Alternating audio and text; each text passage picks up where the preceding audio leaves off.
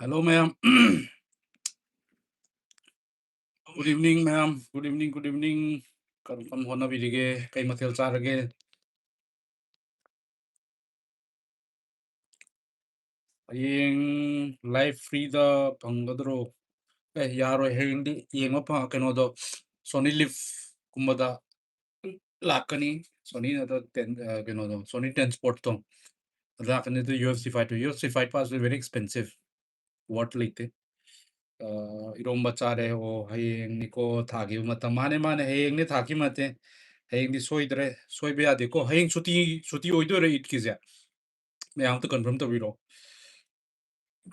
hayeng di suti oibro dimag telen chak chaba loi bedang ai di chak thonge chaba loi bedang ai di ai girum tong bazare duga kenoga kari mango krasasal suti ne siam pare suti zo ere me am adudi heng soibi gano. But the problem hairagadi kenosin akoigi kari Sony Live natraga yumda akoi cable connection gumba akoi hauzik cable connection le bitardi Sony 10 Sport to adu lakane buko natradi atoba I doubt yengba phang atoba mande Rajkumari batao madam kamdo birige finally heavenly hense ayengdi akoina ngammeko koi ngamba oisanu akoi ko ngamba oisanu akoi di just keno ko wish ka tawba yai natraga hojiti actual performance ti chungreng na chalaga tawgadamne akoi di wish tawe best of hadi we can wish best tighter hayeng di pun line se mane yamnane ado ngasi jumayam ubiramani ngasi ayuk tagi ayuk gaji moi pung ani mukhai mo koi di mamang ni ko so masai dagi pung tariat ta ngai du dagi akoi je koi agent hai de UC agent mo koi zulai post station darga moi connect to le ras wait se pharak tar do koi som da sakhiba team du di wari saya dre sa bdi pharak tar en ko thabak chel lai bini na so somi team na jo wari ko cha da na mai to wa na ya roidra na pakhal lom ne bro di chakrabot chakraboti di kaino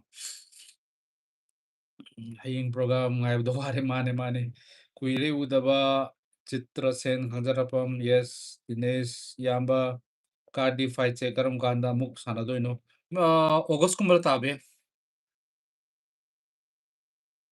pung kya da pung ke ne 3:30 ne ai tum keno du happening facebook or ki keno instagram du do hayeng yamma kom sem hap ke is mayam yeng na ko adu ni da ngasai wait to bai do kitang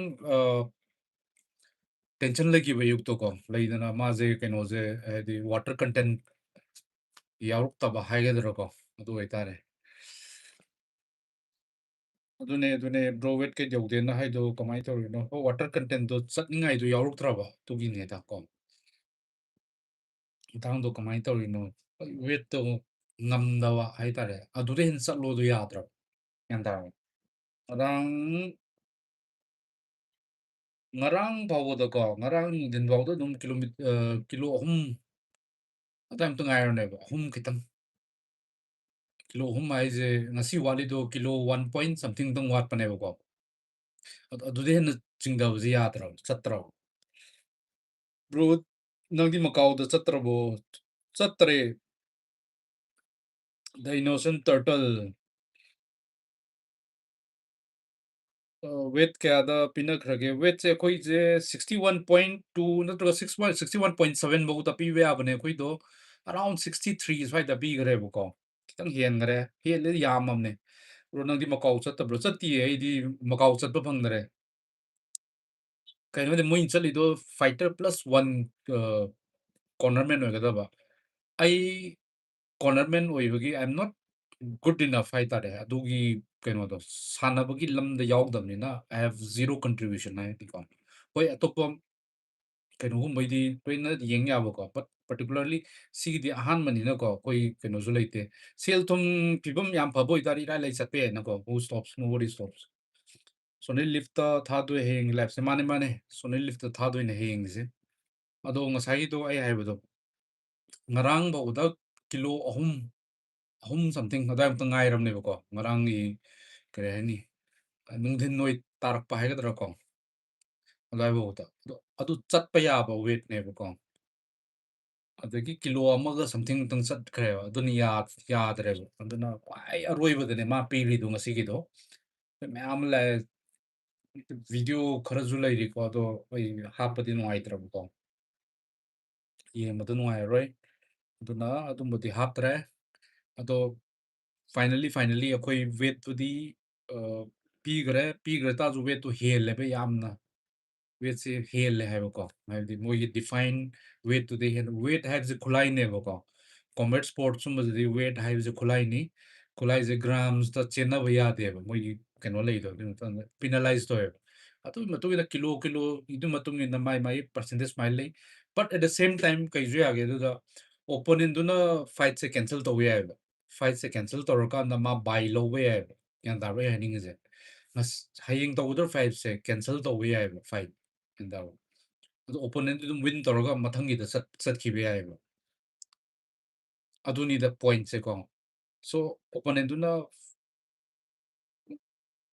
ꯌꯥꯝ ꯂꯩ ꯋꯥꯔꯤ ꯃꯊꯪ ꯇꯧꯁꯦꯕꯀꯣ ꯀꯩꯅꯣꯝ ꯍꯥꯏꯅꯤꯡꯉ ꯍꯥꯏ ꯁꯤ ꯍꯥꯏꯕꯗꯤ ꯐꯠꯇꯕꯅꯦ ꯑꯩ ꯍꯥꯏꯗꯣꯏꯁꯦꯀꯣ ꯀꯩꯅꯣꯗꯤ ꯑꯩꯈꯣꯏꯗꯤ ꯋꯦꯠꯁꯦ ꯄꯤꯕ ꯉꯝꯗ꯭ꯔꯦꯀꯣ ꯄꯤꯕ ꯉꯝꯗ꯭ꯔꯦ ꯍꯣꯏ ꯃꯇꯝ ꯇꯦꯟꯕ ꯑꯣꯏꯒꯗ꯭ꯔꯥ ꯋꯦꯠꯇꯨꯅ ꯌꯥꯔꯛꯇꯕꯒꯤ ꯁꯣ ꯃꯦꯅꯤ ꯍꯥꯏꯗꯤ ꯚꯦꯔꯤꯌꯁ ꯔꯤꯖꯟ ꯀꯣ ꯉꯝꯗ꯭ꯔꯦ ꯐꯥꯏꯅꯦꯜꯂꯤ ꯑꯩꯈꯣꯏ ꯁꯨꯡꯉꯝ ꯉꯝꯗ꯭ꯔꯦ ꯋꯦꯠꯇꯣ ꯀꯣ ꯄꯤꯕ ꯉꯝꯗ꯭ꯔꯦ ꯕꯠ ꯋꯦꯠ ꯄꯤꯕ ꯉꯝꯗꯕꯒꯤꯁꯨ ꯑꯦꯗꯚꯥꯟꯇꯦꯖ ꯈꯔꯗꯤ ꯂꯩꯔꯤꯅꯀꯣ ꯍꯣꯏ ꯑꯦꯗꯚꯥꯟꯇꯦꯖ ꯍꯥꯏꯒꯗ꯭ꯔꯥꯀꯣ ꯁꯦꯡꯅ ꯍꯥꯏ ꯇꯥꯔꯗꯤ ꯐꯥꯏꯠꯁꯦ ꯀꯦꯟꯁꯦꯜ ꯑꯣꯏꯒꯗꯕꯅꯦ ꯑꯁꯦꯡꯕ ꯑꯣꯏ ꯇꯥꯔꯗꯤ ꯀꯦꯟꯁꯦꯜ ꯇꯧꯔꯒ ꯍꯤ ꯀꯦꯟ ꯒꯣ ꯐꯣꯔ ꯀꯔꯤ ꯕꯥꯏ ꯂꯧꯕ ꯌꯥꯏꯑꯕ ꯁꯤ ꯀꯥꯔꯀꯥꯟꯗ ꯃꯥꯏꯗꯤ ꯐꯥꯏꯠ ꯑꯅꯤꯈꯛ ꯀꯥꯔ ꯌꯥꯔꯅꯤ ꯑꯗꯨꯏꯗꯤ ꯕꯠ ꯄꯣꯏꯟꯠ ꯑꯃ ꯂꯩꯌꯦꯕ ꯁꯤꯗ ꯄꯣꯏꯟꯠꯁꯦ ꯀꯔꯤ ꯑꯣꯏꯒꯗꯒꯦꯗ ꯃꯃꯥꯡꯒꯤ ꯆꯍꯤꯗꯒꯤ ꯀꯣ ꯃꯃꯥꯡꯒꯤ ꯔꯣꯇꯦꯞꯁꯦ 4ꯗꯒꯤ ꯄꯣꯏꯟꯠ ꯁꯤꯁꯇꯦꯝ ꯂꯩꯈꯔꯦꯕꯀꯣ ꯄꯣꯏꯟꯠꯁꯦ ꯀꯃꯥꯏꯅ ꯍꯥꯏꯒꯗꯒꯦꯗ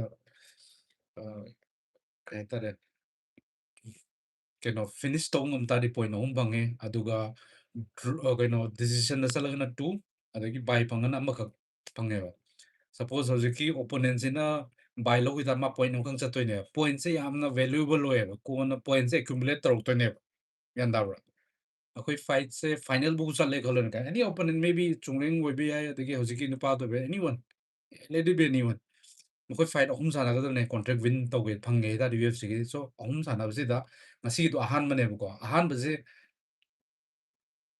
ꯃꯦꯛꯁꯤꯃꯝ ꯄꯣꯏꯟꯠꯁꯦ ꯄꯣꯏꯟꯠ 3ꯅꯦꯕ ꯄꯣꯏꯟꯠ 3 ꯐꯪ ꯇꯥꯔꯗꯤ ꯄꯣꯏꯟꯠ 5ꯁꯦ ꯐꯪ ꯇꯥꯔꯗꯤ ꯅꯪꯅ ꯄꯨꯔꯥ ꯀꯣꯟꯇ꯭ꯔꯦꯛꯁꯨ ꯐꯪꯉꯅꯤ ꯄ꯭ꯂꯁ ꯕꯣꯅꯁ ꯑꯆꯧꯕ ꯑꯃꯁꯨ ꯂꯩꯔꯤꯕꯀꯣ ꯑꯆꯧꯕ ꯍꯥꯏꯗꯤ ꯒꯨꯗ ꯏꯅꯐ ꯕꯣꯅꯁ ꯑꯆꯧꯕ ꯑꯃꯁꯨ ꯂꯩꯔꯤ ꯑꯗꯨ ꯃꯈꯥ ꯇꯥꯕ ꯀꯩ ꯂꯩꯒꯗꯒꯦꯗ ꯀꯩꯅꯣꯁꯦ ꯀꯩ ꯍꯥꯏꯇꯥꯔꯦ ꯄꯣꯏꯟꯠ ꯈ꯭ꯋꯥꯏ ꯌꯥꯝꯕꯁꯤꯅ UFC ꯒꯤ ꯀꯣꯟꯇ꯭ꯔꯦꯛꯇꯁꯨ ꯌꯥꯝ ꯑꯆꯧꯕ ꯌꯥꯝ ꯂꯩꯌꯦꯕ ꯃꯈꯣꯏꯁꯦꯀꯣ ꯂꯦꯚꯦꯜ ꯑꯗꯨꯝꯕ ꯍꯥꯏꯇꯥꯔꯦꯀꯣ ꯃꯃꯥꯡ ꯆꯍꯤꯗꯒꯤ ꯍꯧꯗꯣꯛꯈꯤꯕꯅꯦ ꯁꯣ ꯀꯩꯗꯧꯒꯗꯒꯦꯗ ꯆꯥꯟꯁꯦꯁ ꯍꯥꯏꯕꯗꯤ ꯑꯩꯈꯣꯏꯒꯤ ꯁꯥꯟꯅꯔꯣꯏꯁꯤꯅ ꯀꯩꯅꯣ ꯇꯧꯕꯁꯦ ꯕꯥꯏ ꯄꯤꯕꯁꯦ ꯄꯤꯅꯔꯔꯣꯏꯕ ꯀꯩꯅꯣ ꯍꯥꯏꯗꯤ ꯃꯥꯁꯨ ꯋꯤꯟ ꯇꯧꯅꯤꯡꯉꯛꯀꯅꯤꯀꯣ ꯋꯤꯟ ꯇꯧꯔꯕꯅꯤꯅ ꯄꯣꯏꯟꯠ ꯑꯃꯈꯛ ꯂꯧꯕꯗꯤ 3 ꯂꯧꯕꯅ ꯐꯠꯇ꯭ꯔꯥ ꯀꯥꯏꯅ ꯍꯥꯏꯕꯗꯤ ꯂꯩꯗꯅꯀꯣ ꯃꯁꯥꯒꯤ ꯀꯣꯟꯐꯤꯗꯦꯟꯁ ꯑꯃꯁꯨ ꯂꯩꯖꯔꯤꯅꯤ ꯍꯣꯏ ꯑꯩ ꯀꯥꯕ ꯉꯝꯅꯦꯅ ꯁꯣ ꯑꯗꯨꯅ ꯄꯣꯏꯟꯠ 2-3ꯁꯦ ꯂꯩꯌꯦꯕꯀꯣ ꯐꯥꯔꯁ ꯄꯣꯏꯟꯠ ꯍꯥꯏꯔꯒꯅ ꯄꯣꯏꯟꯠ ꯁꯤꯁꯇꯦꯝ ꯂꯩ ꯑꯗꯨꯒ ꯃꯦꯠꯆ 3ꯁꯦ ꯀꯥ ꯇꯥꯔꯗꯤ ꯄꯣꯏꯟꯠ ꯈ꯭ꯋꯥꯏꯗꯒꯤ ꯌꯥꯝꯕ ꯅꯨꯄꯥꯗ ꯑꯗꯨꯝ ꯀꯥꯔ ꯂꯥꯛꯑꯀꯥꯟꯗ ꯐꯤꯅꯤꯁ ꯇꯧꯔꯀꯥꯟꯗ ꯀꯥꯔ ꯂꯥꯛꯇꯥꯔꯗꯤ ꯈ꯭ꯋꯥꯏ ꯌꯥꯝꯕꯗꯨꯗꯤ ꯕꯣꯅꯁꯁꯨ ꯐꯪꯗꯣꯏꯅꯤ ꯑꯗꯨ ꯁꯦꯀꯦꯟꯗꯅ ꯀꯣꯟꯇ꯭ꯔꯦꯛ ꯂꯥꯛꯀꯗꯧꯗꯣ ꯑꯗꯨꯁꯨ ꯑꯆꯧꯕ ꯀꯣꯟꯇ꯭ꯔꯦꯛ ꯑꯣꯏꯅ ꯐꯪꯗꯣꯏꯅꯦꯕ UFC ꯒꯤ ꯒ꯭ꯌꯥꯟ ꯇꯥꯕ꯭ꯔꯥ ꯑꯗꯨꯅ ꯑꯩꯈꯣꯏꯒꯤ ꯂꯥꯏꯛꯂꯤ ꯀꯩ ꯑꯣꯏꯒꯗꯒꯦꯗ ꯑꯗꯨꯅ ꯑꯗꯨꯒꯤ ꯃꯔꯝ ꯑꯣꯏꯗꯅ ꯑꯩꯅ ꯈꯜꯂꯤꯁꯦ ꯑꯗꯨꯒꯤ ꯃꯔꯝ ꯑꯣꯏꯗꯅ ꯍꯧꯖꯤꯛꯀꯤ ꯀꯩꯅꯣꯁꯦ ꯀꯩ ꯍꯥꯏꯇꯥꯔꯦ ꯑꯣꯄꯣꯅꯦꯟꯁꯤꯅ ꯀꯩꯅꯣ ꯂꯧꯗꯕꯒꯨꯝꯕꯅꯦꯕ ꯀꯩ ꯍꯥꯏꯇꯥꯔꯦ ꯕꯥꯏ ꯂꯧꯗꯕꯁꯨ ꯐꯥꯏꯠ ꯇꯧꯅꯦꯅ ꯁꯣ ꯑꯗꯨꯅꯤꯗ ꯑꯩ ꯍꯥꯏꯅꯤꯡꯉꯤꯗꯤꯀꯣ ꯐꯥꯏꯠ ꯋꯤꯟ ꯇꯧꯕꯁꯨ ꯌꯥꯏ ꯕꯠ ꯋꯤꯟꯗꯨꯅ ꯄꯣꯏꯟꯠ ꯑꯃꯈꯛ ꯐꯪꯕꯗꯨꯗꯤ ꯅꯨꯄꯥꯗꯨꯒꯤ ꯀꯥꯟꯅꯔꯣꯏꯗꯅꯀꯣ ꯁꯣ ꯑꯗꯨꯅ ꯄꯣꯏꯟꯠ ꯗꯤꯗꯛꯁꯟꯗꯤ ꯂꯩꯔꯣꯏ ꯔꯥꯍꯨꯜ ꯕꯠ ꯃꯥꯒꯤ ꯐꯪꯒꯗꯕ ꯁꯦꯟꯐꯝꯗꯨꯗꯒꯤ ꯈꯔ ꯀꯛꯑꯒ ꯂꯥꯛꯀꯅꯤ 30% ꯑꯣꯏꯕꯩ ꯍꯌꯦꯡ ꯃꯦꯠꯁꯇ ꯀꯔꯤ ꯀꯣꯟꯁ ꯂꯩꯒꯤ ꯌꯥꯝꯕ ꯄꯣꯏꯟꯠꯁꯒꯨꯝꯕ ꯗꯤꯗꯛ ꯇꯧꯔꯒ ꯄꯦꯗ ꯑꯣꯏꯅ ꯗꯤꯗꯛꯁꯟ ꯂꯥꯛꯀꯅꯦꯕ ꯄꯣꯏꯟꯠꯀꯨꯝꯕꯗꯤ ꯂꯥꯛꯑꯣꯏ ꯏꯐ ꯌꯨ ꯋꯤꯟ ꯍꯤ ꯄ꯭ꯔꯣꯁꯤꯠ ꯍꯥꯏꯗꯤ ꯃꯊꯪꯗ ꯑꯗꯨ ꯑꯣꯏꯇꯥꯔꯁꯨ ꯃꯥ ꯍꯟꯇꯛ ꯀꯩ ꯍꯥꯏꯇꯥꯔꯦ ꯃꯇꯝꯗꯣ ꯇꯦꯜꯂꯤꯗꯅꯀꯣ ꯍꯥꯏꯕꯗꯤ ꯑꯅꯝꯕ ꯐꯥꯏꯠ ꯑꯦꯅꯥꯎꯟꯁ ꯇꯧꯕꯤꯗꯣ ꯑꯩꯈꯣꯏ ꯃꯃꯥꯡꯗꯅꯦꯕꯀꯣ ꯍꯥꯏꯕꯗꯤ ꯃꯣꯏ ꯗꯤꯁꯀꯁꯟꯁꯦ ꯑꯦꯠꯂꯤꯁ ꯑꯔꯥꯎꯟ ꯖꯅꯋꯥꯔꯤ ꯁ꯭ꯋꯥꯏꯗꯒꯤ ꯑꯗꯨꯝ ꯍꯧꯔꯝꯃꯅꯦꯕ ꯍꯧꯖꯤꯛ ꯐꯥꯏꯠ ꯃꯌꯥꯝ ꯌꯥꯎꯔꯤ ꯃꯌꯥꯝꯁꯦꯀꯣ ꯑꯗꯨꯅ ꯃꯣꯏ ꯗꯦ ꯍꯦꯠ ꯚꯦꯔꯤ ꯒꯨꯗ ꯀꯩ ꯍꯥꯏꯇꯥꯔꯦ ꯑꯩꯈꯣꯏꯁꯤꯅ ꯀꯣꯟꯅ ꯐꯪꯕꯅꯦꯕ ꯑꯗꯨꯅ ꯄ꯭रिꯄꯦꯔꯦꯁꯟ ꯇꯥꯏꯝ ꯂꯩꯇꯅꯁꯨ ꯁꯔꯅ ꯔꯤꯂꯦꯛꯁꯦꯁꯟ ꯍꯥꯏꯇꯥꯔꯦ ꯁꯦꯡꯅ ꯍꯥꯏꯇꯥꯔꯗꯤ ꯐꯥꯏꯠꯁꯦ ꯀꯩ ꯍꯥꯏꯇꯥꯔꯦ ꯀꯦꯟꯁꯦꯜ ꯇꯧꯕ ꯌꯥꯏꯑꯕ ꯑꯣꯄꯣꯅꯦꯟꯗꯨꯅ ꯕꯠ ꯑꯩꯅ ꯍꯥꯏꯗꯣ ꯑꯣꯄꯣꯅꯦꯟꯗꯨꯒꯤ ꯀꯔꯤ ꯕꯦꯅꯤꯐꯤꯠ ꯂꯩꯒꯦꯗꯣ ꯑꯗꯨꯅꯦꯕ ꯑꯩꯅ ꯇꯥꯛꯏꯁꯦꯀꯣ ꯑꯣꯄꯣꯅꯦꯟꯗꯨꯒꯤ ꯃꯥꯅ ꯗ꯭ꯔꯣ ꯄꯤꯗꯕꯩ ꯃꯔꯝꯗꯣ ꯑꯗꯨꯗꯨꯅꯦꯕ ꯒ꯭ꯌꯥꯟ ꯇꯥꯕ꯭ꯔꯥ ꯃꯥꯁꯨ ꯀꯥꯟꯅꯩ ꯍꯥꯏꯕꯒꯤ ꯋꯥꯈꯜꯗꯅꯦꯕ ꯇꯧꯔꯤꯁꯦ ꯑꯩ ꯄꯣꯏꯟꯠ ꯑꯃꯈꯛ ꯂꯧꯗꯣꯏ ꯁꯔꯨꯛꯄꯗꯤ ꯑꯩ ꯄ꯭ꯔꯤꯄꯦꯔꯦꯁꯟꯁꯨ ꯇꯧꯔꯕꯅꯤꯅ ꯑꯩ ꯁꯥꯟꯅꯅꯤꯁꯨ ꯂꯥꯛꯑꯕꯅꯤꯅ ꯃꯥꯅ ꯉꯝꯃꯅꯤ ꯍꯥꯏꯕ ꯋꯥꯈꯜꯗꯨꯗ ꯃꯥꯁꯨ ꯍꯣꯏ ꯑꯗꯨꯒꯤ ꯂꯧꯈꯤꯕꯅꯤ ꯅꯠꯇ ꯇꯥꯔꯗꯤ ꯑꯩꯈꯣꯏꯁꯦ ꯀꯦꯟꯁꯦꯜ ꯑꯦꯟ ꯕꯥꯏ ꯐꯪꯕꯒꯤ ꯆꯥꯟꯁ ꯂꯩ ꯍꯥꯏꯕ ꯃꯃꯥꯡꯁꯨ ꯊꯣꯛꯈꯤ ꯍꯥꯏꯅꯦ ꯀꯩꯅꯣꯒꯤꯗꯣ ꯑꯟꯁꯨꯜ ꯖꯨꯕ꯭ꯂꯤꯒꯤꯗꯣ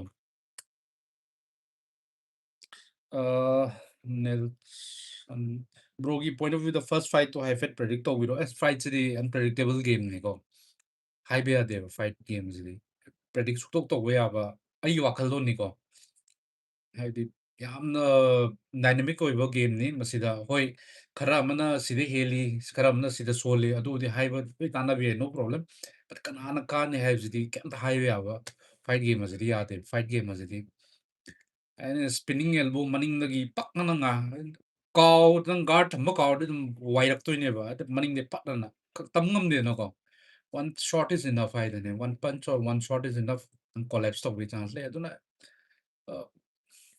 ꯄ꯭ꯔediction ꯌꯥꯗꯦ ꯁꯤ ꯒꯦꯝꯁꯤꯗ ꯑꯩꯒꯤ ꯋꯥꯈꯜꯂꯣꯟꯗꯅꯤꯀꯣ ꯍꯣꯏ ꯁ꯭ꯇ꯭ꯔꯥꯏꯀꯤꯡ ꯑꯃꯅ ꯐꯖꯩ ꯑꯗꯒꯤ ꯑꯃꯅ ꯒ꯭ꯔꯦꯄ꯭ꯂꯤꯡ ꯐꯖꯩ ꯁꯤ ꯑꯅꯤꯁꯤꯒꯤ ꯃꯥꯒꯤ ꯄ꯭ꯔꯣꯁ ꯑꯦꯟ ꯀꯣꯟꯁ ꯂꯩ but the best will always win ꯍꯥꯏꯇꯥꯔꯦꯀꯣ ꯁꯝꯇꯥꯏꯝꯁ ꯂꯛꯁꯨ ꯂꯩ ꯑꯦꯟ ꯁꯝꯇꯥꯏꯝꯁ ꯀꯩ ꯍꯥꯏꯇꯥꯔꯦ ꯃꯥꯒꯤ ꯗꯣꯃꯤꯅꯦꯁꯟ ꯄꯋꯥꯔ ꯍꯥꯏꯇꯥꯔꯦ ꯒꯦꯝ ꯄ꯭ꯂꯥꯟꯗꯨꯒꯤ ꯃꯇꯨꯡꯁꯨ ꯏꯜꯂꯦꯅꯀꯣ ꯀꯅꯥꯅ ꯉꯝꯒꯅꯤ ꯀꯅꯥ ꯈꯣꯠꯀꯅꯤ ꯕꯠ ꯑꯣꯄꯣꯅꯦꯟꯗꯨꯒꯤ ꯁ꯭ꯇ꯭ꯔꯥꯏꯀꯤꯡ ꯐꯖꯩ ꯍꯥꯏꯕꯗꯤ ꯋꯥꯡ ꯆꯥꯎꯁꯨ ꯍꯦꯜꯂꯦ ꯑꯔꯥꯎꯟ 3 ꯏꯟꯆꯀꯤ ꯑꯦꯗꯚꯥꯟꯇꯦꯖ ꯂꯩꯀꯣ 3 ꯏꯟꯆꯦꯁꯦ ꯑꯗꯨꯝ ꯒꯨꯗ ꯍꯥꯏꯠꯅꯦꯕ ꯑꯗꯨꯒ ꯁꯔꯨ ꯁꯔꯥꯡꯁꯨ ꯁꯥꯡ ꯈꯣꯠꯇꯧꯋꯦꯕ ꯌꯦꯡꯉꯨꯅꯦꯀꯣ ꯃꯥꯒꯤ ꯁ꯭ꯇ꯭ꯔꯛꯆꯔꯗꯣ ꯕꯣꯗꯤ ꯁ꯭ꯇ꯭ꯔꯛꯆꯔꯁꯨ ꯌꯥꯝ ꯋꯥꯡꯕꯅꯦ ꯑꯗꯨꯒꯤꯁꯨ ꯑꯦꯗꯚꯥꯟꯇꯦꯖ ꯂꯩ ꯁ꯭ꯇ꯭ꯔꯥꯏꯀꯤꯡꯒꯤꯗꯤ ꯂꯥꯛꯀꯅꯤ ꯕꯠ ꯇꯦꯛꯗꯥꯎꯟꯒꯤ ꯆꯥꯟꯁꯦꯁꯁꯨ ꯂꯥꯛꯄꯒꯤ ꯑꯣꯄꯣꯔꯆꯨꯅꯤꯇꯤ ꯂꯩ ꯕꯠ ꯑꯦꯠ ꯗ ꯁꯦꯝ ꯇꯥꯏꯝ ꯃꯃꯥꯡꯒꯤ ꯃꯦꯠꯆꯦꯁ ꯈꯔꯁꯨ ꯑꯗꯨꯝ ꯌꯦꯡꯉꯣꯀꯣ ꯃꯥꯒꯤ ꯇꯦꯛꯗꯥꯎꯟꯗꯤ ꯑꯗꯨꯝ ꯂꯥꯏꯅ ꯂꯧꯕꯗꯤ ꯌꯥꯕꯅꯦ ꯕꯠ ꯃꯥꯒꯤ ꯈꯤꯇꯪ ꯋꯥꯡꯕꯒꯤ ꯄ꯭ꯂꯁ ꯃꯥꯒꯤ ꯕꯦꯛꯒ꯭ꯔꯥꯎꯟ ꯁ꯭ꯇ꯭ꯔꯥꯏꯀꯤꯡꯗꯨ ꯑꯣꯏꯕꯒꯤ ꯅꯤꯒꯨꯝꯕ ꯈꯔ ꯋꯥꯏꯔꯛꯄ ꯌꯥꯏꯑꯕ ꯑꯗꯨ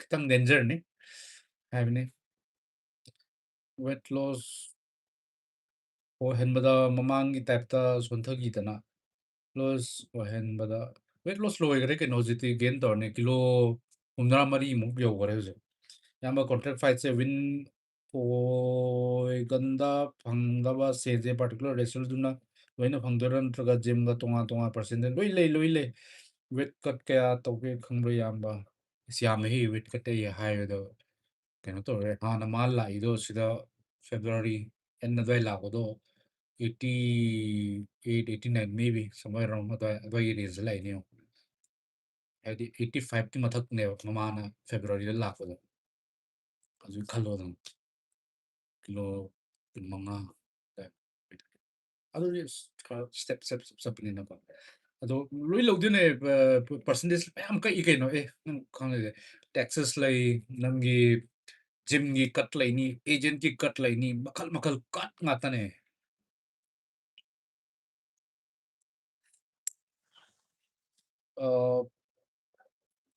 ꯍꯥꯏꯔꯅꯨ ꯋꯦꯠꯀ ꯀꯌꯥ ꯇꯧꯒꯦ ꯈꯪꯕ꯭ꯔꯣ ꯏꯌꯥꯝꯕ ꯏꯁꯥ I was showing weight cut back. Obviously, we saw the result, right?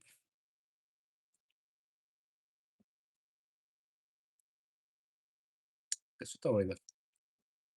Kaisu tawroi, kaisu tawroi.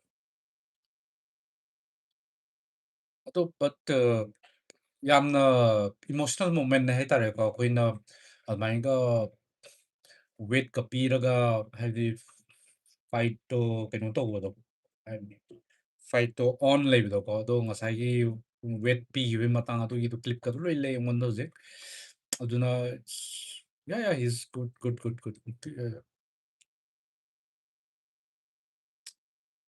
jeti sai parase mane parase aduni da weight cut to akoi weight miss tawre but fortunately fighter moduna accept tawbire aduna it's a good kaitar good gesture but at the same time uh, it is for his advantage only what he took the fight. Wikitiya mahing sa koina ngamba taradi semifinal da kai kanda tani August kumar tani ikan bada August team di kana nasat ki Macau da kenu saki Rahul Thapa saki adagi mokoi ki gym gi moyo hum adagi US dagi kenu do BJJ gi moi ki head kenu do marmak ta lakpane ma su se moi mari muksat moi manga haitar mari manga. Can he proceed forward in the tournament? Yes. Why not? Yes. It's up to see. It's up to the opponent. It's up to the opponent who accept or reject. Right. So the opponent has accepted and he'll have some pay cut and he moves on. YT channel ama Indian MMA do bro chungi professional discipline the question to wana he to wana to wane he pajana yadam ne du nu pa do as hana de hona ne du nu pa do di hana de hona koi khangde karino na madui mi do hana da adum yengo mai han de ko adum hai dam ne yengu no mai du sanga phatta mi ne are no problem with ka se bada chungleng coach mic ne non mane with ka se bada chungleng se phajna maintain tawraga thamba ngambo eredi mana strength su hendani mane 75 76 and maximum 77 5 range in the live ngamtari is it's good to go ahead but the duga can also body ju has weight to can the water content out the no kitang can to well mang lava nupa Nepal maza du dum tor ka mal oh mai du ji like the mal in khan ba ko kai ta mai thina gi ne ai confirm di oidri ko magi opponent do magi opponent do kamai to ge da koi gi nazaret ka one championship to sanagi ba opponent nazaret na ka gi ba opponent do adugi opponent na sigi opponent je pithal me haigum I read it somewhere or heard adune my high so it might be easy.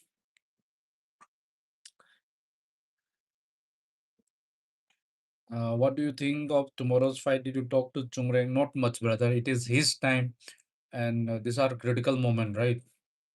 Yes, I have spoken one and a half hours ago. Few minutes. It's better to have a proper rest so that he comes fresh and deliver what is required, right? So aduni the mayam bakal piram gani weight sudre adu tawdra da tawdre hoi weight to hengre high da zu opponent to accept tawre some pay cut la ani aduga koi sanar ni hayeng 3:30 p.m. Indian Standard Time dani ko Macau dana 6 p.m. hai bine 6 p.m. sharp Macau time Indian time is 3:30 p.m. Sony live but I'm not able to see anything on the Sony live.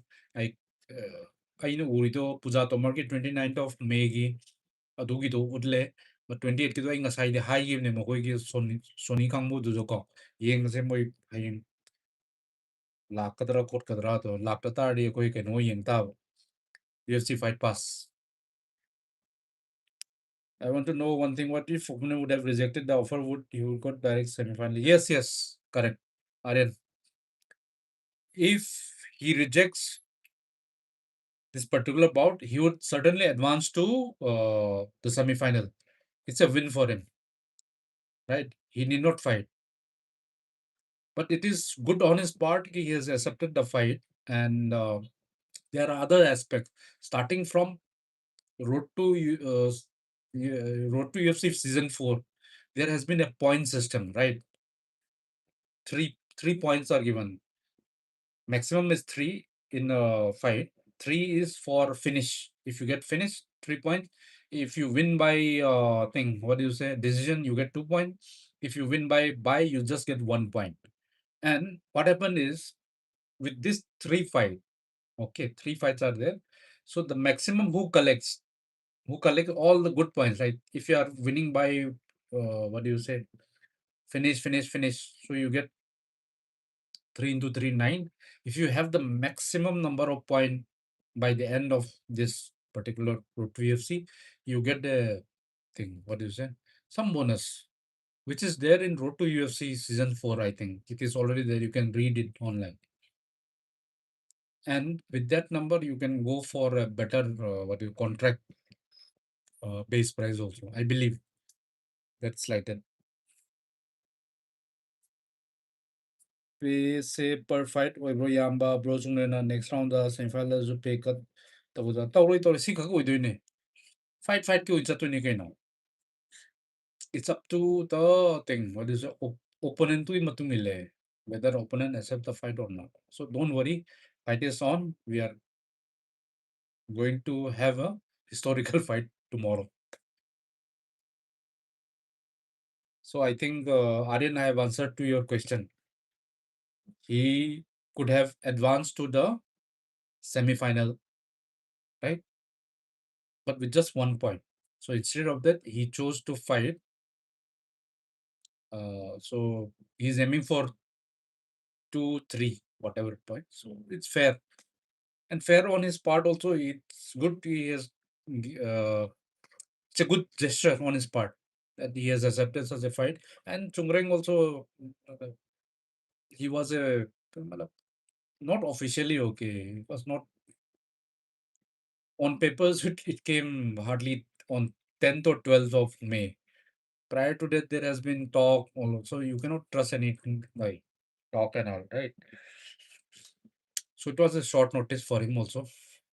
Although we were aware that there might be a thing. uh, but we until unless you get a paper, so you cannot trust anything, right? जो बात बोलते हैं वो हवा में ही जाता है ना, क्या फायदा? Kudos to the opponent. He's a yeah, Japanese man. Yes, there is they have immense respect for the other person, right? They are quite polite in that way. And we to ngasi piru na final ba adum oiro natraga round khudingi wet pidoiro. But round khudingi pidoine. Round khudingi di suppose hayeng se kare kalo then mathang next fight suppose August le August mo pini de matang lay na ko. Hayeng di piro ngasi pigib dun loira. Sonam posted fight news soon. Sonam posted fight news soon. We'll see get UFC or maybe. I think high chance. She will get a direct entry. She has already defended and she's looking very sharp, fast, uh, explosive. So and that too from the women's division, right? It's high chance. Very high chance. I'll think she will go directly to UFC.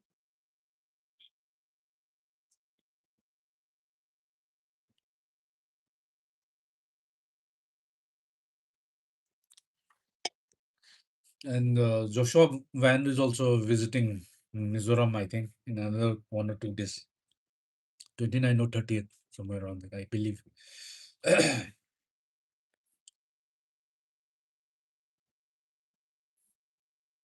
So, Dunida, so tomorrow 3:30 p.m. sharp. Sharp means sharp. miss tꯧba yadeko mayam 3:30 di 3:30 ni and maning mamang kitang chenabam te ade direct hobuni ko. And a typical fight is they are very time conscious from a fight event kumazedi. So then at 3:30 Sonil lift the utri bine.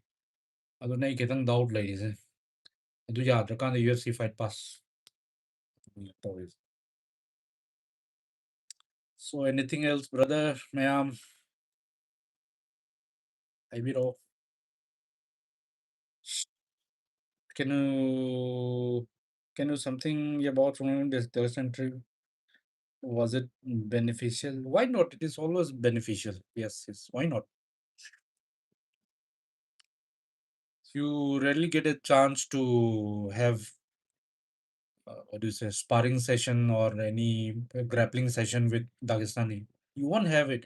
If you have it also, it will be hardly for few minutes in the fight. If you get any Dagestani or say, let's say any Russian, right? You don't get much of these guys in India, right? You don't get much.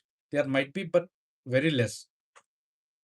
So if you are able to have some session, sparring session with them, so obviously it will you'll have such certain clue, right? Every region has its own what do you say? Fight what do you say? Fighting style, right? Fighting style. Each region has its own fighting style. Let's say for thing, what do you say?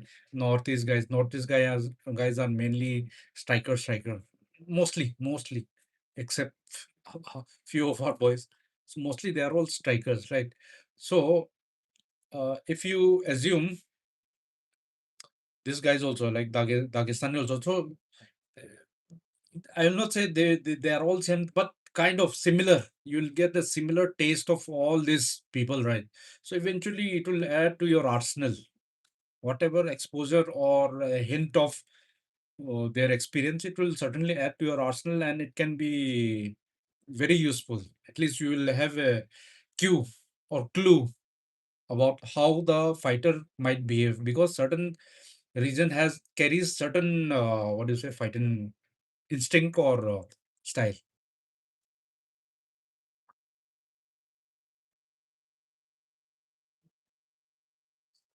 Yeah, he is talking about the bare knuckle. Yes, Gannibal.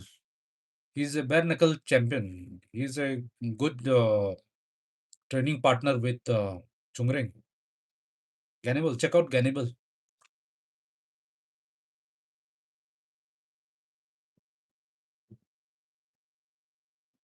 Bro, how's how the UFC title over number litrico? Karamba kananan low na isibo. Low balai ako'y Manipur gidi ahan mane road to UFC gi any events at paze. This is going to be the first time. MMA, UFC, MMA di mayam sanen ko MMA ki promotion na UFC is. So UFC ki promotion MMA da UFC ki promotion ki event number je ahan boy dene ko the title is a very far big thing but very far at least UFC ki main roster da yaung mo there is a big thing. Hade koi hojiki road to UFC yaw is a achievement na koi di. Mathang next step to na UFC ki roster da yaung ngamba and khara le matun the champion loy bagi. It's a long journey. It's going to be not easy. Langamba, Kamdorige, hi, Poseidon, message retracted. So, Adonida, ma'am. I'm excited, ma'am. So excited with you. Haying 3:30 ni Kawinu ko, ma'am. Ajik na join the world. But check one time, Makoiki, Sony leave, Adagi, Isagi, uh, Kanogi. Bantamweight natin eh, Poseidon. Is a flyweight. Kari. Cable la leita di cable the check to view Sony 10 Sports laktabra hai na hojite on check to view haying nangnaroi ba poto ai haning is how much money he get any idea इसके लिए क्या I think वो थोड़ा confidence but कम है decent but कम है. CKꯒꯤ weight kaya leirage hꯧꯖꯤꯛ humd꯭ꯔꯥꯒ 3 ꯑꯩꯈꯣꯏ ꯁꯤꯗꯗꯤ ꯍꯥꯏꯕ ꯀꯥꯏꯗꯦꯅꯀꯣ ꯑꯇꯣꯞꯄ ꯃꯣꯏꯅ ꯀꯩꯁꯨ humd꯭ꯔꯥ 3 हाँ हाँ हाँ हाँ जो आपने पहले लिखा है ना वो पर अभी कम हो जाएगा बहुत बहुत कम हो जाएगा अभी जो आखिर में लिखे हैं ना उसी के आसपास आएगा सब काटने कुटने के बाद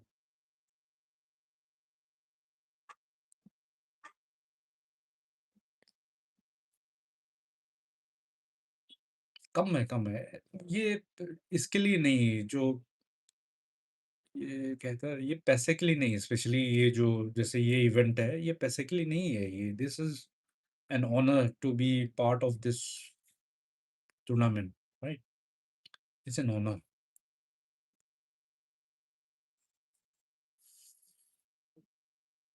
मनपुर अहानबा ओहैनिंगबदो इंडियागी ओइना ब्रो चुंगरेंग ओइगेरा नत्रगा मन ओइगेरा होय अदुबुदि माने माने याम चुम्मा वाफमने अहानबा ओइबसे कꯩꯗꯧꯕꯩ ꯄꯥꯝꯃꯣꯏꯗꯣꯏꯅꯣ ꯀꯣ ꯕꯠ ꯍꯣꯠꯅꯕꯗꯤ ꯌꯥꯝꯅ ꯍꯦꯟꯗꯕ ꯌꯥꯗꯦ ꯍꯣꯠꯅꯕ ꯍꯥꯏꯁꯦ ꯃꯩꯒꯤ ꯊꯥꯛꯇꯅꯤ ꯑꯩꯈꯣꯏꯒꯤ ꯃꯔꯛ ꯃꯌꯥꯒꯤꯗꯨꯅꯗꯤ ꯌꯥꯔꯔꯣꯏꯕꯀꯣ ꯃꯩ ꯍꯥꯏꯗꯤ ꯃꯄꯥꯟꯗ ꯐꯖꯅ ꯑꯦꯛꯁꯄꯣꯖꯔ ꯌꯥꯎꯗ꯭ꯔꯗꯤ ꯁꯨꯡꯌꯥ ꯌꯥꯔꯣꯏꯗꯕ ꯒꯦꯝꯅꯦ ꯁꯤꯒꯤ ꯒꯦꯝꯁꯤꯗꯤ ꯁꯨꯡꯌꯥ ꯌꯥꯔꯣꯏ आर्यन नथिंग नथिंग ꯏꯌꯥꯝꯕ ꯗꯤꯅꯦꯁꯀꯤꯗꯤ ꯀꯩ ꯑꯞꯗꯦꯠ ꯂꯩꯒꯦ ꯏꯌꯥꯝꯕ ꯀꯩꯁꯨ ꯂꯩꯇꯤꯌꯦ ꯃꯥ ꯀꯩ ꯅꯨꯃꯤꯠ 10ꯅꯤꯃꯨꯛꯇ ꯉꯥꯏꯔꯤ ꯀꯩꯅꯣ ꯃꯥ ꯁꯥꯟꯅꯈꯤꯕꯗꯣ ꯀꯃꯥꯏꯅ ꯁꯥꯟꯅ ꯉꯝꯗꯣꯏꯅꯣ ꯊꯥ ꯈꯨꯗꯤꯡꯒꯤ ꯁꯥꯟꯅ ꯉꯝꯒꯗ꯭ꯔꯣ ꯀꯩꯝ ꯂꯩꯇ꯭ꯔꯤ ꯍꯧꯖꯤꯛꯀꯤꯗꯤ ꯏꯟꯗꯤꯌꯥ ꯐ꯭ꯂꯦꯛ ꯑꯃꯒ ꯊꯣꯛꯂꯛ ꯑꯣ ꯏꯟꯗꯤꯌꯥ ꯐ꯭ꯂꯦꯛ ꯑꯃꯒ ꯊꯣꯛꯂꯛꯑꯣ ꯀꯩꯅꯣ ꯒ꯭ꯌꯥꯟ ꯇꯥꯗ꯭ꯔꯦ ꯕ꯭ꯔꯗꯔ ꯏꯟꯗꯤꯌꯥ ꯐ꯭ꯂꯦꯛ ꯑꯃ ꯊꯣꯛꯂꯛꯑꯣ ꯊꯣꯛꯍꯜꯂꯛꯑꯣ ꯍꯥꯏꯕ꯭ꯔꯥ ꯏꯟꯗꯤꯌꯥ ꯐ꯭ꯂꯦꯛ ꯒ꯭ꯌꯥꯟ ꯇꯥꯗ꯭ꯔꯦ ꯀꯩꯅꯣ ꯑꯩꯈꯣꯏ ꯀꯩꯅꯣꯗꯨ ꯅꯠꯇ꯭ꯔꯣ ꯁꯤ ꯕ꯭ꯔꯗꯔꯁꯦ ꯑꯩꯈꯣꯏ ꯅꯍꯥꯟ ꯊꯦꯡꯅꯕꯗꯣ ꯐꯥꯏꯠꯇ ꯃꯃꯥꯡꯁꯨ ꯊꯦꯡꯅꯕ ꯑꯩ ꯀꯥꯎꯔꯨꯏ ꯍꯥꯏꯕꯗꯣ ꯑꯩ ꯅꯤꯡꯁꯤꯡꯕ ꯊꯣꯛꯇꯕꯩꯅꯤ ꯁꯥꯎ ꯌꯥꯗꯦꯀꯣ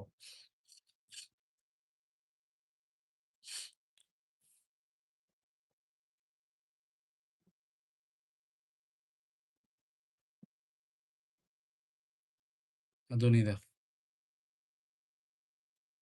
Japanese looks long. Yeah. He has a very good what do you say? Uh, bone length. His reach is good. Reach.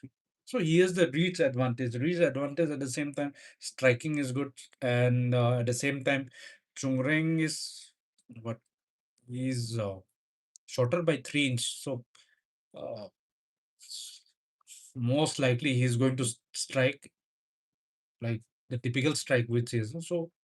It's a given question, but the only thing is, he should be aware of the situation and he should act accordingly. You never know what is going to come, right? Mm. Hayeng cardio the depend yam tawdoi male. Hey, cardio is anytime good, brother. Cardio like the tum yai kaino, nang kaino with the merap ko yun. Cardio. Hoi cardio yauti ampai ko point. Best part hai ta cardio powers hai.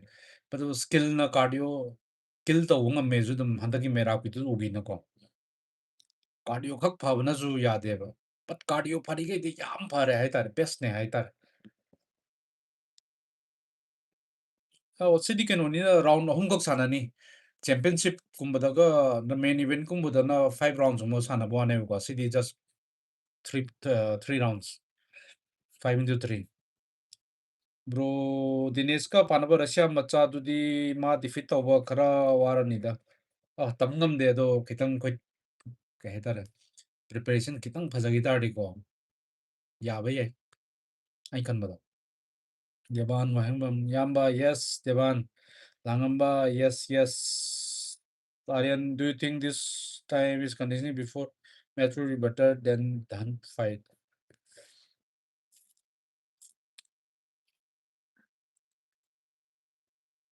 Yes, yes, yes, I believe. But see, anything can happen. That I see. This is a combat sport. Combat sport means you have to use the entire body, each and every part. You have to use your mind, your eyes, your legs, your fingers. Fingers means not for poking, right?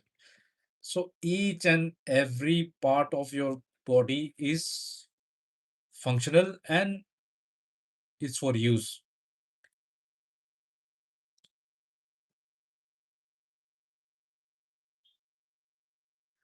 Kano tore deban kari kari yerum thonge. Yerum thongjalle aduna kaini aiju hawai tu saw tan mo. Bro chungreng to Japanese ka train tawni to udo kamain tawrage. Nelson yam fajaba question ne. Ado hojik koi fight lady na ko sida hana focus tawgiba. Ado moi chatpu khotbado yam expensive oy na ko sponsor leite tadi farak tae. Dumade.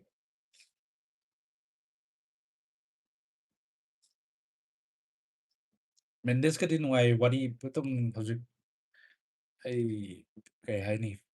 Ako'y hayeng ngumay message drop tawge moi. ꯄꯥꯎ ꯑꯅꯧꯕ ꯀꯩꯀꯩ ꯂꯩꯒꯦ ꯊꯣꯏꯗꯣꯛꯄ ꯄꯥꯎ ꯂꯩꯇꯦꯗ ꯗꯦꯕꯥꯟ ꯍꯧꯖꯤꯛ kilo humdra-mari humdra-manga ꯑꯗꯨꯋꯥꯏꯒꯤ ꯆꯥꯡꯗ ꯂꯩꯔꯦ ꯍꯥꯏꯕꯒꯤ ꯄꯥꯎ ꯃꯉꯥꯏꯔꯦ ꯃꯌꯥꯝꯁꯨ ꯇꯥꯃꯤꯟꯅꯔꯝꯒꯅꯤ ꯉꯥꯏꯕꯗ ꯋꯥꯔꯝꯒꯅꯤꯀꯣ ꯑꯩꯁꯨ ꯌꯥꯝ ꯀꯟꯅ ꯉꯥꯡꯅꯤꯡꯗꯕ ꯍꯟꯗꯛꯇꯣꯀꯣ ꯂꯩꯗꯅ ꯐꯥꯔꯁ ꯔꯥꯎꯟꯗ ꯂꯣꯏꯁꯤꯟꯕ ꯍꯛꯆꯥꯡ ꯁꯣꯝꯒꯤꯗꯣ ꯏꯁꯣꯔꯅ ꯆꯥꯟꯕꯤꯗꯨꯅ ꯃꯥꯅꯦ ꯃꯥꯅꯦ ꯇꯦꯛ ꯗꯥꯎꯟ ꯇꯧꯔꯒ ꯒ꯭ꯔꯥꯎꯟ ꯑꯦꯟ ꯄꯥꯎꯟ ꯑꯗꯨꯝꯕ ꯇꯧꯈꯤ ꯇꯥꯔꯗꯤ ꯌꯥꯝ ꯃꯥꯒꯤ ꯇꯤꯄꯤꯀꯦꯜ ꯁ꯭ꯇꯥꯏꯜꯗꯣꯀꯣ ꯑꯗꯨ ꯅꯝꯕ ꯉꯝꯈꯤ ꯇꯥꯔꯗꯤ ꯌꯥꯔꯦ ꯑꯗꯨꯅ ꯑꯁꯣꯛꯄ ꯅꯪꯗꯕꯤ ꯕꯠ ꯑꯩꯅ ꯊꯥꯖꯕ ꯂꯩ ꯍꯟꯗꯛ ꯑꯩꯈꯣꯏꯅ ꯉꯝꯒꯅꯤ ꯊꯥꯖꯩ ꯑꯩ ꯍꯟꯗꯛ ꯃꯌꯥꯝ ꯍꯥꯏꯅꯤꯡꯕ ꯍꯥꯏꯖꯅꯨꯀꯣ ꯉꯝꯒꯅꯤ ꯊꯥꯖꯩ ꯍꯟꯗꯛꯇꯤ ꯑꯩꯈꯣꯏ ꯊꯥꯖꯕ ꯂꯩꯕ ꯍꯟꯗꯛꯇꯤ ꯑꯣꯏꯊꯣꯛꯔꯣꯏꯗꯕ ꯃꯌꯥꯝ ꯑꯃ ꯁꯠ ꯁꯠ ꯁꯠ ꯁꯠ ꯑꯣꯏꯊꯣꯔꯛꯏꯕꯀꯣ ꯑꯗꯨꯅ ꯕ꯭ꯔꯣ ꯍꯌꯦꯡꯁꯤ ꯐꯥꯏꯠ ꯀꯌꯥꯗꯅꯣ ꯑꯗꯨꯒ ꯂꯥꯏꯐꯅ ꯀꯥꯏꯗ ꯌꯦꯡꯗꯣꯏꯅꯣ ꯍꯌꯦꯡ 3:30ꯅꯦ 3:30 PM ꯁꯥꯔꯞꯅꯤꯀꯣ ꯑꯗꯨꯅ ꯄꯨꯡ 3 ꯁ꯭ꯋꯥꯏꯗꯒꯤ ꯑꯗꯨꯝ ꯑꯦꯂꯔꯠ ꯂꯩꯕꯤꯔꯣ ꯂꯥꯛꯇꯣꯏꯁꯦ ꯁꯣꯅꯤ ꯂꯤꯚ ꯑꯗꯒꯤ ꯇꯤꯚꯤꯗ ꯌꯦꯡꯒꯦꯒꯅ ꯁꯣꯅꯤ 10 ꯁ꯭ꯄꯣꯔꯠ ꯑꯗꯨ ꯂꯥꯛꯀꯅꯤ 1ꯂ 2ꯔ ꯁꯝꯋꯦꯌꯔ ꯑꯗꯒꯤ ꯅꯠꯇ꯭ꯔꯒ UFC fight pass UFC fight ꯄꯥꯁꯇꯨꯗꯤ ꯃꯌꯥꯝ ꯚꯦꯔꯤ ꯑꯦꯛꯁꯄꯦꯟꯁꯤꯞ ꯀꯣ ꯑꯗꯣ ꯁꯣꯅꯤ ꯂꯤꯚꯇꯁꯨ ꯂꯥꯛꯀꯅꯤꯗꯤ ꯍꯥꯏ ꯑꯗꯨ ꯎꯗ꯭ꯔꯤꯕ ꯍꯧꯖꯤꯛ ꯐꯥꯎꯕꯀꯣ ꯑꯗꯨ ꯈꯤꯇꯪ ꯃꯃꯥꯡꯉꯩꯗꯤ ꯑꯗꯨꯝ ꯂꯥꯛꯄꯅꯦ ꯁꯣꯅꯤ ꯂꯤꯚꯇꯀꯣ ꯃꯃꯥꯡꯒꯤ ꯑꯩꯈꯣꯏ 3 ꯇꯧꯕꯩꯗꯣ ꯀꯩꯅꯣꯒꯤꯗꯣ ꯌꯦꯡꯈꯤꯕ ꯀꯔꯤ ꯀꯔꯤ ꯑꯪꯒꯠꯀꯤꯒꯗꯣ ꯑꯩꯈꯣꯏ ꯄꯨꯂꯞ ꯌꯦꯡꯃꯤꯟꯅꯈꯤꯕ ꯆꯨꯡꯔꯦꯡꯒ ꯑꯩꯈꯣꯏ ꯐꯝꯃꯤꯟꯅꯔꯒ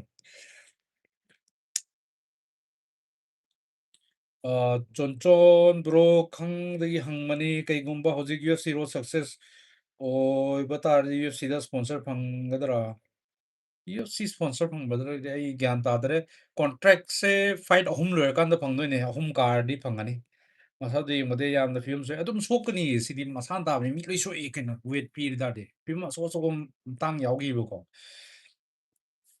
ꯁꯣꯛꯀꯅꯤ ꯋꯦꯠ ꯄꯤꯕ ꯑꯁꯤꯗꯤ ꯑꯥꯏ ꯀꯦ ꯃꯩꯇꯩ ꯏꯌꯥꯝꯕ ꯔꯕꯤꯟꯗ꯭ꯔ ꯍꯣꯏ ꯇꯤꯝ ꯏꯟꯇꯔꯚ꯭ꯌꯨ ꯂꯧꯈꯤꯕ ꯃꯌꯥꯡ ꯃꯆꯥ ꯋꯥꯏ ꯇꯤꯗꯨꯅ ꯆꯨꯡꯂꯦꯟ ꯀꯦꯌꯔꯐꯨꯜ ꯑꯣꯏꯗꯦ ꯃꯁꯥꯅ ꯋꯤꯠꯃꯤꯟ ꯑꯗꯨ ꯑꯗꯨꯝ ꯍꯥꯏ ꯂꯩꯔꯕꯅꯦ ꯑꯗꯨꯏ ꯅꯨꯄꯥꯗꯨꯗꯤ ꯇꯣꯛꯑꯣ ꯅꯣꯏ ꯑꯗꯨꯒꯤꯗꯣ ꯖꯁ ꯑꯟꯐꯣꯂꯣ ꯇꯧ ꯌꯨꯖꯂꯦꯁ ꯒꯥꯏ ꯃꯥ ꯑꯃꯨꯛ ꯐꯠꯇꯕ ꯑꯩꯈꯣꯏ ꯃꯔꯝꯗ ꯉꯥꯡꯕꯗ ꯑꯐꯕ ꯑꯝꯇ ꯉꯥꯡꯗꯕꯅꯦ ꯐꯠꯇꯕ ꯅꯦꯒꯦꯇꯤꯞꯇꯅꯦ ꯃꯥ ꯉꯥꯡꯗꯣꯏꯁꯦ ꯑꯩꯈꯣꯏ ꯅꯣꯡꯃꯇ ꯃꯤ ꯍꯨꯜꯂ ꯉꯥꯡꯕ꯭ꯔꯣ ꯍꯨꯜꯂ ꯉꯥꯡꯕ꯭ꯔꯗꯤ ꯑꯩ ꯐꯥꯏꯇꯔꯗꯅꯤꯀꯣ ꯑꯇꯣꯞꯄꯗ ꯉꯥꯡꯉꯝꯅꯦ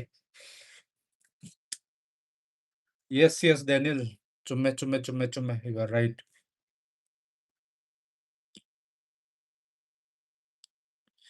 ꯃꯥꯒ ꯉꯝꯕ ꯃꯥꯒ ꯇꯥꯒꯦ ꯍꯥꯏꯇꯥꯔꯗꯤ ꯐꯥꯏꯅꯦꯜꯗ ꯇꯥꯗꯣꯏꯅꯦ ꯐꯥꯏꯅꯦꯜꯗ ꯑꯗꯣ ꯏꯁꯣꯔ ꯈꯣꯏꯔꯝꯕꯁꯤ ꯃꯌꯥꯝ ꯏꯃꯥ ꯂꯩꯄꯥꯛ ꯃꯅꯤꯄꯨꯔꯒꯤꯗꯃꯛꯇ ꯃꯥꯏ ꯄꯨꯔꯛꯀꯅꯤ ꯑꯩ ꯍꯟꯗꯛ ꯑꯩ ꯐꯔꯝꯂꯤ ꯕꯤꯂꯤꯞ ꯍꯥꯏꯇꯥꯔꯦꯀꯣ ꯌꯥꯝꯅ ꯊꯥꯖꯩ ꯍꯥꯏꯇꯥꯔꯦ ꯍꯟꯗꯛꯁꯦ ꯄꯨꯔꯥ ꯃꯤꯔꯦꯀꯜ ꯑꯃꯅꯤ ꯑꯗꯨꯅ ꯑꯩꯈꯣꯏꯁꯦ ꯀꯩꯅꯣꯁꯦ ꯃꯌꯥꯝ ꯍꯥꯏꯅꯤꯡ ꯍꯥꯏꯖꯅꯣ ꯃꯌꯥꯝꯅ ꯃꯥꯒꯤ ꯀꯔꯤꯌꯔ ꯂꯣꯏꯔꯕꯅꯤ ꯃꯥꯒꯤ ꯀꯔꯤ ꯍꯥꯏꯇꯥꯔꯦ ꯍꯥꯟꯅ ꯏꯈꯤ ꯃꯌꯥꯝꯗꯣ ꯀꯗꯥꯏꯗꯒꯤ UFC ꯆꯠꯄ ꯀꯩꯅꯣ ꯍꯧꯖꯤꯛ ꯑꯣꯏꯊꯣꯛꯏꯁꯤꯗꯤ ꯋꯦꯠ ꯄꯤꯔꯤꯁꯤꯗꯤ ꯀꯣꯟꯇ꯭ꯔꯦꯛ ꯁꯥꯏꯟ ꯇꯧꯔꯤꯁꯤꯗꯤ ꯑꯩꯈꯣꯏ ꯏꯠ ꯍꯦꯄꯟ ꯀꯣ ꯑꯗꯨꯒꯤ ꯇ꯭ꯔꯁꯇꯣ ꯑꯩꯈꯣꯏ ꯍꯥꯏ ꯑꯣꯟ ꯀꯩ ꯍꯥꯏꯇꯥꯔꯦ ꯀꯣꯟꯐꯤꯗꯦꯟꯁ ꯇ꯭ꯔꯁ ꯑꯗꯒꯤ ꯃꯨꯗ ꯏꯁ ꯒꯨꯗ ꯄꯣꯖꯤꯇꯤቭ ꯀꯩ ꯍꯥꯏꯇꯥꯔꯦ ꯑꯦꯚ꯭ꯔꯤꯊꯤꯡ ꯏꯁ ꯄꯣꯖꯤꯇꯤꯚ ꯍꯥꯏꯅꯤꯀꯣ ꯑꯩꯈꯣꯏ ꯋꯦꯠꯇꯨꯗꯤ ꯄꯤꯕ ꯉꯝꯍꯧꯗ꯭ꯔꯦ ꯑꯗꯨꯒꯤꯁꯨ ꯑꯦꯗꯚꯥꯟꯇꯦꯖ ꯈꯔꯗꯤ ꯂꯩ ꯗꯤꯁꯑꯦꯗꯚꯥꯟꯇꯦꯖꯇꯨ ꯃꯆꯥ ꯑꯃꯅꯤ ꯑꯦꯗꯚꯥꯟꯇꯦꯖꯅ ꯑꯃꯨꯛ ꯍꯦꯜꯂꯦ ꯍꯥꯏꯇꯥꯔꯦꯀꯣ ꯑꯗꯨꯅ ꯀꯥꯟꯅꯕꯁꯨ ꯌꯥꯝ ꯂꯩ ꯍꯛꯆꯥꯡ ꯁꯣꯟꯊꯕꯗꯣ ꯑꯗꯨꯅ ꯑꯗꯨ ꯋꯦꯠ ꯂꯩ ꯃꯈꯜ ꯃꯈꯜ ꯂꯩ ꯍꯥꯏꯕ ꯌꯥꯗꯕ ꯄꯣꯠ ꯉꯥꯛꯇ ꯂꯩꯅꯀꯣ ꯄꯣꯖꯤꯇꯤꯚ ꯑꯣꯏꯁꯨ ꯑꯩꯅ ꯊꯥꯖꯕ ꯂꯩ ꯍꯟꯗꯛꯀꯤꯁꯤꯗꯤ ꯑꯩꯈꯣꯏꯅ ꯉꯝꯒꯅꯤ ꯍꯥꯏꯅ ꯌꯥꯝꯅ ꯁꯥꯊꯤꯕ ꯐꯥꯏꯇꯔꯅꯤ ꯁꯤꯁꯨ ꯇꯧꯕ ꯉꯝꯕ ꯑꯗꯨ ꯖꯥꯄꯅꯤꯁꯅꯤꯀꯣ ꯍꯥꯏꯗꯤ ꯑꯩꯈꯣꯏ ꯃꯔꯛ ꯃꯌꯥꯒꯤ ꯁ꯭ꯋꯥꯏꯒꯤ ꯐꯥꯏꯇꯔ ꯅꯠꯇꯦꯕ ꯏꯟꯇꯔꯅꯦꯁꯅꯦꯜ ꯖꯄꯥꯟꯗꯒꯤ ꯂꯥꯛꯀꯗꯕ ꯐꯥꯏꯇꯔꯅꯤ ꯖꯄꯥꯟ ꯍꯥꯏꯁꯤꯗꯤ ꯂꯩꯗꯅꯀꯣ ꯀꯔꯥꯇꯦ ꯍꯧꯔꯛꯄ ꯃꯗꯨ ꯃꯣꯏꯁꯤꯗꯤ ꯃꯥꯔꯁꯦꯜ ꯑꯥꯔꯠꯇꯒꯤ ꯍꯧꯔꯛꯄ ꯉꯥꯛꯇꯅꯦꯕꯀꯣ ꯖꯨꯗꯣ ꯑꯦꯅꯤꯊꯤꯡ ꯖꯨꯗꯣ ꯀꯦꯟꯗꯣ ꯋꯥꯠ ꯑꯦꯚꯔ ꯅꯦꯝ ꯏꯠ ꯑꯩꯈꯣꯏꯅ ꯈꯪꯗꯕ ꯃꯌꯥꯝꯁꯨ ꯂꯩꯔꯝꯒꯅꯤ ꯑꯗꯨ ꯃꯌꯥꯝꯗꯨꯗꯒꯤ ꯍꯧꯔꯛꯄꯒꯤ ꯃꯐꯝꯗꯒꯤ ꯂꯥꯛꯄ ꯃꯤꯅꯤꯅ ꯑꯦꯠ ꯗ ꯁꯦꯝ ꯇꯥꯏꯝ ꯍꯥꯔꯗ ꯋꯥꯔꯀꯤꯡ ꯑꯣꯏꯕ ꯃꯦꯟꯇꯦꯂꯤ ꯁ꯭ꯇ꯭ꯔꯣꯡ ꯑꯣꯏꯕ ꯃꯈꯣꯏꯁꯦꯀꯣ ꯖꯄꯅꯤꯁ ꯑꯥꯔ ꯚꯦꯔꯤ ꯍꯥꯔꯗ ꯇꯨ ꯕ꯭ꯔꯦꯛ ꯍꯥꯏꯇꯥꯔꯦ ꯃꯣꯏꯁꯦꯀꯣ ꯌꯥꯝ ꯁꯥꯊꯤꯕ ꯍꯥꯏꯕꯅ ꯖꯄꯅꯤꯁ ꯍꯦꯁ ꯕꯤꯟ ꯍꯧꯖꯤꯛꯀꯤ ꯑꯩꯈꯣꯏ ꯀꯩꯅꯣꯒ ꯇꯧꯔꯤ ꯃꯌꯥꯝꯁꯦ ꯀꯥꯃꯤꯀꯥꯖꯦꯒ ꯍꯥꯏꯗꯨꯗꯤ ꯈ꯭ꯋꯥꯏ ꯁꯥꯊꯤꯔꯝꯃꯤꯁꯦ ꯖꯄꯅꯤꯁꯁꯤꯅꯦꯕ ꯋꯥꯔꯜꯁꯤꯗ ꯃꯣꯏꯅ ꯅꯩꯔꯝꯃꯤꯁꯦ ꯃꯣꯏ ꯑꯃꯨꯛ ꯐꯠꯇꯕ ꯁꯥꯊꯤꯕ ꯍꯥꯏꯗꯤ ꯃꯣꯡꯒꯣꯂꯣꯏꯠ ꯍꯥꯟꯅ ꯃꯣꯡꯒꯣꯜꯁ ꯍꯥꯟꯅ ꯂꯩꯔꯦꯀꯣ ꯃꯣꯡꯒꯣꯜꯁꯀꯤ ꯍꯦꯛ ꯃꯈꯥ ꯍꯦꯛ ꯇꯥꯕ ꯃꯣꯏꯁꯤꯅꯦꯕ ꯈ꯭ꯋꯥꯏ ꯁꯥꯊꯤꯔꯤꯁꯦ ꯃꯣꯏꯅ ꯅꯩꯔꯝꯃꯤꯁꯦ ꯔꯁꯤꯌꯥꯅꯦ ꯆꯩꯅꯥꯅꯦ ꯀꯣꯔꯤꯌꯥ ꯃꯣꯏ ꯑꯝꯇ ꯌꯥꯗꯕꯅꯦ ꯌꯦꯡꯉꯣ ꯀꯣꯔꯤꯌꯥ ꯃꯆꯥꯅꯁꯨ ꯌꯥꯗꯕꯅꯦ ꯖꯄꯅꯤꯁꯁꯦ ꯆꯩꯅꯥꯅꯁꯨ ꯁꯥꯎꯕꯅꯦꯕ ꯃꯣꯏꯅ ꯅꯝꯐꯨꯗ ꯅꯝꯃ ꯑꯗꯨꯝ ꯊꯥꯗꯣꯔꯛꯄꯅꯦ ꯀꯌꯥꯃꯨꯛ ꯌꯥꯝ ꯁꯥꯊꯤꯒꯦꯁꯤꯗ ꯑꯁꯣꯝꯗꯩ ꯂꯥꯛꯑꯀꯥꯟꯗ ꯃꯅꯤꯄꯨꯔꯐꯥꯎ ꯌꯧꯔꯛꯑꯝꯃꯤꯅꯦꯕ ꯃꯣꯏꯁꯦ ꯀꯥꯎꯔꯣꯏꯗꯕ ꯑꯃꯅ ꯃꯈꯣꯏꯒꯤ ꯈ꯭ꯋꯥꯏꯗꯒꯤ ꯋꯥꯔꯁ ꯗꯤꯐꯤꯠ ꯕꯦꯇꯜꯗ ꯗꯤꯐꯤꯠ ꯑꯣꯏꯈꯤꯕ ꯍꯥꯏꯁꯦꯀꯣ ꯁꯦꯀꯦꯟꯒꯨꯝꯕ ꯑꯗꯨꯋꯥꯏꯗ ꯂꯩꯕꯅꯦꯕꯀꯣ ꯈ꯭ꯋꯥꯏꯗꯒꯤ ꯆꯥꯎꯅ ꯃꯥꯏꯊꯤꯈꯤꯕ ꯖꯥꯄꯅꯤꯁ ꯑꯥꯔꯃꯤꯒꯤ ꯈ꯭ꯋꯥꯏꯗꯒꯤ ꯆꯥꯎꯅ ꯃꯤ ꯁꯤꯈꯤꯕꯁꯦ ꯑꯥꯔꯃꯤ ꯍꯥꯏꯕꯅꯤꯀꯣ ꯃꯤꯆꯝ ꯅꯠꯇꯦ ꯃꯣꯏ ꯅ꯭ꯌꯨꯛꯀ ꯇꯧꯈꯤꯕ ꯑꯗꯨꯅ ꯇꯣꯉꯥꯟꯕ ꯑꯃꯅꯤꯀꯣ ꯍꯧꯖꯤꯛ ꯋꯥꯔꯗ ꯈ꯭ꯋꯥꯏꯗꯒꯤ ꯃꯥꯏꯊꯤꯈꯤꯕꯁꯦ ꯑꯩꯈꯣꯏꯒꯤ ꯏꯃꯥ ꯂꯩꯕꯥꯛ ꯃꯅꯤꯄꯨꯔꯗ ꯃꯥꯏꯊꯤꯈꯤꯕꯅꯤꯀꯣ ꯃꯣꯏꯁꯦ ꯑꯥꯏꯂꯦꯟ ꯑꯃꯗꯤ ꯂꯥꯛꯑꯀꯥꯟꯗ ꯑꯩꯈꯣꯏ ꯃꯅꯤꯄꯨꯔ ꯏꯃꯥ ꯌꯧꯔꯛꯄꯁꯤꯗꯅꯦ ꯃꯣꯏꯁꯦ ꯊꯣꯝꯗꯠꯈ꯭ꯔꯤꯗꯣꯀꯣ ꯑꯗꯨꯅ ꯀꯥꯎꯕ ꯌꯥꯗꯦ ꯁꯤꯃꯁꯨꯀꯣ ꯃꯣꯏꯁꯨ ꯁꯥꯊꯤꯕ ꯃꯤꯅꯤ ꯃꯣꯏꯁꯨ ꯐꯤꯌꯔꯂꯦꯁ ꯋꯥꯔꯤꯌꯔ ꯑꯦꯠ ꯗ ꯁꯦꯝ ꯇꯥꯏꯝ ꯃꯣꯏ ꯗꯤꯐꯤꯠ ꯂꯧꯕ ꯁꯨꯡꯉꯝ ꯉꯝꯗꯦ ꯃꯣꯏꯁꯦꯀꯣ ꯑꯥꯏꯗꯔ ꯗꯤꯜ ꯒꯣ ꯐꯣꯔ ꯀꯤꯜ ꯅꯠꯇ꯭ꯔꯒ ꯃꯣꯏ ꯗꯤꯐꯤꯠ ꯇꯧꯕ ꯍꯥꯏꯇꯥꯔꯁꯨ ꯃꯣꯏ ꯃꯇꯣꯟꯗ ꯍꯥꯞꯄꯅꯦ ꯑꯩꯈꯣꯏ ꯁꯣꯒꯟ ꯑꯗꯨꯒꯤ ꯀꯩꯅꯣꯒ ꯂꯩ ꯃꯌꯥꯝꯗꯨꯗꯤ ꯀꯩ ꯍꯥꯏꯇꯥꯔꯦ ꯑꯩꯈꯣꯏꯅ ꯁꯃꯨꯔꯥꯏꯒ ꯍꯥꯏꯅꯩꯗꯣ ꯊꯥꯡ ꯑꯅꯤꯒ ꯄꯥꯏꯗꯨꯗꯤ ꯃꯣꯏ ꯑꯁꯥꯡꯕ ꯑꯃ ꯑꯇꯦꯟꯕꯗꯨꯅ ꯃꯇꯣꯟꯗ ꯁꯤꯕꯒꯤ ꯐꯥꯔꯀꯥꯟꯗ ꯃꯤꯅ ꯐꯥꯔꯦ ꯍꯥꯏꯇꯥꯔꯦ ꯃꯣꯏ they will not give up or surrender ꯇꯧꯕꯁꯤꯃ ꯁꯨꯛꯂꯩ ꯂꯩꯇꯕ ꯀꯥꯡꯕꯨꯅꯦ ꯈ꯭ꯋꯥꯏ ꯁꯥꯊꯤꯕ ꯀꯥꯎꯔꯣꯏꯗꯕꯗꯤ ꯁꯥꯊꯤ ꯍꯥꯏꯔꯤꯗꯣ ꯑꯩꯈꯣꯏ ꯃꯅꯤꯄꯨꯔꯗꯅꯤꯀꯣ ꯃꯣꯏꯅ ꯀꯣꯂꯦꯞꯁ ꯇꯧꯔꯤꯗꯣ ꯑꯩꯁꯦ ꯁꯨꯝ ꯆꯥꯎ ꯍꯥꯏꯕ ꯅꯠꯇꯦ ꯕꯠ ꯍꯤꯁꯇ꯭ꯔꯤꯅꯤ ꯃꯁꯤꯁꯨ ꯍꯤꯁꯇ꯭ꯔꯤ ꯍꯥꯏꯕꯁꯤꯁꯨ ꯁꯔꯇꯟ ꯃꯁꯥꯒꯤ ꯀꯩꯅꯣꯝꯃ ꯌꯥꯎꯖꯔꯤꯅꯦꯀꯣ ꯏꯗꯨꯗ ꯆꯦꯜꯂꯛꯏꯅꯦ ꯑꯗꯨ ꯏꯗꯨꯁꯨ ꯌꯥꯎꯔꯛꯏꯅꯦ ꯑꯩꯈꯣꯏꯁꯦ ꯁꯣ ꯑꯩꯈꯣꯏꯁꯨ ꯋꯥꯈꯜ ꯁꯣꯟꯊꯕ ꯌꯥꯗꯦ ꯃꯣꯏꯁꯨ ꯐꯩ ꯑꯗꯣ ꯍꯣꯏ ꯃꯣꯏꯅ ꯑꯦꯛꯁꯄꯣꯖꯔ ꯐꯕ ꯆꯥꯎꯈꯠꯄ ꯃꯣꯗꯔꯟ ꯑꯦꯔꯥ ꯄꯩꯁꯥ ꯅꯨꯡꯁꯥ ꯄꯥꯏꯕ ꯍꯥꯏꯗꯤ ꯋꯦꯜ ꯀꯔꯤ ꯍꯥꯏꯇꯥꯔꯦ ꯐꯦꯁꯤꯂꯤꯇꯦꯠ ꯇꯧꯔꯕ ꯀꯩꯅꯣꯅꯦ ꯁꯤꯁꯇꯦꯝꯗꯩ ꯂꯥꯛꯄꯅꯦ ꯑꯩꯈꯣꯏꯁꯤꯗꯤ ꯃꯆꯥ ꯑꯃꯗꯤ ꯂꯥꯛꯄꯅꯦ ꯕꯠ ꯑꯦꯅꯤꯋꯦ ꯑꯗꯨꯒꯤ ꯑꯦꯁꯄꯦꯛꯇꯨꯃꯗꯤ ꯍꯧꯖꯤꯛꯀꯤꯗꯤ ꯑꯩꯈꯣꯏ ꯂꯩꯇ꯭ꯔꯕꯅꯤꯅ ꯍꯧꯖꯤꯛ ꯈꯨꯗꯛꯇ ꯇꯧꯕꯁꯨ ꯌꯥꯔꯣꯏꯗꯣꯏ ꯄꯣꯠꯅꯦ ꯇꯣꯀꯤꯡ ꯑꯕꯥꯎꯠ ꯗ ꯐꯥꯏꯠ ꯍꯥꯏꯔꯒꯅ ꯍꯧꯖꯤꯛ ꯐꯥꯎꯕꯗ ꯑꯩꯈꯣꯏꯁꯦ ꯑꯟꯗꯔꯗꯣꯛ ꯉꯥꯛꯇꯅꯦ ꯑꯩꯈꯣꯏ ꯂꯥꯛꯏꯁꯦꯀꯣ ꯁꯤ ꯂꯥꯛꯀꯅꯤ ꯍꯥꯏꯕꯁꯨ ꯂꯩ ꯀꯩꯅꯣ ꯇꯧꯈꯤꯗꯦ ꯃꯌꯥꯝ ꯑꯃ ꯂꯩ ꯁꯤꯒꯤ ꯍꯥꯏꯕꯗꯤ ꯕꯦꯛ ꯑꯣꯐ ꯗ ꯁꯤꯒꯤ ꯍꯧꯖꯤꯛ ꯔꯣꯗ ꯇꯨ ꯌꯨ ꯑꯦꯐ ꯁꯤꯒꯤ ꯁꯤꯐꯥꯎ ꯌꯧꯔꯛꯈꯤꯕꯒꯤꯁꯦ ꯁꯣ ꯃꯦꯅꯤ ꯊꯤꯡꯁ ꯍꯥꯏꯗꯤ ꯕꯦꯛꯒ꯭ꯔꯥꯎꯟꯗ ꯀꯌꯥꯝ ꯂꯩꯒꯦꯁꯦ ꯑꯩꯈꯣꯏ ꯁꯤꯗ ꯍꯥꯏꯕ ꯌꯥꯗꯕ ꯄꯣꯏꯟ ꯃꯌꯥꯝ ꯑꯃꯁꯨ ꯂꯩꯌꯦꯕꯀꯣ ꯑꯔꯨ ꯑꯔꯨꯕ ꯄꯣꯏꯟ ꯑꯋꯥꯕ ꯄꯣꯏꯟ ꯊꯥꯖꯔꯨꯗꯕ ꯄꯣꯏꯟ ꯑꯗꯒꯤ ꯁꯔꯄ꯭ꯔꯥꯏꯖꯦꯁ ꯑꯆꯧ ꯑꯆꯧꯕ ꯁꯥꯊꯤꯕ ꯃꯌꯥꯝ ꯑꯃꯁꯨ ꯂꯩꯔꯤꯀꯣ ꯂꯩꯗꯅꯀꯣ ꯑꯩꯈꯣꯏ ꯎꯔꯤꯁꯤꯗꯤ ꯖꯁ ꯁꯥꯟꯅꯗꯣꯔꯦ ꯑꯗꯨ ꯎꯗꯣꯔꯦ ꯅꯠꯇ꯭ꯔꯒ ꯑꯩꯈꯣꯏ ꯁꯥꯏꯟ ꯇꯧꯈꯔꯦ ꯋꯦꯠ ꯄꯤꯈꯔꯦ ꯁꯤ ꯈꯛꯇꯅꯦ ꯕꯦꯛꯇ ꯇꯧꯔꯤꯕ ꯃꯌꯥꯝꯁꯨ ꯂꯩꯔꯤꯕꯀꯣ ꯁꯣ ꯑꯗꯨ ꯃꯌꯥꯝꯗꯣ ꯐꯦꯁ ꯇꯧꯈ꯭ꯔꯕꯅꯤꯅ ꯍꯧꯖꯤꯛ ꯖꯁ 15 minutes ꯂꯦꯐ ꯑꯩꯈꯣꯏꯒꯤꯗꯤ ꯑꯗꯣ ꯍꯧꯖꯤꯛ ꯐꯥꯎꯕꯗ ꯑꯩꯈꯣꯏ ꯐꯥꯏꯠ ꯇꯧꯔ ꯂꯥꯛꯏꯁꯦ ꯃꯃꯥꯡ ꯆꯍꯤꯗꯤ ꯑꯩꯈꯣꯏꯁꯦ ꯐꯥꯏꯠ ꯇꯧꯔ ꯂꯥꯛꯏꯅꯦꯀꯣ ꯋꯥꯈꯜꯁꯦ ꯅꯨꯡꯉꯥꯏꯇꯕꯒꯤ ꯏꯃꯣꯁꯅꯦꯜꯂꯤ ꯗ꯭ꯔꯦꯟ ꯑꯣꯏꯔꯀꯥꯟꯗ ꯍꯧꯖꯤꯛꯄꯨ ꯂꯥꯛꯏꯅꯦ ꯑꯗꯨꯅ ꯍꯌꯦꯡꯁꯦ ꯊꯥꯖꯕ ꯂꯩ ꯑꯦꯟ ꯍꯣꯏ ꯇꯝꯕ ꯉꯝꯗꯦ ꯀꯣ ꯊꯥꯖꯕ ꯂꯩ ꯍꯥꯏꯕ ꯋꯥꯅꯤ ꯑꯩꯈꯣꯏ ꯀꯩꯅꯣ ꯌꯥꯝꯅ ꯀꯩꯅꯣ ꯑꯣꯏꯕ ꯅꯠꯇꯦ ꯑꯣꯚꯔ ꯀꯣꯟꯐꯤꯗꯦꯟꯁ ꯍꯥꯏꯕ ꯅꯠꯇꯦ ꯊꯥꯖꯕ ꯂꯩꯕ ꯍꯥꯏꯕꯗꯣꯀꯣ ꯕꯤꯂꯤꯐ ꯑꯃ ꯂꯩꯕꯗꯣ ꯍꯣꯏ ꯁꯤꯐꯧ ꯌꯧꯔꯛ ꯇꯥꯔꯦ ꯑꯩꯈꯣꯏꯁꯦ ꯀꯩꯅꯣꯝꯗꯤ ꯂꯩꯔꯦꯀꯣ ꯍꯥꯏꯕꯒꯤ ꯋꯥꯈꯜꯂꯣꯟ ꯑꯃꯗꯤ ꯂꯩꯔꯤꯕ so I think we are going to do well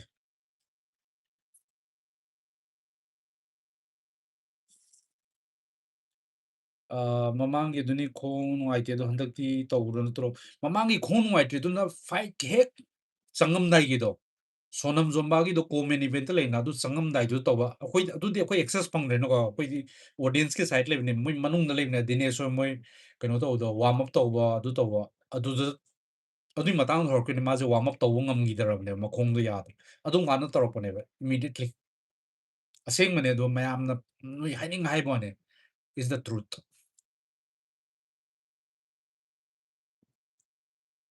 life चंगक तंगारी रोजी के साम यस आई बिलीव इन सीके yes yes trust in the कहता रहे trust the process and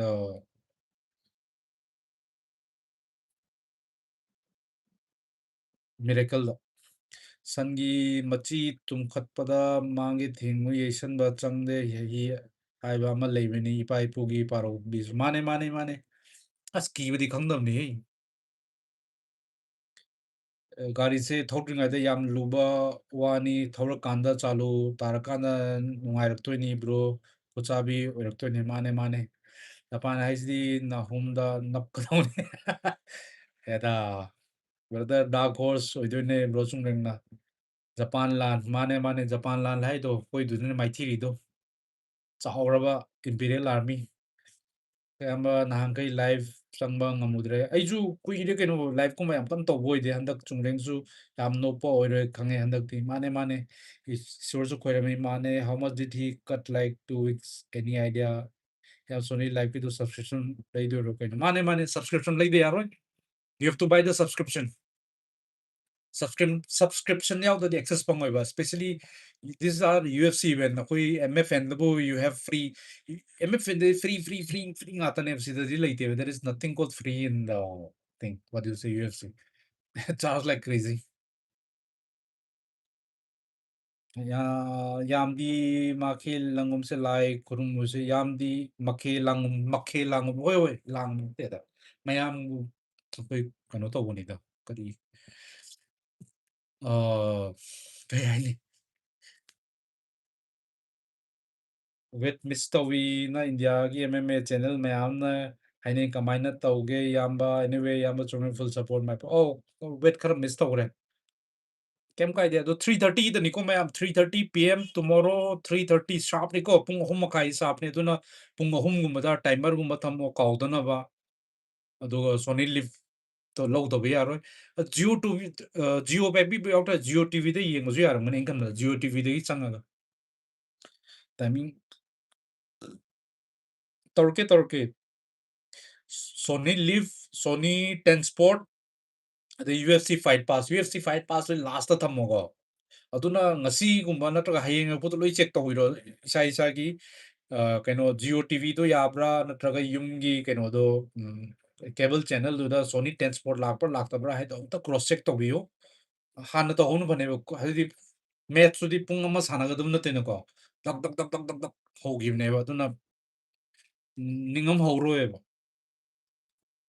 bro ꯆꯣꯡꯂꯦꯡ ꯁꯣꯏꯗꯅ ꯋꯤꯟ ꯑꯣꯏꯒꯅꯤ ꯑꯩꯒꯤ ꯃꯤꯍꯨꯜꯁꯦ ꯗꯪ ꯗꯪ ꯆꯣꯡꯈ꯭ꯔꯦ ꯃꯥꯅꯦ ꯑꯁ ꯑꯩꯁꯨ ꯍꯌꯦꯡ ꯌꯦꯡꯕ ꯉꯝꯗꯧ ꯃꯥꯟꯗꯦꯕ ꯕ꯭ꯔꯗꯔ ꯆꯣꯡꯂꯦꯡ ꯀꯣꯔꯦꯟꯅ ꯅꯨꯃꯤꯠꯇꯣ ꯈꯣꯡꯗ ꯀ꯭ꯔꯦꯝ ꯂꯥꯛꯑꯁꯨ ꯍꯟꯕ ꯂꯩꯇꯅ ꯐꯨꯅꯕꯒꯤ ꯋꯤꯜꯗꯨꯅ ꯁꯣꯏꯗꯅ ꯀꯥꯒꯅꯤ ꯍꯥꯏꯕꯒꯤ ꯊꯥꯖꯕ ꯂꯩ ꯃꯥꯅꯦ ꯃꯥꯅꯦ ꯍꯟꯕ ꯂꯩꯇꯦ ꯑꯁ ꯀꯥꯏꯗꯅ ꯍꯟꯕ ꯂꯩꯇꯦ ꯀꯤꯕ ꯈꯪꯗꯦ ꯃꯥꯒꯤ ꯄ꯭ꯔꯣꯕ꯭ꯂꯦꯝ ꯑꯃꯕꯨ ꯁꯤꯅꯤ ꯀꯤꯗꯕꯅꯦ ꯆꯥꯔꯖ ꯇꯧꯕꯅꯦ ꯃꯥꯏ ꯑꯗꯨ ꯄ꯭ꯔꯣꯕ꯭ꯂꯦꯝꯁꯨꯅꯤ ꯐꯕ ꯑꯃꯁꯨꯅꯤ ꯐꯕꯁꯨ ꯂꯩ ꯑꯗꯨꯒꯤ ꯗꯤꯃꯦꯔꯤꯠꯁꯨ ꯂꯩꯅꯀꯣ ꯆꯥꯔꯖ ꯇꯧꯕꯁꯦ ꯁ꯭ꯇ꯭ꯔꯥꯏꯀꯔꯒꯤꯗꯤ ꯏꯖꯤ ꯊꯤꯡ ꯅꯠꯇ꯭ꯔꯥ ꯆꯪꯉꯛꯄꯗꯨ ꯎꯗꯣꯏꯅꯦꯕ ꯃꯈꯣꯡ ꯃꯈꯨꯠ ꯊꯨꯕꯅꯤꯅ ꯄꯛ ꯄꯛꯑꯅ ꯅꯤ ꯑꯣꯏꯔꯣ ꯑꯦꯅꯤꯊꯤꯡ ꯁꯣ ꯑꯗꯨꯁꯨ ꯌꯥꯝ ꯂꯩꯗ ꯀꯣ 82 ꯆꯨꯝꯔꯦꯡ ꯀꯣꯔꯦꯟ ꯑꯗꯨꯃꯛ ꯑꯣꯏꯕ ꯑꯣꯏꯁꯅꯨꯀꯣ ꯑꯩꯈꯣꯏ ꯃꯌꯥꯝ ꯆꯪꯗꯅ ꯍꯧꯖꯤꯛꯐꯥꯎꯕꯗ ꯁꯞꯄꯣꯔꯠ ꯇꯧꯕ ꯑꯗꯨꯃꯥꯏꯅ ꯁꯦꯝ ꯊꯤꯡ ꯁꯞꯄꯣꯔꯠ ꯇꯧꯕꯤꯌꯣ ꯑꯗꯣ ꯈ꯭ꯋꯥꯏ ꯃꯔꯨ ꯑꯣꯏꯔꯤꯗꯤ ꯍꯌꯦꯡ ꯌꯦꯡꯕꯒꯤꯗꯣ ꯑꯃꯨꯛꯇꯪꯗꯤ ꯃꯌꯥꯝ ꯂꯣꯏ ꯆꯦꯛ ꯇꯧꯕꯤꯌꯨꯀꯣ ꯑꯩ ꯍꯥꯏꯁꯤꯅꯤ ꯀꯣꯟꯅ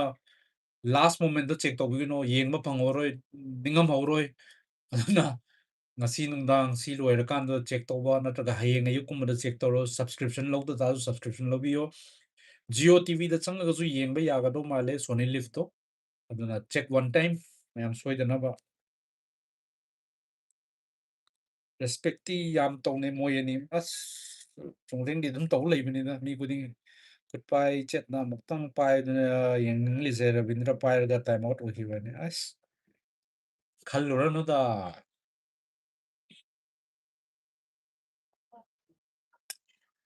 ꯀꯥꯏꯗꯦ ꯑꯗꯨꯅꯦ ꯍꯧꯖꯤꯛꯐꯥꯎꯗ ꯁꯤ ꯌꯧꯔꯛꯈꯤꯕ ꯍꯥꯏꯕꯁꯦ ꯑꯩꯈꯣꯏ ꯁꯦꯜꯐ ꯕꯤꯂꯤꯐ ꯑꯃꯒ ꯂꯥꯛꯑꯀꯥꯟꯗ ꯍꯧꯖꯤꯛꯐꯥꯎ ꯌꯧꯔꯛꯈꯤꯕꯅꯤ ꯑꯗꯨꯅ ꯍꯌꯦꯡꯒꯤꯗꯨꯁꯨ ꯕꯤꯂꯤꯐ ꯑꯃꯒ ꯂꯣꯏꯅꯅ ꯆꯠꯄ ꯍꯥꯏꯁꯤ ꯍꯣꯏ ꯑꯣꯄꯣꯅꯦꯟ ꯂꯥꯛꯇꯣꯏꯁꯨ ꯑꯔꯤꯡꯕꯅꯤꯀꯣ ꯑꯅꯣꯞꯄ ꯅꯠꯇꯦ ꯃꯄꯥꯟꯒꯤꯅꯤ ꯐꯖꯈ꯭ꯔꯕ 7-0ꯅꯤ ꯂꯩꯔꯤꯗꯣ ꯋꯥꯡ ꯆꯥꯎꯕ ꯍꯥꯏꯕꯗꯤ ꯀꯩ ꯍꯥꯏꯔꯨꯅꯤꯀꯣ ꯐꯤꯠ ꯑꯣꯏ ꯃꯌꯥꯝ ꯌꯦꯡꯕꯤꯌꯣ ꯉꯁꯤ ꯑꯗꯨꯝ ꯗꯤꯐ꯭ꯔꯦꯟꯁ ꯂꯩꯔꯝꯒꯅꯤ ꯌꯥꯝ ꯐꯩ ꯐꯖꯩ ꯐꯖꯗꯅꯕꯨ ꯁꯤ ꯂꯦꯚꯦꯜꯁꯤꯗ ꯁꯥꯟꯅꯕ ꯂꯥꯛꯏ ꯅꯠꯇ꯭ꯔꯥ ꯑꯩꯈꯣꯏꯁꯨ ꯅꯣꯞꯄ ꯅꯠꯇꯦ ꯕꯠ ꯑꯦꯠ ꯗ ꯁꯦꯝ ꯇꯥꯏꯝ ꯑꯩꯈꯣꯏꯁꯨ ꯔꯦꯁꯄꯦꯛ ꯇꯧꯕ ꯇꯥꯏꯝ ꯑꯩꯈꯣꯏꯅꯁꯨ ꯃꯣꯏꯁꯨ ꯔꯦꯁꯄꯦꯛ ꯇꯧꯕ ꯇꯥꯏ ꯃꯣꯏꯅꯁꯨ ꯑꯩꯈꯣꯏ ꯔꯦꯁꯄꯦꯛ ꯇꯧꯋꯦ ꯑꯗꯨꯅ it's okay the best always ꯀꯩ ꯍꯥꯏꯇꯥꯔꯦ ꯂꯦꯠ ꯗ ꯕꯦꯁ ꯄꯔꯁꯟ ꯋꯤꯟ ꯃꯥꯅꯦ ꯑꯦꯌꯥꯔꯇꯦꯜ ꯑꯦꯛꯁꯇ꯭रीमꯗꯨꯁꯨ ꯌꯥꯎꯋꯦ ꯁꯣꯅꯤ ꯂꯤꯐꯇ ꯕꯠ ꯑꯗꯨꯗꯣ ꯈꯪꯗꯦ ꯌꯨ ꯑꯦꯐ ꯁꯤꯒꯤꯁꯦ ꯃꯣꯏ ꯇꯦꯂꯤꯀꯥꯁ ꯇꯧꯒꯗ꯭ꯔꯥ ꯇꯧꯔꯣꯏꯗ꯭ꯔꯥꯗꯤ ꯑꯗꯨ ꯈꯤꯇꯪ ꯆꯤꯡꯅꯩꯀꯣ ꯑꯗꯣ ꯆꯦꯛ ꯇꯧꯕꯤꯌꯣ ꯃꯌꯥꯝ ꯀꯣꯟꯅ ꯀꯔ ꯌꯧꯔꯝꯗꯥꯏꯗꯨꯗ ꯅꯪꯍꯧꯔꯣꯏꯕ ꯐꯥꯏꯗꯁꯤꯗꯤ ꯊꯨꯔꯕꯖꯥꯠꯅꯤ 15 ꯃꯤꯅꯠ ꯍꯥꯏꯗꯣ ꯃꯣꯏꯗꯤ ꯁꯠ ꯍꯧꯈꯤꯗꯣꯏꯅꯦ ꯇꯥꯏꯃꯔ ꯉꯥꯛꯇꯅꯦꯕ ꯃꯇꯝ ꯃꯥꯡ ꯌꯥꯄꯣꯠꯇꯦ ꯃꯣꯏꯗꯤ ꯑꯗꯨꯅꯤꯗ ꯑꯗꯣ ꯌꯦꯡꯉꯁꯦ ꯋꯦꯠꯁꯦ ꯃꯤꯁꯄꯨꯗꯤ ꯇꯧꯈ꯭ꯔꯦ ꯍꯥꯏꯕꯨ ꯍꯌꯦꯡ ꯋꯦꯠ ꯃꯤꯁ ꯇꯧꯈꯤꯕꯒꯤ ꯍꯣꯏ ꯄꯦꯅꯥꯜꯇꯤ ꯄꯤꯔꯅꯤ ꯑꯗꯨꯅ ꯁꯝ ꯑꯦꯗꯚꯥꯟꯇꯦꯖꯄꯨꯗꯤ ꯂꯩꯔꯦꯅꯀꯣ ꯍꯣꯏ ꯌꯥꯝꯅ ꯋꯦꯠ ꯃꯁꯥ ꯁꯣꯛꯆꯟꯗꯅ ꯈꯤꯇꯪ ꯁꯣꯛꯏꯀꯣ ꯁꯣꯛꯇꯕ ꯅꯠꯇꯦ ꯌꯥꯝ ꯁꯣꯛꯏ ꯑꯗꯣ ꯍꯦꯟꯖꯤꯟꯅꯗꯤ ꯁꯣꯛꯈꯤꯗ꯭ꯔꯦꯅꯀꯣ ꯌꯥꯝ ꯀꯟꯅ ꯑꯦꯌꯔꯇꯦꯜ ꯑꯦꯛꯁꯇ꯭ꯔꯤꯝ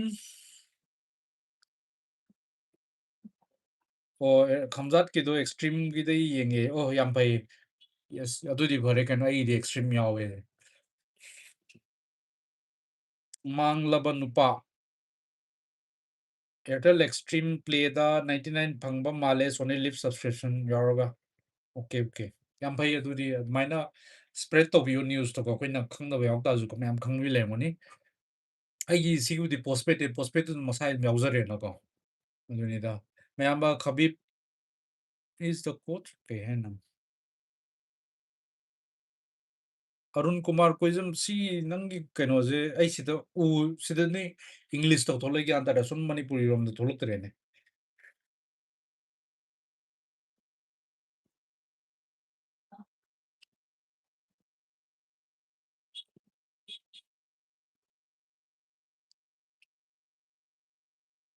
ꯊꯣꯛꯂꯛꯇ꯭ꯔꯤ ꯒ꯭ꯌꯥꯟ ꯇꯥꯗ꯭ꯔꯦ ꯏꯌꯥꯝꯕ ꯖꯄꯥꯟ ꯃꯆꯥꯗꯨꯅ ꯐꯦꯁ ꯇꯧꯔꯤꯕ ꯑꯣꯄꯣꯅꯦꯟꯁꯤꯡꯗꯨ ꯌꯥꯝ ꯊꯣꯏꯗꯣꯛ ꯍꯦꯟꯗꯣꯛꯅ ꯑꯣꯄꯣꯅꯦꯟꯗꯤ ꯑꯝꯇ ꯑꯣꯏ ꯃꯥꯜꯂꯦ ꯃꯥꯁꯨ ꯑꯦꯛꯁꯄꯣꯖꯔꯗꯤ ꯀꯩꯁꯨ ꯍꯣꯏ ꯑꯗꯣ ꯍꯥꯏꯕ ꯅꯨꯡꯉꯥꯏꯇꯦꯅꯀꯣ ꯌꯥꯝꯅ ꯄꯣꯝꯕ ꯃꯥꯒꯤ ꯑꯣꯄꯣꯅꯦꯟ ꯃꯌꯥꯝꯗꯣ ꯀꯩꯁꯨ ꯀꯩ ꯍꯥꯏꯇꯥꯔꯦ ꯀꯩꯅꯣꯗꯣ ꯔꯦꯀꯣꯔꯠ ꯀꯩꯁꯨ ꯐꯖꯕ ꯑꯝꯇꯗꯤ ꯔꯦꯀꯣꯔꯠ ꯍꯥꯏꯕ ꯋꯥꯅꯤ ꯀ꯭ꯋꯥꯂꯤꯇꯤ ꯂꯩꯔꯤꯅꯤ ꯀꯩꯅꯣ ꯍꯣꯏ ꯏꯟꯗꯤꯌꯥꯗꯩꯗꯤ ꯍꯦꯜꯂꯤꯅꯦ ꯑꯣꯕꯚꯤꯌꯁꯂꯤ ꯑꯗꯨꯝꯗꯤ ꯂꯩ ꯅꯝꯕꯔꯁꯇ ꯌꯦꯡꯀꯥꯟ ꯀꯩꯅꯣ ꯇꯧꯕ ꯋꯥꯅꯦꯕꯀꯣ ꯑꯗꯣ ꯑꯩꯈꯣꯏ ꯀꯩꯅꯣ ꯑꯣꯚꯔ ꯀꯣꯟꯐꯤꯗꯦꯟꯁ ꯑꯣꯏꯗꯅ ꯁ꯭ꯇ꯭ꯔꯥꯏꯀꯤꯡ ꯏꯁ ꯒꯨꯗ ꯐꯖꯩ ꯄ꯭ꯂꯦꯌꯔ ꯀꯩꯅꯣꯅꯤ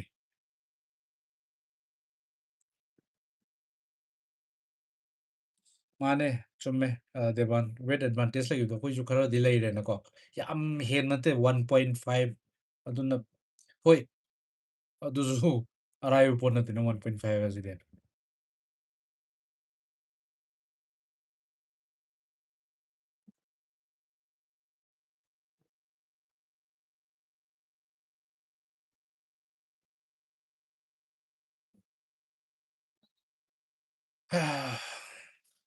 ꯑꯗꯨ ꯃꯌꯥꯝ ꯍꯧꯖꯤꯛ ꯁꯖꯦꯁ ꯇꯧꯈꯤꯕꯗꯣ ꯍꯥꯏꯐꯦꯠ ꯆꯦꯛ ꯇꯧꯕꯤꯌꯨꯀꯣ ꯁꯤꯗ ꯕ꯭ꯔꯗꯔꯅ ꯍꯥꯏꯈꯤꯕꯁꯦ ꯑꯦꯌꯔꯇꯦꯜ ꯑꯦꯛꯁꯇ꯭ꯔꯤꯝ ꯄ꯭ꯂꯦꯗ 99ꯗ ꯐꯪꯕ ꯃꯥꯜꯂꯦ ꯁꯣꯅꯤ ꯂꯤꯐꯇꯣ 99ꯗ ꯐꯪ ꯇꯥꯔꯗꯤ ꯐꯔꯦ ꯅꯠꯇ꯭ꯔꯒ ꯇꯣꯉꯥꯟꯅ ꯁꯣꯅꯤ ꯂꯤꯐ ꯇꯧꯕꯗꯨꯗꯤ ꯑꯗꯨꯝ 399ꯂ ꯀꯩꯅꯣꯝ ꯎꯈꯤꯕ ꯑꯩ ꯉꯁꯥꯏꯀꯣ ꯑꯦꯌꯔꯇꯦꯜ ꯄꯣꯁꯄꯦꯗ ꯄꯥꯏꯕꯤꯔ ꯇꯥꯔꯗꯤ ꯑꯦꯛꯁꯇ꯭ꯔꯤꯝꯗꯨꯗ ꯆꯪꯉꯒ ꯌꯦꯡꯕ ꯌꯥꯅꯤ ꯍꯥꯏꯔꯦ ꯕ꯭ꯔꯗꯔꯁꯤꯅ ꯑꯩꯈꯣꯏ ꯍꯝꯖꯥꯠꯀꯤ ꯐꯥꯏꯠꯇꯣ ꯁꯣꯅꯤ ꯂꯤꯐ ꯑꯦꯌꯔꯇꯦꯜ ꯑꯦꯛꯁꯇ꯭ꯔꯤꯝꯁꯤꯗ ꯌꯦꯡꯒꯦ ꯍꯥꯏ ꯑꯗꯨꯅ ꯁꯤꯁꯨ ꯌꯦꯡꯕ ꯌꯥꯕꯒꯤ ꯆꯥꯟꯁ ꯂꯩ ꯅꯠꯇ꯭ꯔꯒ ꯀꯩꯅꯣꯗꯣ ꯑꯦꯌꯔꯇꯦꯜ ꯑꯦꯛꯁꯇ꯭ꯔꯤꯝꯗ 99 ꯔꯨꯄꯤꯁꯇ ꯁꯣꯅꯤ ꯂꯤꯐꯇꯣ ꯂꯩꯕ ꯌꯥꯏ ꯁꯣ ꯏꯠꯁ ꯋꯔꯠ 99ꯗ ꯐꯪ ꯇꯥꯔꯗꯤ ꯌꯥꯝ ꯐꯔꯦ ꯀꯩꯅꯣ ꯌꯦꯡꯉꯨ ꯑꯗꯨ ꯑꯣꯏ ꯇꯥꯔꯗꯤ ꯂꯩꯅꯗꯕ ꯌꯥꯔꯦꯕ but aduido cross check tawbiyo ko ma'am cross check to haje pung 3 makai tara tawgodob nate horen nungdang hojupuri horen nungdang hojik si loyer kan nungdang je natraga hayeng ayuk nungdil bawda check tawbiyo pung 3 bawda confirm oyer kan duda tawbiyo natraga de hobi hobi taraga miss tawguni ko adune best of luck chungreng mane best of luck haijagram nei jo ko na na nasai ngahak wari matadam sajaram ne mayamba khabi voi coach manager wari tawkhiba kai process laikharage hangjabane okay okay arun kumar koijam adu do ngahak khoi hold dawri hai tare ko haidi paisa yawda yade ne poche satuk sasin na america satpa ntraga thailand america satpo without money big problem but as fight ka lebagi yamna busy laigre na ko dune 99 mak natrasu 100 something oibani tang da bani mane brother sungren se height ka amuk lege 57 mukhai tare brother now fight schedule muta upload to bio ai tum keno da facebook ta su hapsa gimne facebook ta zu adigi instagram da hapsune 3:30 pm hayeng is ko hayeng mayam suti lairam godo male ai gidi leijate 3:30 pm hayeng nudingi sharp ni ko pung 3 makhai ji imbiu sony live talakani natraga koi cable tv da sony sony sony 10 sport 1 or 2 ada adu natraga UFC fight pa UFC fight pass na aroi bida thambiyo ha yam tang mane ko it's not worth hai tale worth hai jaroi but tangmal le UFC ke tang yeng bagi adu doesn't make sense aduna akoi cable tv le basin na hindi sudi tharmina yumda le kan na cable de yeng hai ta cable tv da sony 10 sport lak pra yeng biro masi check tawju tawbiro natraga hayeng tawgesu tawbiro natraga phone da yengane hair kan da akoi airtel extreme hoje brother na suggest tawgido sony lift to du lakane buko sony lift yawone airtel extreme da ki recharge tok ta di hong hai 100 something to hai ko adu natraga na jio tv da ju yawgane ba sony lift to na jio tv ju dum hai try tawbi me yes 330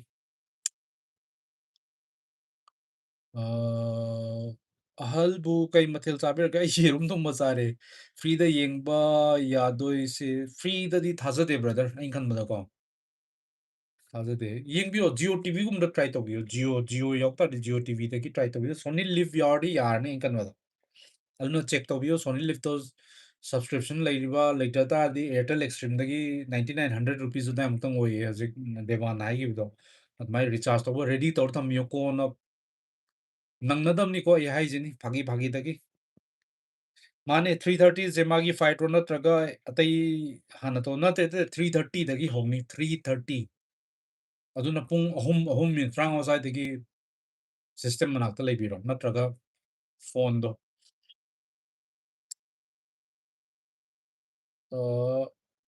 3:30 PM ꯃꯥꯅꯦ brother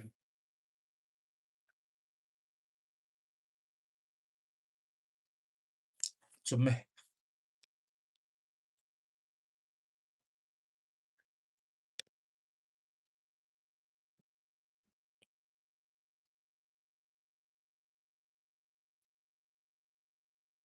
ꯀꯥꯎꯕꯤꯅꯨꯀꯣ Sony ꯂꯤꯚ Sony 10 sport Sony 10 sport 1ꯔ 2ꯔ ꯑꯗꯨ ꯑꯣꯏꯔꯝꯒꯅꯤ UFC fight pass ꯑꯣꯏꯔ UFC fight ꯄꯥꯁꯇꯤ forget ꯏꯠ ꯑꯗꯨꯅ Sony ꯂꯤꯚꯇꯨꯒ ꯑꯩꯈꯣꯏꯒꯤ ꯌꯨꯝꯗ ꯑꯩꯈꯣꯏ digital ꯀꯩ ꯍꯥꯏꯇꯥꯔꯦ ꯗꯤꯖꯤꯇꯦꯜ ꯍꯥꯏꯔꯦ ꯀꯦꯕꯜ ꯇꯤꯚꯤ ꯂꯩꯇꯥꯔꯗꯤ ꯀꯦꯕꯜ ꯇꯤꯚꯤꯗꯨꯗ ꯁꯣꯅꯤ 10 ꯁ꯭ꯄꯣꯔꯠꯇꯣ ꯌꯥꯎꯕ꯭ꯔꯥ ꯍꯥꯏꯐꯦꯠꯇꯪ ꯆꯦꯛ ꯇꯧꯕꯤꯔꯣ ꯑꯗꯨ ꯑꯣꯏꯇꯥꯔꯗꯤ we are good to GO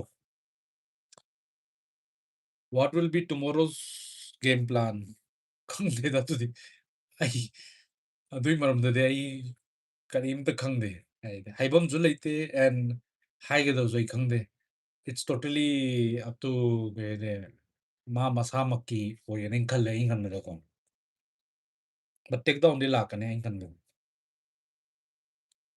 ꯁ꯭ꯇ꯭ꯔꯥꯏꯀꯤꯡꯗꯤ ꯍꯥꯏꯕꯗꯤ ꯑꯃꯗꯨ ꯋꯥꯡ ꯆꯥꯎꯋꯤ ꯔꯤꯆ ꯍꯦꯜꯂꯦꯕ ꯑꯗꯨ ꯄꯤꯌꯣꯔ ꯁ꯭ꯇ꯭ꯔꯥꯏꯀꯔꯅꯤ ꯃꯥꯗꯤ ꯊꯥꯞ ꯊꯥꯞꯅ ꯊꯥꯔꯛꯀꯅꯦꯕ ꯃꯥꯗꯤ ꯃꯥꯗꯤ ꯑꯊꯥꯞꯄ ꯄꯥꯝꯗꯣꯏꯅꯦꯕ ꯅꯛꯁꯜꯂꯛꯄꯗꯗꯤ ꯑꯩꯈꯣꯏꯅ ꯅꯝ ꯌꯥꯏꯑꯕ ꯑꯗꯨꯅ ꯑꯩꯈꯣꯏꯅ ꯅꯛꯄꯦ ꯃꯥꯅ ꯑꯊꯥꯞꯄ ꯁꯤ ꯒꯦꯝꯁꯤꯅꯤ ꯑꯇꯩ ꯊꯣꯏꯗꯣꯛꯅ ꯀꯩ ꯍꯥꯏꯔꯅꯤꯀꯣ ꯑꯃꯅ ꯑꯊꯥꯞꯄ ꯄꯥꯝꯃꯛꯇꯣꯏꯅꯦ ꯑꯩꯈꯣꯏꯅ ꯅꯛꯄ ꯄꯥꯝꯕ ꯁꯣ ꯑꯅꯤꯗꯨꯒꯤ whatever makes that kaya that distance thapang ngamodra na nagpang ngamodra. I think that will decide. How's 99 the offer thari? Yam pare to the mayam to the kenoto biro. How's check to biro? Soy the naba, cow the naba, pung ahongi, hang alarm thambiro, soy bea de go. This is historical.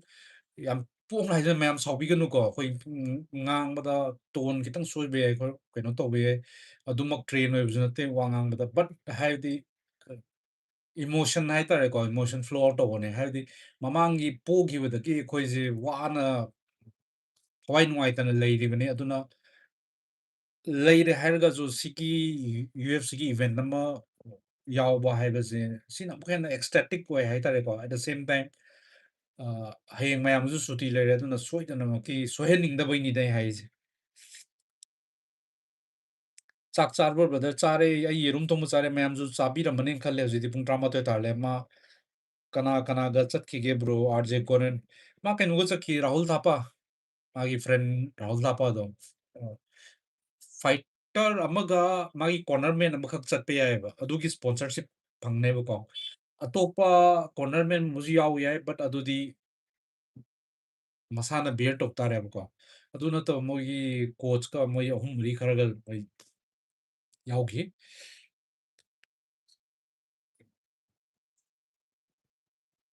뽕부 뽕만데 얌티나 뽕 야이 호이 뚜부디 야이 로버트 뽕 뭐지 망접 마좀 하이네 뽕 뭐지 뽕 뭐지 좀 망접네 헬레데 하이 yes he is right 뽕 어디 시동네 뭐 it's 그 하다래 저 거리 하이니 거 fight game pasna follow to using in kambira mani ko reaching had UFC ki event number use reach to go it's a dream hai tare ko am ye dream ne hai tare sanada ba koi mak ke jo sarao go do ko so koi koi gi mi na sa pa se koi sa sa pa ga sa ma ne na tra ko wakhalon bo hai ni dai ha bi ko emotion nam lai ni ko the hero ma gi wakhal do lai dana ko film da jo hero ma yem kan da hero dugi wakhaldo isamakne khalak ana adu natro emotion hai do film ge yeng no dum na nem ko same way si fight game da zo ko yeng kan isamak asim to nong hai ni sometimes ko to idu di ko ya pam fighter to nam na ri kan as sakjang ga je ta pok pok chak pam to do adu mak ne hai tare ko ji si thoi je ko me am da zo so adu na proud moment hai tare ko matter of pride proud they are pride UFC is minor yawa pang ba hai ba se and mathang ngam boy jano but mathang ngam bahai se not an easy task a big long task a long journey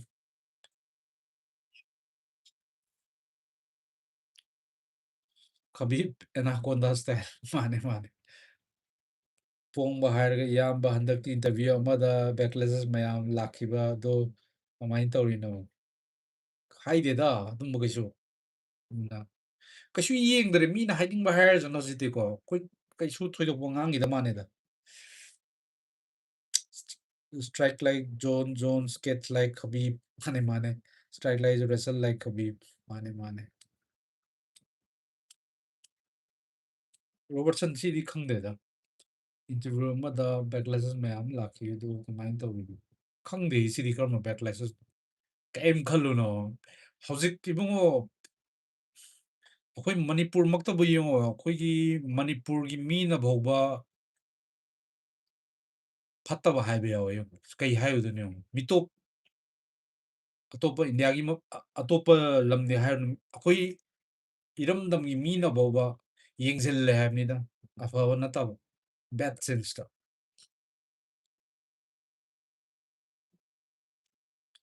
Hello Kusang potential Ravinder Dhan and Korean rematch at finals.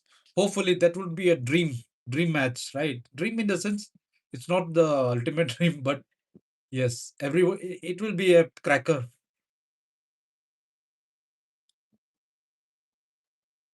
Video budi delete tawkhra male khangde du ai khangde karam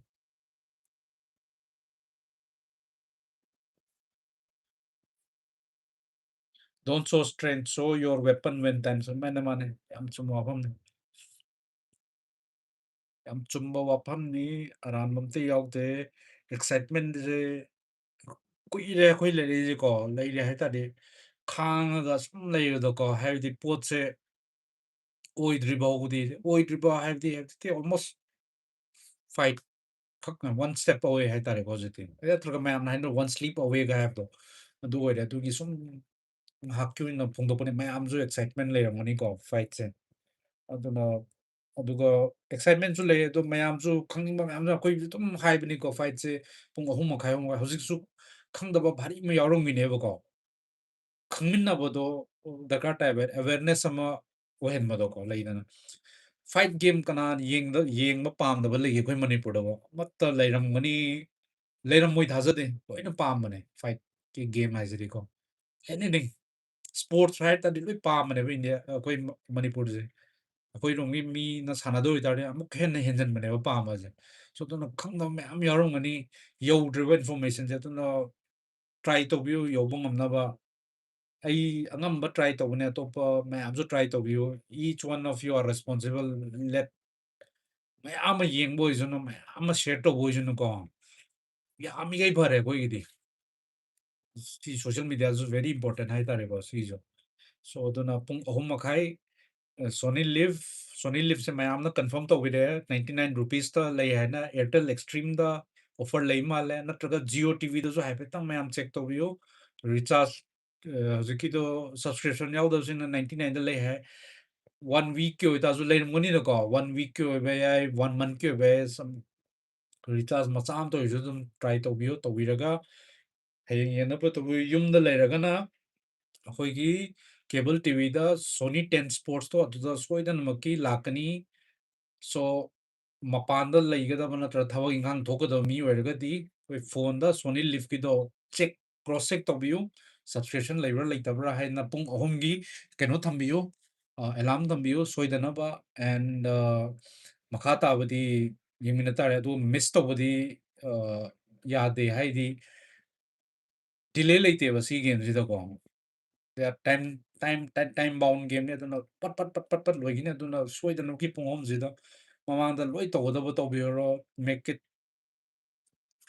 okay tare make yourself available for the game fight duga adune amukar hage mayam gidamak 3:30 pm hayeng nungdin pung 3:30 sharp ta honi ko 3:30 means 3:30 ahan mane hoi gise and Sony Live ꯇ ꯌꯦꯡꯕꯤꯌꯣ ꯐꯣꯟꯗ ꯌꯦꯡꯒꯦ ꯍꯥꯏꯔꯒꯅ ꯑꯗꯨꯒ ꯌꯨꯝꯗ ꯌꯦꯡꯒꯦ ꯍꯥꯏꯔꯒꯅ ꯑꯩꯈꯣꯏꯒꯤ ꯀꯩꯅꯣꯁꯦ ꯁꯣꯅꯤ 10 ꯁ꯭ꯄꯣꯔꯠ 1ꯂ 2ꯔ ꯁꯤꯗ ꯁꯣꯏꯗꯅ ꯂꯥꯛꯀꯅꯤ ꯑꯗꯨꯒ ꯁꯣꯅꯤ ꯂꯤꯐꯇꯨꯁꯨ ꯁꯕꯁꯀ꯭ꯔꯤꯞꯁꯟ ꯌꯥꯎꯗꯗꯤ ꯌꯦꯡꯕ ꯌꯥꯔꯣꯏ ꯁꯕꯁꯀ꯭ꯔꯤꯞꯁꯟꯗꯣ ꯍꯧꯖꯤꯛ 99 ꯔꯨꯄꯤꯁ ꯈꯛ ꯂꯩ ꯍꯥꯏꯗꯅ ꯑꯦꯌꯔꯇꯦꯜ ꯑꯦꯛꯁꯇ꯭ꯔꯤꯝꯗ ꯍꯥꯏꯕꯤꯔꯦ ꯖꯤꯑꯣ ꯇꯤꯚꯤꯁꯨ ꯑꯃꯨꯛꯇꯪ ꯆꯦꯛ ꯇꯧꯕꯤꯌꯣ ꯑꯗꯨꯒ ꯀꯅꯥꯒꯨꯝꯕ ꯍꯧꯖꯤꯛ ꯑꯩꯈꯣꯏ ꯏꯆꯤꯟ ꯏꯅꯥꯎ ꯖꯤꯑꯣ ꯇꯤꯚꯤ ꯄꯥꯏꯕ ꯌꯥꯎꯗ ꯍꯥꯏꯐꯦꯠꯇꯪ ꯆꯦꯛ ꯇꯧꯕꯤꯔꯒ ꯁꯤꯗ ꯑꯝꯇ ꯀꯟꯐꯥꯔꯝ ꯇꯧꯕꯤꯔꯣ ꯑꯗꯨ ꯑꯣꯏꯇꯥꯔꯗꯤ ꯑꯩ ꯀꯣꯟꯅ ꯍꯌꯦꯡ ꯑꯌꯨꯛꯂ ꯅꯠꯇ꯭ꯔꯒ ꯉꯁꯤ ꯅꯨꯡꯗꯥꯡꯂ ꯁꯦꯝꯃꯝꯃꯒꯦꯕꯀꯣ ꯚꯤꯗꯤꯑꯣ ꯑꯃ ꯃꯌꯥꯝꯒꯤ ꯑꯃꯨꯛꯀ ꯑꯃꯨꯛ ꯊꯥꯗꯣꯛꯆꯈꯤꯒꯦꯕ ꯍꯥꯏꯕꯗꯤ ꯁꯣꯏꯗꯅꯕꯅꯤꯀꯣ ꯑꯩ ꯍꯥꯏꯔꯤꯁꯦ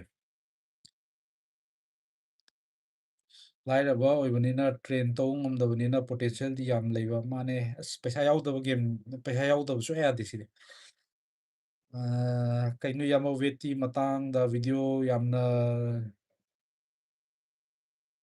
ꯑꯣ ꯋꯦꯠꯇꯣ ꯑꯩꯈꯣꯏꯗꯣ ꯈꯔ ꯍꯦꯟꯈꯤꯕ ꯑꯗꯨꯒꯤꯅꯤꯅ ꯃꯌꯥꯝ ꯁꯦꯝꯖꯔꯁꯨꯅꯨ ꯀꯩꯅꯣ ꯑꯗꯨꯒꯤꯁꯨ ꯂꯩ ꯋꯥꯔꯤ ꯃꯥꯅꯦ ꯁꯦꯝꯍꯧꯕꯅꯦ ꯑꯥꯔꯌꯟ ꯍꯥꯏ ꯁꯦꯝꯕꯅꯦ ꯃꯌꯥꯝ ꯑꯃ ꯑꯩ ꯍꯥꯏꯒꯦꯕꯀꯣ ꯁꯤꯁꯨ ꯒꯦꯝꯒꯤ ꯄꯥꯔꯠ ꯑꯃꯅꯤ ꯅꯠꯇ꯭ꯔꯥ ꯋꯦꯠ ꯍꯥꯏꯁꯦ ꯑꯥꯔꯝ ꯍꯥꯏꯇꯥꯔꯦ ꯑꯗꯣ ꯑꯩꯈꯣꯏꯅ ꯈꯤꯇꯪ ꯃꯤꯁ ꯇꯧꯈ꯭ꯔꯦ ꯑꯗꯨꯁꯨ ꯑꯩꯈꯣꯏꯒꯤꯗꯤ ꯋꯦꯄꯟ ꯑꯃꯅꯦ ꯍꯥꯏꯔꯒꯗꯤ ꯍꯧꯖꯤꯛꯀꯤ ꯑꯣꯄꯣꯅꯦꯟꯁꯦ ꯃꯥ ꯕꯥꯏ ꯂꯧꯈꯤꯕ ꯌꯥꯏ ꯂꯧꯗꯦ ꯀꯩꯒꯤꯅꯣ ꯍꯥꯏ ꯃꯥ ꯄꯣꯏꯟꯠꯇꯣ ꯄꯨꯔꯥ ꯐꯪꯅꯤꯡꯕꯅꯦꯕ ꯃꯥꯁꯨ ꯃꯥꯗꯤ 100% ꯂꯧꯗꯣꯏꯕ ꯕꯥꯏ ꯁꯨꯡꯂꯧ ꯂꯧꯔꯣꯏꯕ ꯕꯥꯏ ꯂꯧꯔꯗꯤ ꯃꯥꯏ ꯄꯣꯏꯟꯠ ꯍꯟꯊꯗꯣꯏꯅꯦꯕ ꯑꯗꯨꯅ ꯄ꯭ꯔꯤꯄꯦꯔꯦꯁꯟꯁꯨ ꯇꯧꯔꯕꯅꯤꯅ ꯁꯥꯟꯅꯔꯛꯀꯅꯦꯕ ꯑꯗꯨꯅ ꯈꯪ ꯂꯩꯔꯕꯅꯦꯕ ꯃꯥ ꯁꯣꯏ ꯁꯥꯟꯅꯔꯅꯦꯁꯦ ꯑꯗꯨꯅ ꯋꯦꯠ ꯄꯤꯕ ꯉꯝꯗ ꯇꯥꯔꯁꯨ ꯃꯥ ꯑꯦꯛꯁꯦꯞ ꯇꯧꯔꯦ ꯁꯨꯝ ꯄꯩꯁꯥ ꯈꯔ ꯀꯛꯈ꯭ꯔꯦ ꯐꯥꯏꯠ ꯇꯧꯔꯅꯤ ꯑꯀꯥꯕ ꯑꯀꯥꯕ ꯃꯤꯗꯨꯅ ꯅꯦꯛꯁ ꯀꯩꯅꯣ ꯆꯪꯗꯣꯏꯕ ꯅꯦꯛꯁꯀꯤ ꯁꯦꯃꯤꯐꯥꯏꯅꯦꯜ ꯆꯪꯗꯣꯏꯕ ꯒ꯭ꯌꯥꯟ ꯇꯥꯕ꯭ꯔꯣ next semi-finalꯒꯤꯗꯨꯁꯨ ꯑꯃꯨꯛ ꯋꯦꯠ ꯑꯃꯨꯛ ꯄꯤꯗꯣꯏꯅꯦ ꯉꯁꯤꯒꯤꯁꯤꯅ ꯉꯁꯤ ꯋꯦꯠ ꯄꯤꯈꯤꯕꯗꯨꯅ ꯍꯌꯦꯡ ꯐꯥꯏꯠ ꯈꯛꯇꯪꯒꯤꯅꯤꯀꯣ ꯃꯊꯪꯗ ꯑꯃꯨꯛ ꯑꯩꯈꯣꯏ ꯅꯦꯛꯁ ꯔꯥꯎꯟ ꯑꯃꯨꯛ ꯑꯩꯈꯣꯏ ꯁꯥꯟꯅꯒꯦ ꯍꯥꯏꯗ ꯑꯗꯨꯁꯨ ꯑꯃꯨꯛ ꯑꯩꯈꯣꯏ ꯋꯦꯠ ꯑꯃꯨꯛ ꯄꯤꯗꯣꯏꯅꯦ ꯁꯣ ꯐꯥꯏꯠ ꯕꯥꯏ ꯐꯥꯏꯠ ꯋꯦꯠ ꯑꯗꯨꯝ ꯄꯤꯗ ꯌꯥꯗꯦ ꯑꯣ ꯌꯥꯝ ꯐꯩꯌꯦ ꯀꯩꯅꯣ ꯔꯥꯍꯨꯜ ꯖꯤꯑꯣ ꯇꯤꯚꯤꯗ ꯑꯣꯀꯦ 77 ꯖꯤꯑꯣ ꯇꯤꯚꯤꯒꯤ ꯄ꯭ꯔꯣꯕ꯭ꯂꯦꯝ ꯑꯃꯅ ꯖꯤꯑꯣ ꯅꯝꯕꯔ ꯑꯣꯏꯗ꯭ꯔꯗꯤ ꯌꯥꯗꯦ ꯑꯗꯨꯒꯤꯁꯨ ꯂꯩꯗꯅꯀꯣ ꯑꯗꯨꯅ ꯖꯤꯑꯣ ꯌꯦꯡꯕꯤꯕꯁꯤꯡꯅ ꯖꯤꯑꯣ ꯇꯤꯚꯤꯗ 77 ꯇꯧꯕꯤꯔꯣ ꯑꯗꯒꯤ ꯑꯦꯌꯔꯇꯦꯜ ꯄꯥꯏꯕꯁꯤꯡꯅ ꯑꯦꯌꯔꯇꯦꯜ ꯑꯦꯛꯁꯇ꯭ꯔꯤꯝꯒꯤ ꯍꯧꯖꯤꯛꯀꯤ 99ꯂ ꯁꯝꯊꯤꯡ ꯍꯥꯏꯕꯗꯣ ꯑꯗꯨꯗ ꯇꯧꯕꯤꯔꯣ ꯑꯗꯨ ꯑꯣꯏ ꯇꯥꯔꯗꯤ ꯁꯣꯏꯗꯅꯃꯛꯀꯤ ꯆꯦꯛ ꯇꯧꯕꯤꯌꯨꯀꯣ ꯍꯌꯦꯡ ꯅꯪꯗꯕꯗꯨꯅꯦ ꯑꯩ ꯄꯥꯈꯠꯂꯤꯁꯦ I don't know why am addict to am but I am not interested in boxing ꯀꯩ ꯍꯥꯏꯗꯣꯏꯅꯣ ꯈꯪꯗꯦ ꯕꯣꯛꯁꯤꯡ ꯑꯗꯨꯝ ꯃꯔꯛ ꯃꯔꯛꯇ ꯌꯦꯡꯉꯦ ꯍꯧꯖꯤꯛ ꯂꯣꯏꯅ ꯑꯣꯀꯦ ꯇꯥꯔꯕ ꯅꯠꯇ꯭ꯔꯣ ꯏꯌꯥꯝꯕ ꯇꯥꯔꯦ ꯇꯥꯔꯦ ꯑꯣꯀꯦꯅꯦ ꯍꯌꯦꯡꯁꯨ ꯑꯣꯀꯦ ꯇꯥꯔꯦ ꯁꯥꯟꯅꯕꯒꯤꯅꯤ ꯀꯤꯂꯣꯕꯨ 73 75 ꯌꯧꯈ꯭ꯔꯦꯗ ꯋꯥꯔꯨꯅꯨ ꯍꯌꯦꯡ ꯃꯔꯐꯨꯗꯤ ꯌꯧꯒꯅꯤꯗꯤ ꯌꯧꯒꯗꯧꯗꯤ ꯃꯥꯟꯗꯦ ꯃꯦ ꯕꯤ 73 63 63 ꯁ꯭ꯋꯥꯏ ꯂꯩꯗꯧ ꯃꯥꯜꯂꯦ ꯑꯩꯅ ꯈꯟꯕꯗ ꯂꯦꯅꯤꯁꯟ ꯇꯦꯅꯤꯁꯟ ꯊꯣꯛꯆꯣꯝ ꯔꯕꯤꯟꯗ꯭ꯔ ꯅꯍꯥꯟ ꯔꯕꯤꯟꯗ꯭ꯔ ꯀꯩꯗꯧꯔꯒꯦ ꯃꯥꯅ ꯄꯨꯜ ꯑꯃꯗꯅꯦ ꯃꯥꯁꯨ ꯑꯁꯣꯝꯗ ꯀꯥꯔꯛ ꯇꯥꯔꯗꯤ ꯑꯩꯈꯣꯏꯁꯨ ꯁꯣꯝꯗꯒꯤ ꯀꯥꯔꯛ ꯇꯥꯔꯗꯤ ꯐꯥꯏꯅꯦꯜꯗ ꯇꯥꯕꯒꯤ ꯂꯣꯏꯅ ꯑꯅꯤ ꯀꯥꯖꯔꯛ ꯇꯥꯔꯗꯤ ꯃꯣꯏ ꯑꯅꯤꯃꯛ ꯐꯥꯏꯅꯦꯜꯗ ꯇꯥꯅꯤ ꯁꯤꯅꯤ ꯑꯗꯣ ꯇꯣꯉꯥꯟ ꯇꯣꯉꯥꯟꯕ ꯀꯩꯅꯣꯅꯦ ꯁꯥꯏꯠꯇ ꯂꯩ ꯍꯥꯏꯇꯥꯔꯦ ꯑꯁꯣꯝꯗꯒꯤ ꯀꯥꯔꯛꯑꯗꯤ ꯃꯥ ꯂꯥꯛꯀꯅꯤ ꯑꯩꯈꯣꯏ ꯁꯣꯝꯗꯒꯤ ꯀꯥꯔꯛꯑꯒꯅ ꯆꯨꯝꯃꯦ ꯃꯣꯏ ꯑꯅꯤꯁꯦ ꯐꯥꯏꯅꯦꯜꯗ ꯊꯦꯡꯅꯔꯦ ꯊꯔꯠ ꯃꯦꯠꯆꯁꯦ ꯃꯣꯏ ꯑꯅꯤ ꯃꯦꯠꯆ ꯑꯅꯤ ꯀꯥ ꯇꯥꯔꯗꯤ ꯃꯣꯏ ꯑꯅꯤ ꯑꯗꯨꯝ ꯁꯥꯟꯅ ꯇꯥꯔꯦ ꯑꯗꯨꯅꯤꯗ ꯑꯗꯨꯅ ꯌꯥꯝ ꯐꯔꯦ ꯍꯧꯖꯤꯛ ꯏꯟꯐꯣꯔꯃꯦꯁꯟ ꯑꯃ ꯂꯥꯛꯈꯤꯕꯗꯣ ꯕ꯭ꯔꯗꯔꯒꯤꯗꯣ ꯀꯩꯅꯣꯒꯤ ꯖꯤꯑꯣ ꯇꯤꯚꯤꯒꯤꯗꯣ ꯑꯩꯁꯦ ꯍꯥꯏꯐꯦꯠꯇꯪ ꯃꯆꯥ ꯑꯃꯇꯪ ꯁꯦꯝꯒꯦ ꯑꯗꯨꯒ ꯍꯌꯦꯡ ꯍꯥꯏꯈꯤꯒꯦꯀꯣ ꯌꯧꯗꯕ ꯌꯥꯎꯔꯤꯕ ꯏꯟꯐꯣꯔꯃꯦꯁꯟꯁꯦꯀꯣ ꯀꯥꯏꯗ ꯌꯦꯡꯗꯣꯏꯅꯣ ꯀꯃꯥꯏꯅ ꯌꯦꯡꯗꯣꯏꯅꯣ ꯔꯤꯆꯥꯔꯖ ꯇꯧꯗꯗꯤ ꯌꯥꯔꯣꯏ ꯈꯣꯠꯂꯣꯏ ꯑꯗꯨꯒꯨꯝꯕꯁꯨ ꯃꯌꯥꯝꯅ ꯈꯜꯂꯝꯗꯣꯏꯁꯦ ꯑꯗꯨꯝ ꯀꯩꯅꯣ ꯌꯨꯇ꯭ꯌꯨꯕꯇꯒ ꯂꯥꯛꯑꯝꯒꯗ꯭ꯔꯥ ꯑꯗꯨꯃꯥꯏꯅ ꯈꯜꯂꯝꯒꯅꯦꯕꯀꯣ ꯂꯥꯏꯚꯀ ꯌꯦꯡ ꯐꯪꯒꯗ꯭ꯔꯥ ꯑꯗꯨꯃꯥꯏꯅ ꯈꯜꯂꯝꯒꯅꯤ ꯁꯤꯗꯤ ꯐ꯭ꯔꯤꯗ ꯊꯥꯔꯣꯏꯕ ꯃꯣꯏꯗꯤ ꯑꯗꯨꯅ ꯖꯤꯑꯣꯗ ꯇꯧꯕꯅꯤꯅ ꯌꯥꯝ ꯏꯟꯐꯣꯔꯃꯦꯁꯟ ꯐꯖꯈ꯭ꯔꯦ ꯑꯦꯌꯔꯇꯦꯜ ꯀꯥꯡꯕꯨꯅ ꯑꯦꯌꯔꯇꯦꯜ ꯑꯦꯛꯁꯇ꯭ꯔꯤꯝꯗ ꯑꯔꯥꯎꯟ 99 ꯔꯨꯄꯤꯁꯀꯤ ꯁꯣꯅꯤ ꯂꯤꯐ ꯆꯥꯔꯖ ꯇꯧꯕꯤꯔꯣ ꯑꯗꯒꯤ ꯖꯤꯑꯣ ꯇꯤꯚꯤ ꯀꯥꯡꯕꯨꯅ 77ꯒꯤ ꯁꯨꯃꯥꯏꯅ ꯂꯩ ꯍꯥꯏ ꯃꯣꯃꯣꯆꯥ ꯕꯤꯍꯥꯏꯟ ꯗ ꯁꯤꯟ ꯔꯣꯌꯣꯅ ꯙꯞꯀ ꯄꯤꯔꯛꯄ ꯂꯩꯕ꯭ꯔꯣ ꯑꯗꯨꯗꯤ ꯇꯧꯔꯝꯗꯧ ꯃꯥꯟꯗꯦ ꯑꯩꯁꯨ ꯌꯥꯝ ꯀꯟꯅ ꯋꯥꯔꯤ ꯁꯥꯟꯅꯗ꯭ꯔꯦꯕ ꯃꯣꯏꯁꯨ ꯉꯔꯥꯡ ꯑꯍꯤꯡ ꯆꯨꯞꯄ ꯇꯨꯝꯗ꯭ꯔꯕꯅꯤꯅꯀꯣ ꯋꯥꯔꯤ ꯁꯥꯟꯅꯗ꯭ꯔꯦꯕ ꯉꯥꯏꯍꯥꯛꯀꯤ ꯄꯨꯡ ꯀꯌꯥꯅꯣ ꯑꯩꯈꯣꯏꯗꯣ ꯃꯥꯄꯟꯒ ꯇꯥꯔꯛ ꯃꯥꯄꯟ ꯇꯥꯗ꯭ꯔꯤꯉꯩ ꯅꯤꯄꯥꯟ ꯁꯝꯊꯤꯡ ꯑꯗꯨꯋꯥꯏꯗ ꯑꯩ ꯉꯥꯏꯍꯥꯛ ꯆꯨꯝꯃꯦꯟꯒ ꯋꯥꯔꯤ ꯉꯥꯏꯍꯥꯛ ꯁꯥꯟꯅꯔꯝꯃꯦ ꯑꯗꯨꯅꯤ ꯑꯇꯣꯞꯄ ꯊꯣꯏꯗꯣꯛꯄ ꯃꯥꯁꯨ ꯀꯩꯁꯨ ꯑꯗꯨꯒꯤ ꯃꯨꯠꯇꯨ ꯂꯩꯇꯦꯕ ꯑꯗꯨꯝ ꯋꯥꯔꯤ ꯁꯥꯟꯅꯕꯒꯤꯀꯣ ꯑꯩ ꯀꯃꯥꯏꯅ ꯇꯧꯋꯤ ꯑꯣꯀꯦ ꯑꯣꯏꯕ꯭ꯔꯥ ꯈꯣꯠꯂ꯭ꯔꯥ ꯋꯦꯠ ꯀꯌꯥ ꯂꯩꯔꯦ ꯈꯣꯠꯂꯦ ꯐꯣꯀꯁ ꯇꯧꯁꯦ ꯈꯣꯠꯁꯦ ꯑꯗꯨꯝꯕ ꯋꯥꯔꯤꯗꯨꯅꯤꯗ ꯊꯣꯏꯗꯣꯛꯄ ꯂꯩꯇꯦ ꯍꯧꯖꯤꯛꯐꯥꯎ ꯁꯤ ꯌꯧꯔꯛꯈꯤꯕꯁꯦ ꯍꯥꯏꯕꯗꯤꯀꯣ ꯑꯜꯇꯤꯃꯦꯠꯂꯤ ꯍꯤ ꯏꯁ ꯗ ꯐꯥꯏꯇꯔ ꯃꯥ ꯃꯅꯨꯡ ꯆꯪꯉ ꯁꯥꯟꯅꯗꯣꯏꯅꯤ ꯑꯗꯨꯅ ꯑꯗꯨꯒꯤ ꯋꯥꯔꯤꯅꯤꯗ ꯑꯇꯣꯞꯄ ꯊꯣꯏꯗꯣꯛꯄ ꯁꯤꯒꯤ ꯑꯗꯥꯒꯤ ꯑꯁ ꯉꯔꯥꯡꯁꯨ ꯍꯥꯏꯕ ꯋꯥꯅꯤ ꯁꯤꯗ ꯍꯥꯏꯕ ꯐꯒꯗ꯭ꯔꯥ ꯈꯪꯗꯦ ꯑꯩꯉꯣꯟꯗ ꯌꯨ ꯑꯦꯐ ꯁꯤ ꯀꯥꯡꯕꯨꯅ ꯀꯩꯅꯣꯒ ꯂꯥꯛꯏꯅꯤꯍꯦ ꯅꯣꯇꯤꯁꯀ ꯊꯥꯖꯜꯂꯦ ꯉꯔꯥꯡ ꯑꯩꯉꯣꯟꯗ ꯑꯗꯨꯁꯨ ꯀꯅꯥꯅ ꯇꯧꯔꯤꯅꯣꯗꯣ ꯀꯣꯟꯅ ꯐꯖꯅ ꯍꯥꯏꯔꯛꯀꯦ ꯀꯥꯡꯕꯨ ꯑꯃꯗꯨꯅ ꯇꯧꯔꯛꯏꯅꯦ ꯑꯩꯈꯣꯏꯒ ꯌꯥꯅꯗꯕ ꯀꯥꯡꯕꯨꯗꯣ ꯔꯕꯤꯟꯗ꯭ꯔꯒ ꯇꯥꯔꯁꯨ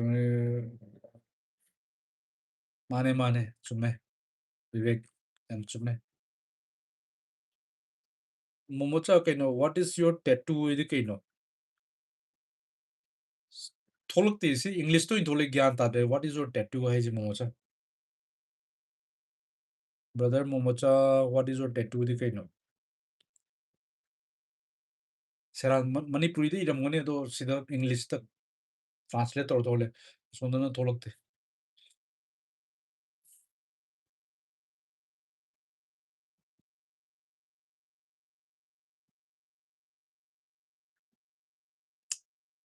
ꯔꯤꯌꯣ ꯇꯦꯇꯨꯟ ꯕꯦꯛ ꯋꯥꯁ ꯒꯨꯗ ꯑꯣ ꯃꯥꯅꯦ ꯃꯥꯅꯦ ꯃꯣꯏ ꯌꯀꯨꯖꯥ ꯁꯥꯔꯤꯅꯤ ꯀꯩꯅꯣ ꯑꯩꯈꯣꯏꯁꯨ ꯃꯅꯤꯄꯨꯔꯒꯤ ꯒꯦꯡꯁꯇꯔꯅꯤ ꯀꯩꯅꯣ ꯑꯗꯨ ꯌꯀꯨꯖꯥꯅꯤ ꯑꯩꯈꯣꯏꯁꯨ ꯃꯅꯤꯄꯨꯔꯒꯤ ꯒꯦꯡꯁꯇꯔꯅꯤ ꯀꯩꯅꯣ ꯅꯥꯎꯔꯤꯅ ꯁꯦꯠꯄ ꯃꯣꯏꯁꯦ ꯁꯨꯝ ꯅꯣꯡꯃꯩ ꯀꯥꯞꯄꯝꯒꯅꯤ ꯑꯩꯈꯣꯏ ꯅꯥꯎꯔꯤꯅ ꯁꯦꯠꯇꯣꯏꯅꯦ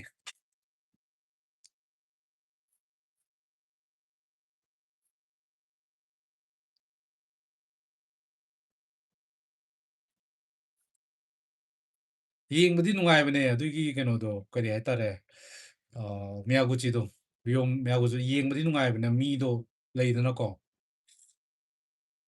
ꯃꯁꯥꯒꯗꯣ ꯄꯥꯔꯞ ꯇꯧꯔꯒꯀꯣ ꯁ꯭ꯇ꯭ꯔꯛꯆꯔ ꯂꯩ ꯄ꯭ꯔꯣꯄꯣꯔꯁꯅꯦꯠ ꯑꯣꯏꯌꯦꯕ ꯃꯥꯁꯨ ꯑꯗꯨꯝ ꯀꯣ ꯆꯥꯎ ꯕꯜꯛ ꯑꯣꯏꯗꯔꯒ ꯃꯁꯤꯡ ꯊꯣꯛꯑꯀꯥꯟꯗ ꯂꯩꯗꯅꯀꯣ ꯕ꯭ꯔꯨꯁꯂꯤ ꯇꯥꯏꯞꯇ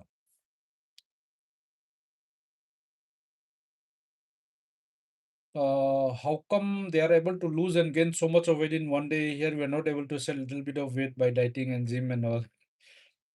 माने body fat. ꯏꯌꯥꯝꯕꯒꯤ ꯆꯦꯅꯦꯜꯗ ꯂꯥꯏꯚ ꯊꯥꯗꯣꯛꯑꯣ ꯁꯣꯅꯤ ꯂꯤꯞꯇ ꯍꯦꯁ ꯌꯥꯔꯣꯏꯍꯦ ꯀꯥꯏꯗꯩꯅꯣ ꯃꯣꯏ ꯀꯩꯅꯣ ꯇꯧꯅꯤ ꯀꯔꯤ ꯆꯦꯅꯦꯜ ꯁ꯭ꯇ꯭ꯔꯥꯏꯛ ꯂꯥꯛꯀꯅꯤ ꯌꯥꯗꯦ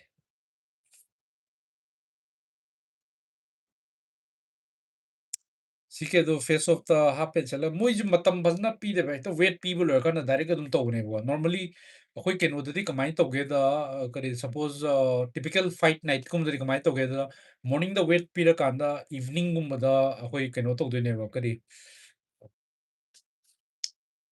ꯅꯪꯒꯤ ꯀꯔꯤ ꯄ꯭ꯔꯦꯁ ꯏꯟꯇꯔꯚ꯭ꯌꯨ ꯑꯗꯨ ꯑꯗꯥ ꯃꯌꯥꯝ ꯇꯧꯋꯤꯗꯅꯀꯣ ꯑꯗꯨꯝꯕꯗꯣ ꯇꯧꯋꯤꯔ ꯍꯥꯏꯗꯤ ꯐꯖꯅ ꯗ꯭ꯔꯦꯁꯤꯡꯒ ꯇꯧꯔꯀꯥꯟꯗ ꯇꯧꯕ ꯍꯥꯏꯗꯤ ꯃꯁꯥꯒꯗꯣ ꯈꯤꯇꯪ ꯐꯒꯠꯂꯀꯥꯟꯗ ꯑꯗꯨꯝꯕꯗꯣ ꯑꯣꯏꯗ꯭ꯔꯦ ꯍꯧꯖꯤꯛꯀꯤꯗꯨꯗꯤ ꯑꯥꯏ ꯊꯤꯡꯛ ꯐꯥꯏꯠ ꯍꯦꯛ ꯂꯣꯏꯕꯒ ꯈꯨꯗꯛꯇ ꯑꯗꯨꯝ ꯇꯧꯁꯤꯟꯈ꯭ꯔꯦꯕ ꯑꯗꯨꯝ ꯃꯥꯟꯅꯗꯧ ꯃꯥꯜꯂꯦ ꯍꯥꯏꯗꯣ ꯅꯍꯥꯟꯇꯩ ꯈꯔ ꯍꯦꯜꯂꯦ ꯁꯤꯅ 5-10 ꯃꯨꯛ ꯂꯩ ꯍꯧꯖꯤꯛꯀꯤꯗꯣ how come they are able to lose and gain so much of weight in one day? See, basically the thing is they don't drink water at all, no food, nothing, zero, and they go for extreme, what do you say, sauna. You They extract each and every droplet of water inside your body. Your body is drained of water. Okay, you will be uh, exposed to the extreme heat, steam.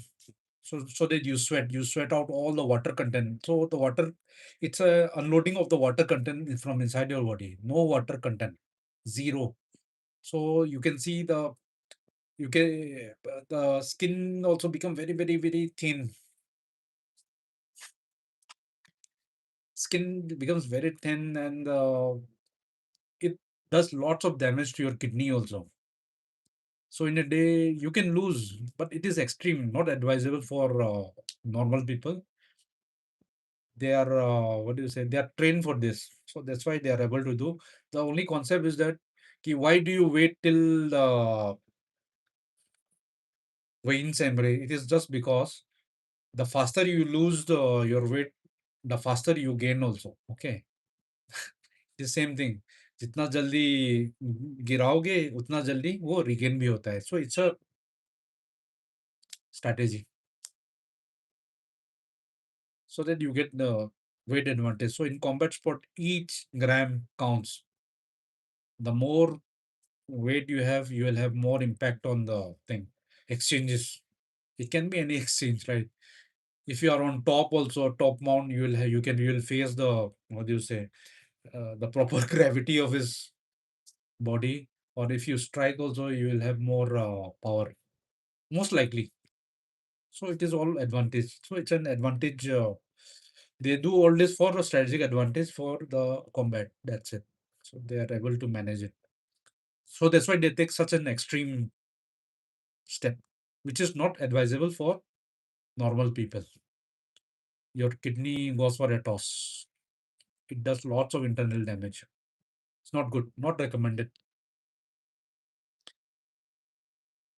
59 ꯑꯃꯨꯛ ꯂꯩꯕꯅꯦ ꯀꯩꯅꯣ Devan road two U ꯁꯤ ꯍꯥꯏꯁꯦ ꯑꯦꯛꯖꯦꯛꯠꯂꯤ U F C ꯑꯣꯏꯗꯣꯏꯔꯣ ꯀꯩꯅꯣ ꯑꯩ ꯀꯩꯅꯣ ꯍꯥꯏꯒꯦ ꯌꯨ ꯑꯦꯐ ꯁꯤ ꯏꯁ ꯗ ꯃꯦꯟ ꯊꯤꯡ ꯅꯠꯇ꯭ꯔꯥ ꯌꯨ ꯑꯦꯐ ꯁꯤ ꯍꯥꯏꯁꯦ ꯑꯜꯇꯤꯃꯦꯠ ꯐꯥꯏꯇꯤꯡ ꯆꯦꯝꯄꯤꯌꯟꯁꯤꯞ ꯂꯩꯅꯀꯣ ꯁꯤꯁꯤ ꯌꯥꯎꯒꯦ ꯍꯥꯏ ꯇꯥꯔꯗꯤ ꯗꯦꯔ ꯑꯥꯔ 2-3 ꯋꯦꯁ 4 ꯋꯦꯁ ꯍꯥꯏꯕꯅꯦ 4 ꯋꯦꯁꯅꯦꯀꯣ ꯑꯦꯁꯤꯌꯥꯒꯤꯗꯤ ꯑꯩꯈꯣꯏ ꯀꯩꯗ ꯔꯣꯗ ꯇꯨ ꯌꯨ ꯑꯦꯐ ꯁꯤꯅ ꯇꯣꯔꯅꯥꯃꯦꯟ ꯑꯃ ꯊꯣꯛꯑꯦꯕꯀꯣ ꯑꯦꯁꯤꯌꯥꯒꯤ ꯀꯟꯇ꯭ꯔꯤꯁ ꯃꯌꯥꯝ plus including Australia, New Zealand, so many countries, Asia, matlab Japan, China, Korea, South Korea, North Korea, Thailand, Philippines, Malaysia, Indonesia, name it, all countries, India, then you have, what do you say, this Afghanistan, your Pakistan, Bangladesh, Nepal, including everything, there is road to UFC.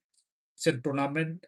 So whoever wins three fights, it's a knockout.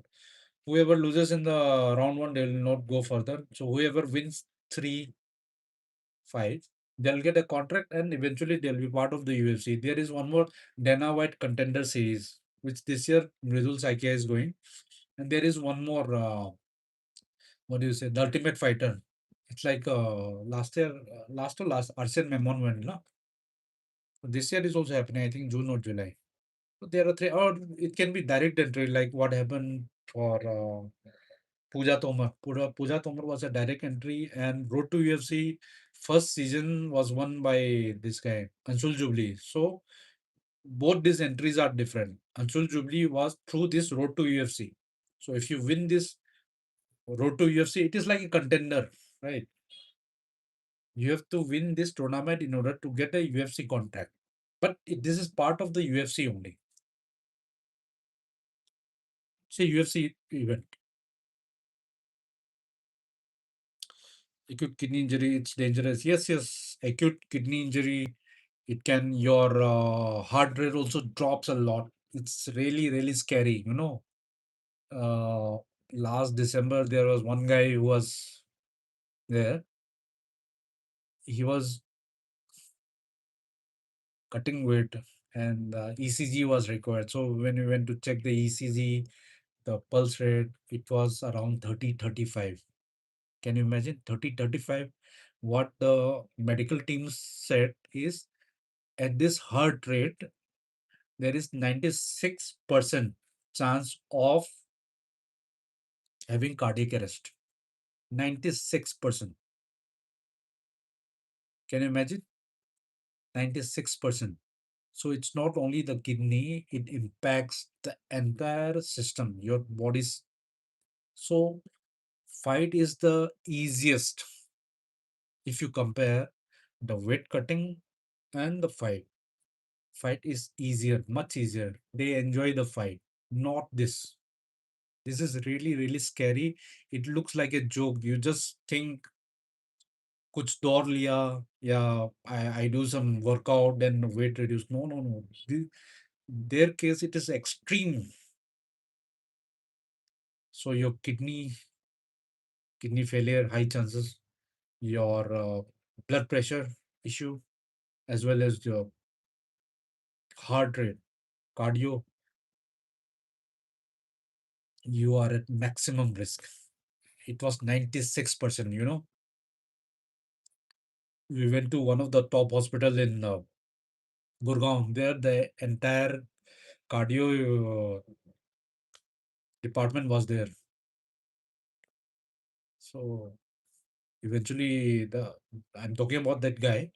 He had to take one tablet so that at least his heart rate improves a little. So a heart rate of 30, 32.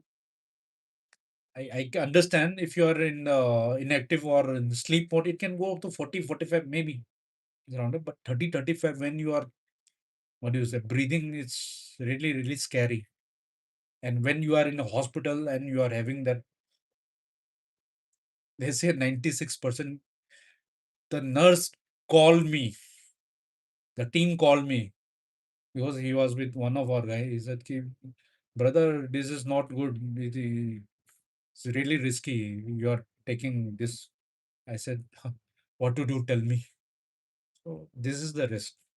It's not recommended to do all this extreme for a normal guy. Not at all recommended. It is very, very, very, very risky, and it is done by professional, and they understand this.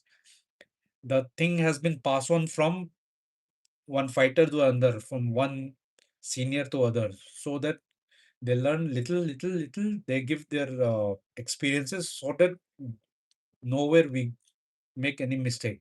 Any slight mistake you do, then you are gone. It's not about only about giving weight. After giving weight, also there are high chances your system will not regain normal normal functioning. There are ways, and they have to take with what do you say, liquid diet. Then you have to wait for certain hours until you start some semi-liquid or soft diet. Then after 1 month, then you there are chances that you have loose motion.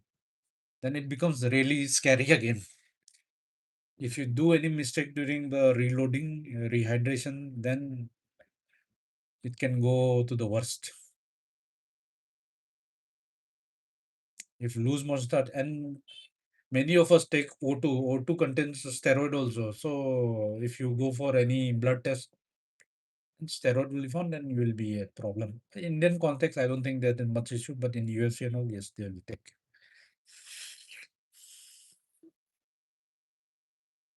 ꯏꯌꯥꯝꯕ ꯌꯦꯡꯕ ꯉꯧꯕꯗ ꯀꯥꯡꯕꯨꯒꯤ ꯚꯤꯗꯤꯑꯣꯒ ꯇꯧꯔꯒ ꯋꯥꯆꯦꯞꯇ ꯊꯥꯍꯜꯂꯣ ꯑꯣ ꯇꯧꯒꯦ ꯑꯩ ꯑꯁ ꯌꯦꯡꯁꯦ ꯀꯃꯥꯏꯅ ꯇꯧꯕ ꯌꯥꯕꯅꯣꯅꯀꯣ ꯀ꯭ꯔꯤꯁꯅ ꯆꯟꯗ꯭ꯔ ꯍꯦꯜꯂꯣ ꯏꯌꯥꯝꯕ ꯌꯦꯁ ꯇꯦꯛ ꯗꯥꯎꯟ ꯗꯤꯐꯦꯟꯁ ꯌꯥꯝ ꯐꯖꯕꯅꯦ ꯑꯃꯗꯣ ꯐꯖꯕꯅꯦ ꯋꯦꯠ ꯀꯦꯇ꯭ꯔꯤ ꯀꯌꯥꯅꯣ ꯂꯩꯔꯤꯁꯦ 61.2. So doctors are provided organization or we have to carry doctors from our side. Which doctor are you talking about? It is, see, they when the event is on, the promotion will have their entire medical system. But prior to this, what do you say? Fight. When you are signing the contract, there are certain medical tests which are to be done. It is done by the athlete from outside. Like in the case of UFC, Road to UFC, you can either get it done in Las Vegas. That is in US. That's not possible, right? So you can do it in India, and you have to share all the reports, right? So whenever a doctor sees your report and you see the heart rate is there, then obviously they'll give their experience, and they'll share their thoughts. Now it is very risky, and also that's what I was saying. Very risky, very risky. Please don't do it at home or without any what do you say, knowledge. Please don't do it. देख के मत कीजिएगा कोई बोल रहा है ये करने से पानी नहीं पीने से no no no please don't do that it's not recommended not good, extreme, very risky, and you will be putting your life at risk. So please don't do it. Tawag ko ma'am. Ben terms से क्या थे क्या phong no 61.2 दगी 61.6 फाउवा याएबको weight से हाइबदी नंग 61.2 बोकी weight like तारी यारे नंग 5 kg लुमता जो नंग सानागे दी चंग साना याई के it's up to you. Maximum is 61.2 or 61.7 bo. 61.7 bo na kitang relaxation lay whenever, but when you are going for title fight or main fight, 61.2 is the number. Sidhi hen bayadi. 61.2 is the number. Atopo fight kina 61.66, 61.7 sibog yaya. Atudagi hen gitade you will be penalized or your bout will be cancelled, and it's up to the opponent who decides.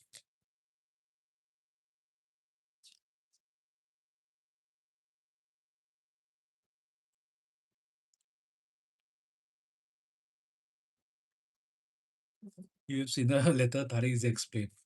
Sorry, lay doing. Nepali masa may kangudon to rain in a hang on the camp the later port never can't abra. Camp the little one, ask my team the story, ask my naga my my risk analysis team naga is a Nicola make a use Gambogi. Lele matam laga high, Ziti Louis no kind of, but the summa the high. Winter, really, what does it? Engaramatat cut happening, Sundu Udro, group ta.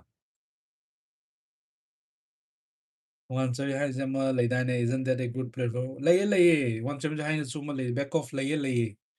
Like, once I'm in the way, from the South Asia, the lay, it is good, but UFC is the top. UFC ke Makad hang the PFL lay. UFC is the pinnacle. It's synonymous to MMA. UFC in top. One championship at the top, they are in top 10. Masaki normal weight no kaya is Yamani, Masa ꯐꯖꯅ ꯑꯩꯒꯤ ꯕ꯭ꯂꯣꯛꯇꯒ ꯌꯥꯎꯔꯤꯀꯥꯟꯗꯗꯤ ꯃꯥ ꯑꯗꯨꯝ ꯃꯔꯐꯨꯃꯉꯥ ꯃꯔꯐꯨꯇꯔꯨꯛ ꯑꯗꯨ ꯌꯥꯝ ꯀꯜꯂꯣꯡꯗꯣ ꯃꯔꯐꯨꯒꯤꯗꯤ ꯍꯦꯜꯂꯦ ꯃꯔꯐꯨꯃꯉꯥꯒꯤ ꯁ꯭ꯋꯥꯏꯗ ꯍꯟꯗꯛ ꯂꯥꯛꯄꯗꯨꯗꯤ ꯃꯔꯐꯨꯒ ꯀꯌꯥꯅꯣ ꯃꯔꯐꯨ 5 ꯃꯔꯐꯨ 6 ꯃꯔꯐꯨ 9 ꯁ꯭ꯋꯥꯏꯗ ꯑꯣꯏꯔꯝꯅꯤ ꯑꯩꯈꯣꯏꯅ ꯉꯥꯡꯉꯅꯤ ꯈꯟꯕꯩ ꯑꯗꯨꯝ ꯃꯥꯁꯨ ꯑꯗꯨꯝ ꯍꯥꯏꯗꯧꯅ ꯑꯗꯨꯝ ꯈꯪꯉꯦꯕ ꯑꯗꯨꯝ ꯋꯦꯠ ꯌꯨꯝꯗ ꯆꯠꯂꯒ ꯑꯗꯨꯝ ꯆꯥꯁꯟ ꯈꯣꯠꯆꯟꯕꯁꯨ ꯈꯔ ꯑꯗꯨꯝ ꯇꯧꯕ ꯍꯥꯏꯇꯥꯔꯦ ꯑꯗꯣ ꯋꯥꯈꯜꯁꯨ ꯈꯤꯇꯪ ꯅꯨꯡꯉꯥꯏꯇꯕꯒꯤ ꯑꯣꯏꯕꯖꯥꯠꯅꯤꯀꯣ ꯋꯥꯈꯜ ꯅꯨꯡꯉꯥꯏꯇ꯭ꯔꯗꯤ ꯅꯣꯏꯈꯠꯂꯤꯗꯅ ꯃꯤꯁꯨꯀꯣ ꯁ꯭ꯇ꯭ꯔꯦꯁ ꯂꯩꯔꯗꯤ ꯇꯧꯕꯅꯦꯕ ꯁ꯭ꯇ꯭ꯔꯦꯁ ꯂꯩꯕ ꯑꯗꯒꯤ ꯅꯪ ꯀꯩꯅꯣ ꯍꯣꯏ ꯋꯥꯈꯜ ꯅꯨꯡꯉꯥꯏꯇ꯭ꯔꯗꯤ ꯋꯦꯠ ꯄꯨꯠ ꯑꯣꯟ ꯇꯧꯕꯅꯤ ꯆꯥꯕ ꯅꯪ ꯀꯟꯇ꯭ꯔꯣꯜ ꯈꯪꯗꯕ ꯃꯇꯥꯡ ꯌꯥꯎꯔꯛꯄ ꯂꯩꯗꯅ ꯑꯗꯨꯝ ꯃꯇꯥꯡ ꯑꯗꯨꯝꯕ ꯍꯥꯏꯇꯥꯔꯦ ꯑꯗꯨꯅ ꯑꯦꯅꯤꯋꯦ ꯑꯗꯨꯅ ꯑꯗꯨ ꯑꯣꯏꯈ꯭ꯔꯦꯀꯣ ꯗ ꯊꯤꯡ ꯏꯁ ꯐꯥꯏꯅꯦꯜꯂꯤ ꯋꯦꯠ ꯄꯤꯈꯔꯦ ꯋꯦꯠꯇꯣ ꯄꯤꯕ ꯉꯝꯗꯔꯦ ꯄꯦꯅꯥꯜꯇꯤ ꯈꯔ ꯂꯩꯔꯅꯤ ꯕꯠ ꯐꯥꯏꯠ ꯏꯁ ꯑꯣꯟ ꯄꯨꯡ 3:30 ꯁꯣꯅꯤ ꯂꯤꯚ ꯐꯣꯟꯗ ꯌꯦꯡꯕꯤꯒꯦ ꯍꯥꯏꯇꯥꯔꯗꯤ ꯑꯗꯨꯁꯨ 2 ways one is from Jio TV one is from 3 ꯋꯦꯖꯅꯦ ꯖꯤꯑꯣ ꯇꯤꯚꯤ ꯑꯦꯌꯔꯇꯦꯜ ꯑꯦꯛꯁꯇ꯭रीम और सोनी लिव ꯃꯁꯥꯒꯤ ꯁ꯭ꯇꯦꯟ ꯑꯂꯣꯟ ꯑꯦꯞ ꯍꯥꯏꯇꯥꯔꯦꯅ ꯁꯣꯅꯤ ꯂꯤꯐꯇ ꯔꯤꯆꯥꯔꯖ ꯇꯧꯕꯩꯗ 399 ꯂꯩꯕꯅꯦ ꯑꯩ ꯎꯖꯔꯦ ꯑꯦꯌꯔꯇꯦꯜ ꯑꯦꯛꯁꯇ꯭रीꯝꯗꯗꯤ ꯑꯩ ꯄꯣꯁꯄꯦꯗ ꯌꯥꯎꯕꯅꯦ ꯑꯗꯨꯗꯤ ꯐ꯭ꯔꯤ ꯐꯪꯉꯦ ꯄ꯭ꯔꯤꯄꯦꯗꯀꯨꯝꯕꯗꯒꯤ ꯑꯣꯏꯇꯥꯔꯗꯤ 100 ꯔꯨꯄꯤꯁ ꯑꯃꯨꯛ 99 ꯑꯃꯨꯛ ꯍꯥꯏ ꯑꯗꯨꯒ ꯖꯤꯑꯣ ꯇꯤꯚꯤꯗꯒꯤ ꯌꯦꯡꯒꯦ ꯍꯥꯏꯔꯒꯅ 70 ꯀꯌꯥꯅꯣ 77 ꯔꯨꯄꯤꯁ ꯁꯝꯊꯤꯡ ꯑꯗꯨ ꯔꯤꯆꯥꯔꯖ ꯇꯧꯕꯗꯣ ꯀꯥꯎꯕꯤꯒꯅꯨ ꯌꯨꯝꯗ ꯌꯦꯡꯒꯦ ꯍꯥꯏꯔꯒꯅ ꯑꯩꯈꯣꯏ ꯇꯤꯚꯤ ꯀꯦꯕꯜꯗ ꯁꯣꯅꯤ 10 ꯁ꯭ꯄꯣꯔꯠ 1 or 2 ꯁꯤꯗ ꯁꯣꯏꯗꯅꯃꯛꯀꯤ ꯂꯥꯛꯀꯅꯤ ꯁꯥꯊꯤꯕ ꯃꯤꯅꯤꯅ ꯃꯥꯗꯤ ꯃꯥꯅꯦ ꯁꯥꯊꯤꯕ ꯃꯤꯅꯤ ꯁꯥꯊꯤꯕꯅꯦꯍꯦ ꯁꯥꯊꯤꯕꯗꯨꯅꯕꯨꯅꯦ ꯁꯤ ꯆꯪꯉꯒ ꯇꯧꯕ ꯉꯝꯃꯤꯁꯦ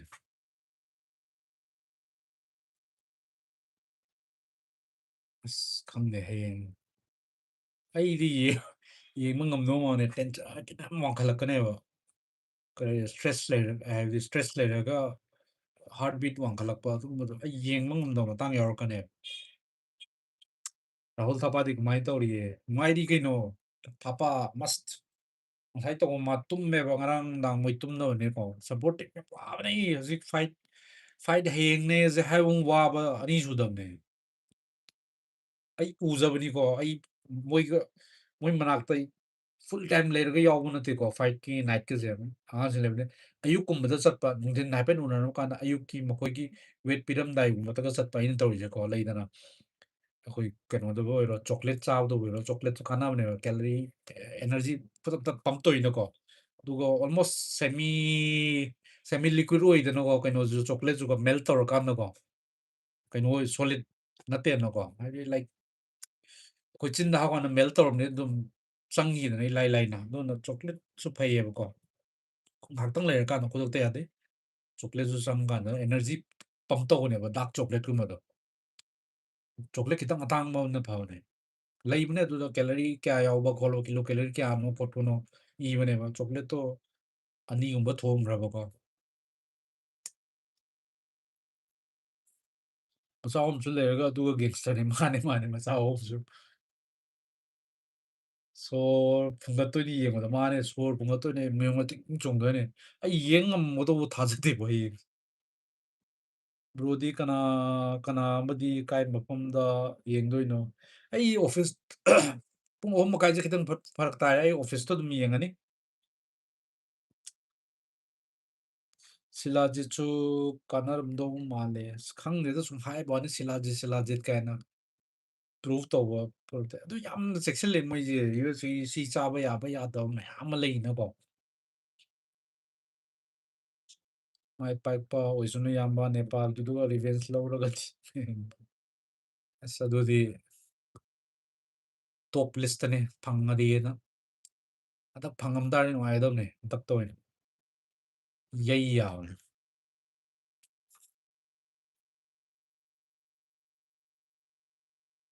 ꯍꯥꯏꯗꯕꯦ ꯍꯣꯡꯅꯤꯁꯦ ꯑꯗꯨꯅꯤꯗ ꯚꯥꯏ ꯀꯩ ꯊꯕꯛ ꯇꯧꯔꯤꯅꯣ ꯑꯣꯐꯤꯁ ꯍꯥꯏꯁꯤꯕꯨ ꯄ꯭ꯔꯣꯐꯦꯁꯟ ꯊꯣꯛꯀꯦ ꯑꯦ ꯅꯤꯜꯁꯟ ꯑꯩ ꯊꯕꯛ ꯇꯧꯋꯦꯍꯦ ꯑꯩ ꯀꯟꯇꯦꯟ ꯀ꯭ꯔꯤꯌꯦꯇꯔꯁꯨ ꯅꯠꯇꯅ ꯑꯩꯗꯤ ꯁꯨꯝ ꯅꯨꯡꯉꯥꯏꯕꯩ ꯁꯨꯝ ꯁꯤꯌꯔ ꯇꯧꯕꯅꯦ ꯏꯁꯥꯒꯤ ꯑꯦꯛꯁꯄꯤꯔꯤꯌꯦꯟꯁ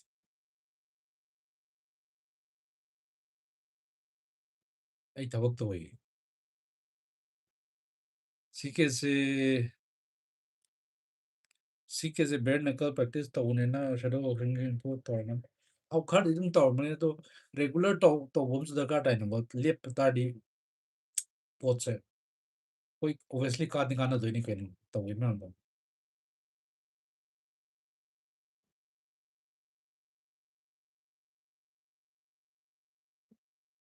ꯆꯨꯝꯃꯦ ꯑꯦꯞꯁꯤꯁ ꯃꯥꯅꯦ ꯃꯥꯅꯦ ꯌꯥꯝ ꯆꯨꯝꯃꯦ ꯅꯪ ꯍꯥꯏꯔꯤꯗꯣ ꯅꯨꯡꯉꯥꯏꯇꯕ ꯂꯩ ꯈꯔ ꯀꯣ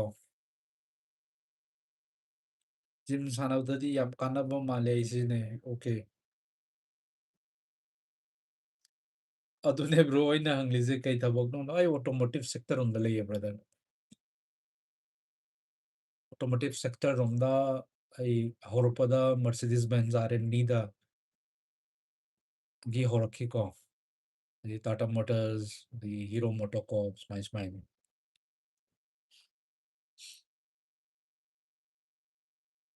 ꯐꯥꯏꯅꯦꯜ ꯔꯕꯤꯟꯗ꯭ꯔ ꯊꯤꯟꯗꯠꯂꯗꯤ ꯅꯨꯡꯉꯥꯏꯅꯤꯗ ꯃꯥꯅꯦ ꯃꯥꯅꯦ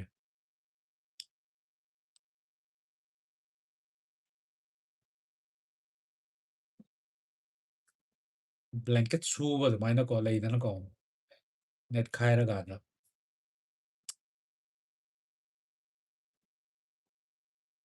ꯋꯦꯠ ꯀꯌꯥꯝ ꯒꯦꯟ ꯇꯧꯔꯒꯦ ꯍꯧꯖꯤꯛꯁꯤꯒꯦ ꯊꯥꯅꯤꯜ ꯕ꯭ꯔꯗꯔ 73 85 ꯁ꯭ꯋꯥꯏ ꯌꯧꯔꯦ ꯍꯥꯏꯕꯅꯤ 73ꯗꯤ ꯌꯧꯈ꯭ꯔꯕꯅꯤ ꯑꯩ ꯉꯝꯗ humdra to 103 ꯐꯥꯎꯗꯤ ꯃꯔꯐꯨꯗꯤ ꯌꯧ ꯋꯥꯅꯤ 100 to 103 ꯁ꯭ꯋꯥꯏꯃꯨꯛꯀ ꯂꯩꯗꯧ ꯃꯥꯜꯂꯦ ꯍꯥꯏꯗꯤ ꯍꯌꯦꯡ ꯁꯥꯟꯅꯕ ꯆꯠꯄ ꯃꯇꯝꯗꯀꯣ ꯌꯦꯡꯁꯦ ꯃꯁꯥ ꯆꯣꯛꯊꯔꯤꯕ ꯉꯔꯥꯡ ꯃꯤꯠꯆꯨꯕ ꯇꯨꯝꯗꯕꯅꯤꯅꯀꯣ ꯑꯍꯤꯡꯗ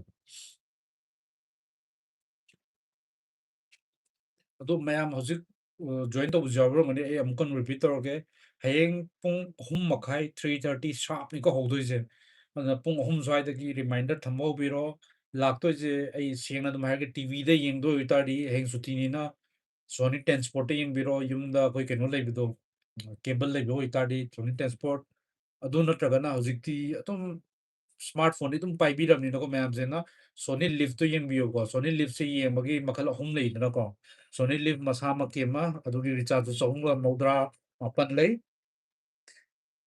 ꯖꯤꯑꯣ ꯇꯤꯚꯤꯗꯁꯨ ꯌꯦꯡꯕ ꯐꯪꯅꯤ ꯖꯤꯑꯣ ꯇꯤꯚꯤꯗ ꯔꯤꯆꯥꯔꯖ ꯇꯧꯕꯒꯤꯗꯣ ꯉꯁꯥꯏ 77 ꯔꯨꯄꯤꯁꯅ ꯍꯥꯞꯄꯟꯕꯤꯈꯤ ꯑꯦꯌꯔꯇꯦꯜꯗ ꯄꯥꯏꯕ ꯑꯣꯏꯕꯤꯔꯒꯅ ꯑꯦꯌꯔꯇꯦꯜ ꯑꯦꯛꯁꯇ꯭ꯔꯤꯝꯗꯨꯗ 99 ꯔꯨꯄꯤꯁꯀꯤ ꯔꯤꯆꯥꯔꯖ ꯇꯧꯕꯤꯔꯣ ꯑꯗꯨ ꯇꯥꯔꯗꯤ ꯁꯣꯏꯗꯅ ꯌꯦꯡꯕ ꯐꯪꯅꯤ ꯐ꯭ꯔꯤꯗꯗꯤ ꯌꯦꯡꯕ ꯐꯪꯉꯣꯏ ꯑꯩꯅ ꯈꯟꯖꯕꯗ ꯁꯕꯁꯀ꯭ꯔꯤꯞꯁꯟ ꯌꯥꯎꯗ ꯇꯥꯔꯗꯤ ꯑꯗꯨꯅ ꯁꯤ ꯁꯕꯁꯀ꯭ꯔꯤꯞꯁꯟ ꯑꯍꯨꯝꯁꯤ ꯃꯔꯛꯇ ꯑꯃꯗꯤ ꯇꯧꯕꯤꯔꯣ ꯅꯠꯇ꯭ꯔꯒ ꯇꯤꯚꯤꯗ ꯂꯥꯛꯄ ꯀꯦꯕꯜ ꯂꯧꯁꯟꯕ ꯑꯣꯏꯇꯥꯔꯗꯤ ꯑꯗꯨꯝ ꯐ꯭ꯔꯤꯗ ꯌꯦꯡꯕ ꯐꯪꯒꯅꯤ ꯐ꯭ꯔꯤ ꯅꯠꯇꯦꯀꯣ ꯑꯗꯨꯁꯨ ꯃꯟꯊꯂꯤ ꯄꯦ ꯇꯧꯔꯤꯅꯤ ꯍꯥꯏꯖꯕ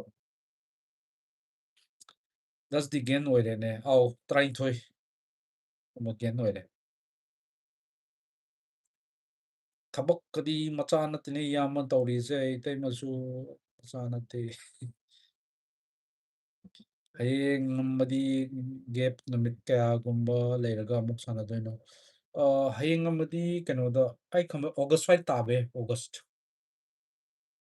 ꯊꯥ ꯈꯔ ꯂꯩꯔꯤꯅꯀꯣ ꯑꯗꯨꯗ ꯃꯔꯛꯇ ꯃꯄꯥꯟꯒꯤ ꯒꯦꯝ ꯆꯠꯅꯕ ꯇ꯭ꯔꯥꯏ ꯇꯧꯅꯕ ꯇꯧꯁꯤ ꯂꯦꯠꯁ ꯁꯤ ꯍꯥꯎ ꯁꯤꯗ ꯐꯪꯕ ꯄꯩꯁꯥꯗꯨꯅ ꯆꯠꯄ ꯉꯝꯕ ꯑꯣꯏꯇꯥꯔꯗꯤ ꯌꯥꯔꯦ ꯑꯗꯣ ꯃꯌꯨꯝꯒꯤꯁꯨ ꯁ꯭ꯇ꯭ꯔꯒꯜ ꯁ꯭ꯄꯣꯟꯁꯔꯁꯤꯞ ꯌꯥꯎꯗ꯭ꯔꯗꯤ ꯔꯤꯌꯦꯂꯤ ꯗꯤꯐꯤꯀꯜꯠ ꯏꯌꯥꯝꯕ ꯍꯟꯗꯛ ꯁꯥꯟꯅꯔꯤꯕ ꯋꯦꯠ ꯀꯦꯇꯒꯣꯔꯤꯁꯤ ꯍꯥꯟꯅ ꯋꯤꯟꯇꯔꯒ ꯁꯥꯟꯅꯈꯤꯕ ꯋꯦꯠ ꯃꯥꯅꯦ ꯃꯥꯅꯦ ꯁꯦꯝꯅꯦ ꯕꯦꯟꯇꯝꯅꯦ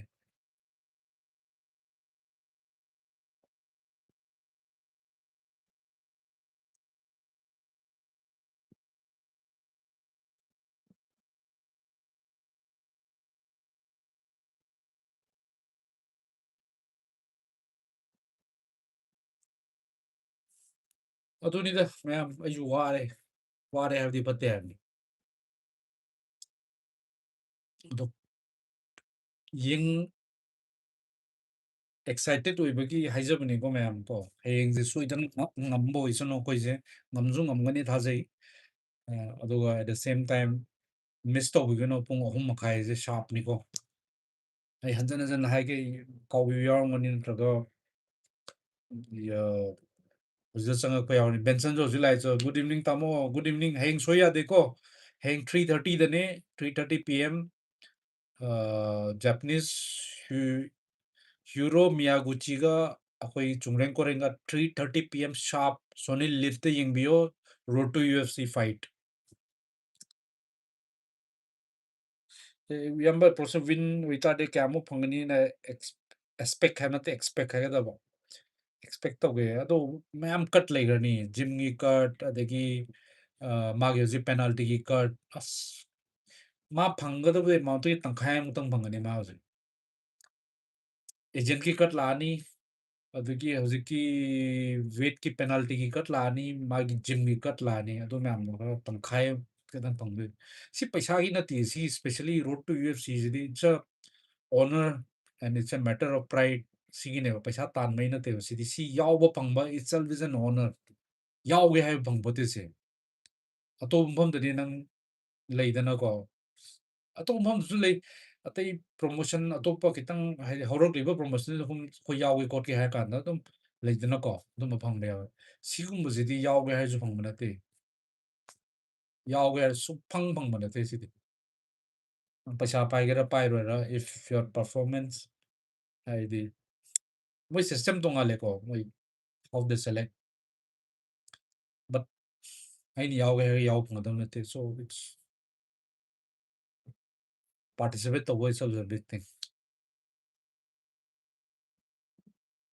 ꯌꯥꯝꯕꯅꯦ ꯁꯇ꯭ꯔꯣ ꯋꯦꯠ ꯑꯗꯒꯤ ꯅꯪꯒꯤ ꯐ꯭ꯂꯥꯏ ꯋꯦꯠ ꯀꯦꯠꯆ ꯋꯦꯠꯁꯨ ꯌꯥꯎꯕ꯭ꯔꯅꯦ ꯀꯦꯠꯆ ꯋꯦꯠ ꯑꯗꯒꯤ ꯕꯦꯟꯇꯝ ꯋꯦꯠ ꯑꯗꯒꯤ ꯅꯪꯒꯤ ꯀꯔꯤ ꯀꯩꯅꯣ ꯐꯦꯗꯔ ꯋꯦꯠ ꯑꯗꯒꯤ ꯀꯩ ꯀꯩꯅꯣ ꯂꯥꯏꯠ ꯋꯦꯠ ꯑꯗꯒꯤ ꯂꯥꯏꯠ ꯍꯦꯚꯤ ꯑꯁ ꯃꯌꯥꯝ ꯌꯥꯝꯕꯅꯦ ꯍꯦꯚꯤ ꯋꯦꯠ ꯌꯥꯝꯃꯟꯗꯅ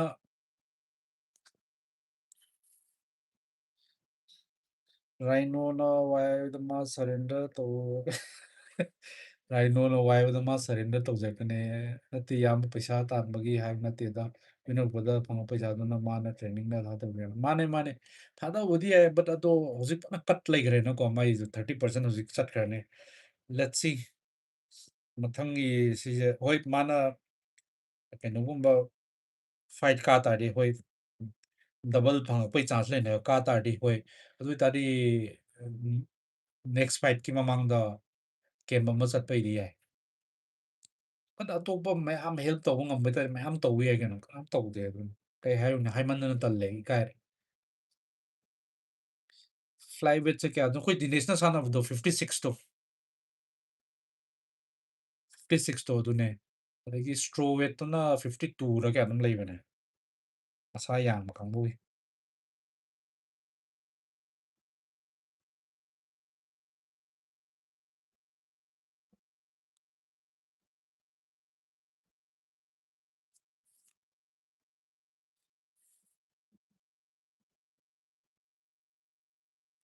Colin is to stay in shape of in shape off camp also. Yes, he get extremely fat after fight.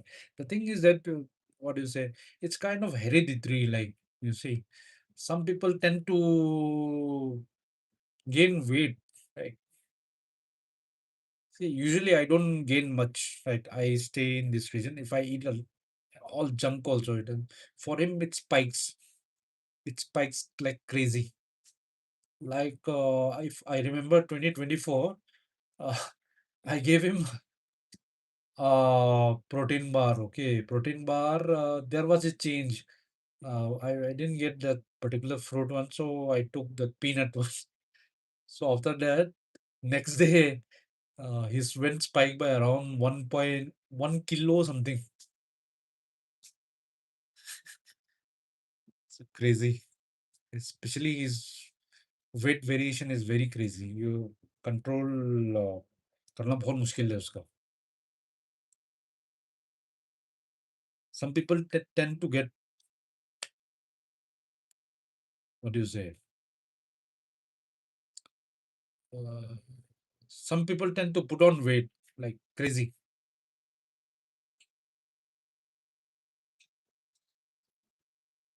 I know he used to fight in lightweight earlier, or he can move up to feather. Because this will stress a lot. Too much cut, not good for him. Yes, correct. Perfectly right, Darpan. Oh, came say pro Thailand. Yeah, Thailand. Islam is not a category. Can Islam ki weight law. Positive hana lightweight hana mane matak kagar ma. I know he used to fight in lightweight earlier. He's a heavy guy, yeah, heavy guy.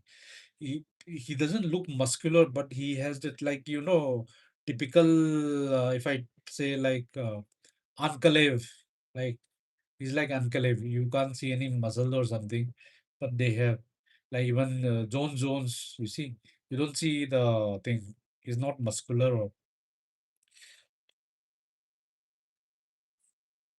different body. What is it? Body shape. Like you have Digambar also. Digambar, you can't see much muscles, right? You see Angad, take the case of Angad, then you take Dinesh, they're all highly muscular. Then take the case of this guy, Rahul also, highly muscular. Muscular, he's a lean but highly muscular. So it's a variation in the body, what do you say, structure as well as composition, right? He's not muscular. I don't know how to say about,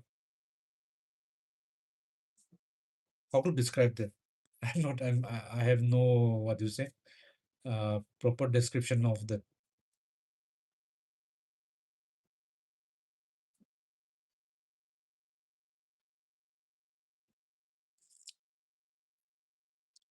Nupa body though, it makes me scared vessel long. Tamo Japanese nupa ki body though, it makes me scared. Kaiso kalunu da, mention. Why do you see? ꯑꯩꯈꯣꯏꯒꯤꯁꯤꯒꯤꯅ ꯅꯝꯕ ꯀꯥꯡꯕꯨꯅꯦꯕ ꯃꯁꯥ ꯍꯥꯏꯕꯗꯤ ꯀꯟꯕꯗꯣ ꯈꯪꯕ꯭ꯔꯥ ꯀꯟꯕ ꯍꯥꯏꯁꯦ ꯈꯝꯕꯒ ꯍꯥꯏꯅꯕꯗꯣ ꯑꯗꯨꯝꯕꯗꯨꯅꯦꯕ ꯅꯝꯕꯗꯣ ꯃꯤꯗꯣ kit kit kit ꯑꯗꯨꯝꯕ ꯀꯥꯡꯕꯨꯗꯨꯅꯦ ꯂꯦꯡꯉꯝꯗꯕꯗꯣ ꯑꯗꯨꯝꯕꯗꯨꯅꯦꯕ muscular ꯑꯣꯏꯔꯒ ꯃꯁꯜ ꯌꯥꯎꯔꯒ ꯂꯣꯏꯅ ꯃꯁꯥ ꯁ꯭ꯇꯔꯦꯡ ꯌꯥꯎꯅꯤ ꯍꯥꯏꯕ ꯂꯩꯇꯦꯕ ꯏꯁꯂꯥꯝ ꯃꯈꯥꯆꯦꯞꯀꯗꯨ ꯌꯦꯡꯉꯨꯅꯦ ꯈꯕꯤꯕꯀꯗꯣ ꯌꯦꯡꯉꯨꯅ ꯈꯕꯤब they are not what do you say, he's not muscular, right? They're lean. They don't have. You can't see the muscle shape structure. You can't see in the Khabib Islam also. You can see lots of, what do you say, masing thokpado adumudi yarago, but muscle like the proper shape like just like you can see in the Dinesh or say Arman, they're highly muscular. Genetics, yes. Yambugi channel maming se yaragadi araiba thamadi nungai thiuda side ki thiune hoji kakta pangi news subscriber. Thank you. Yeah, live ni bGlogs hire again. I kind of did thalawa don't laser as no home the ming just hang we go. Kenyam pay haido kailam no siken have the striking training yam pay have the striking the quick and room pay the Thailand on the hang it to mage maring may, yes, thing a thing. Although I may am number suti yung na di suti later you talk like haying maru bagi ay yung asi live laksabni soidanaba amuk haijage 3:30 p.m. sharp pung ahumdai ngaibiro Sony Live ta phone da soidanamaki install tawbiro natraga Airtel Extreme Jio TV natraga Sony Live ki kanodoma app toma download tawbiro or yumda leirakanda cable happy retadi 10 sports ta Sony 10 sports ta soidanamaki lakani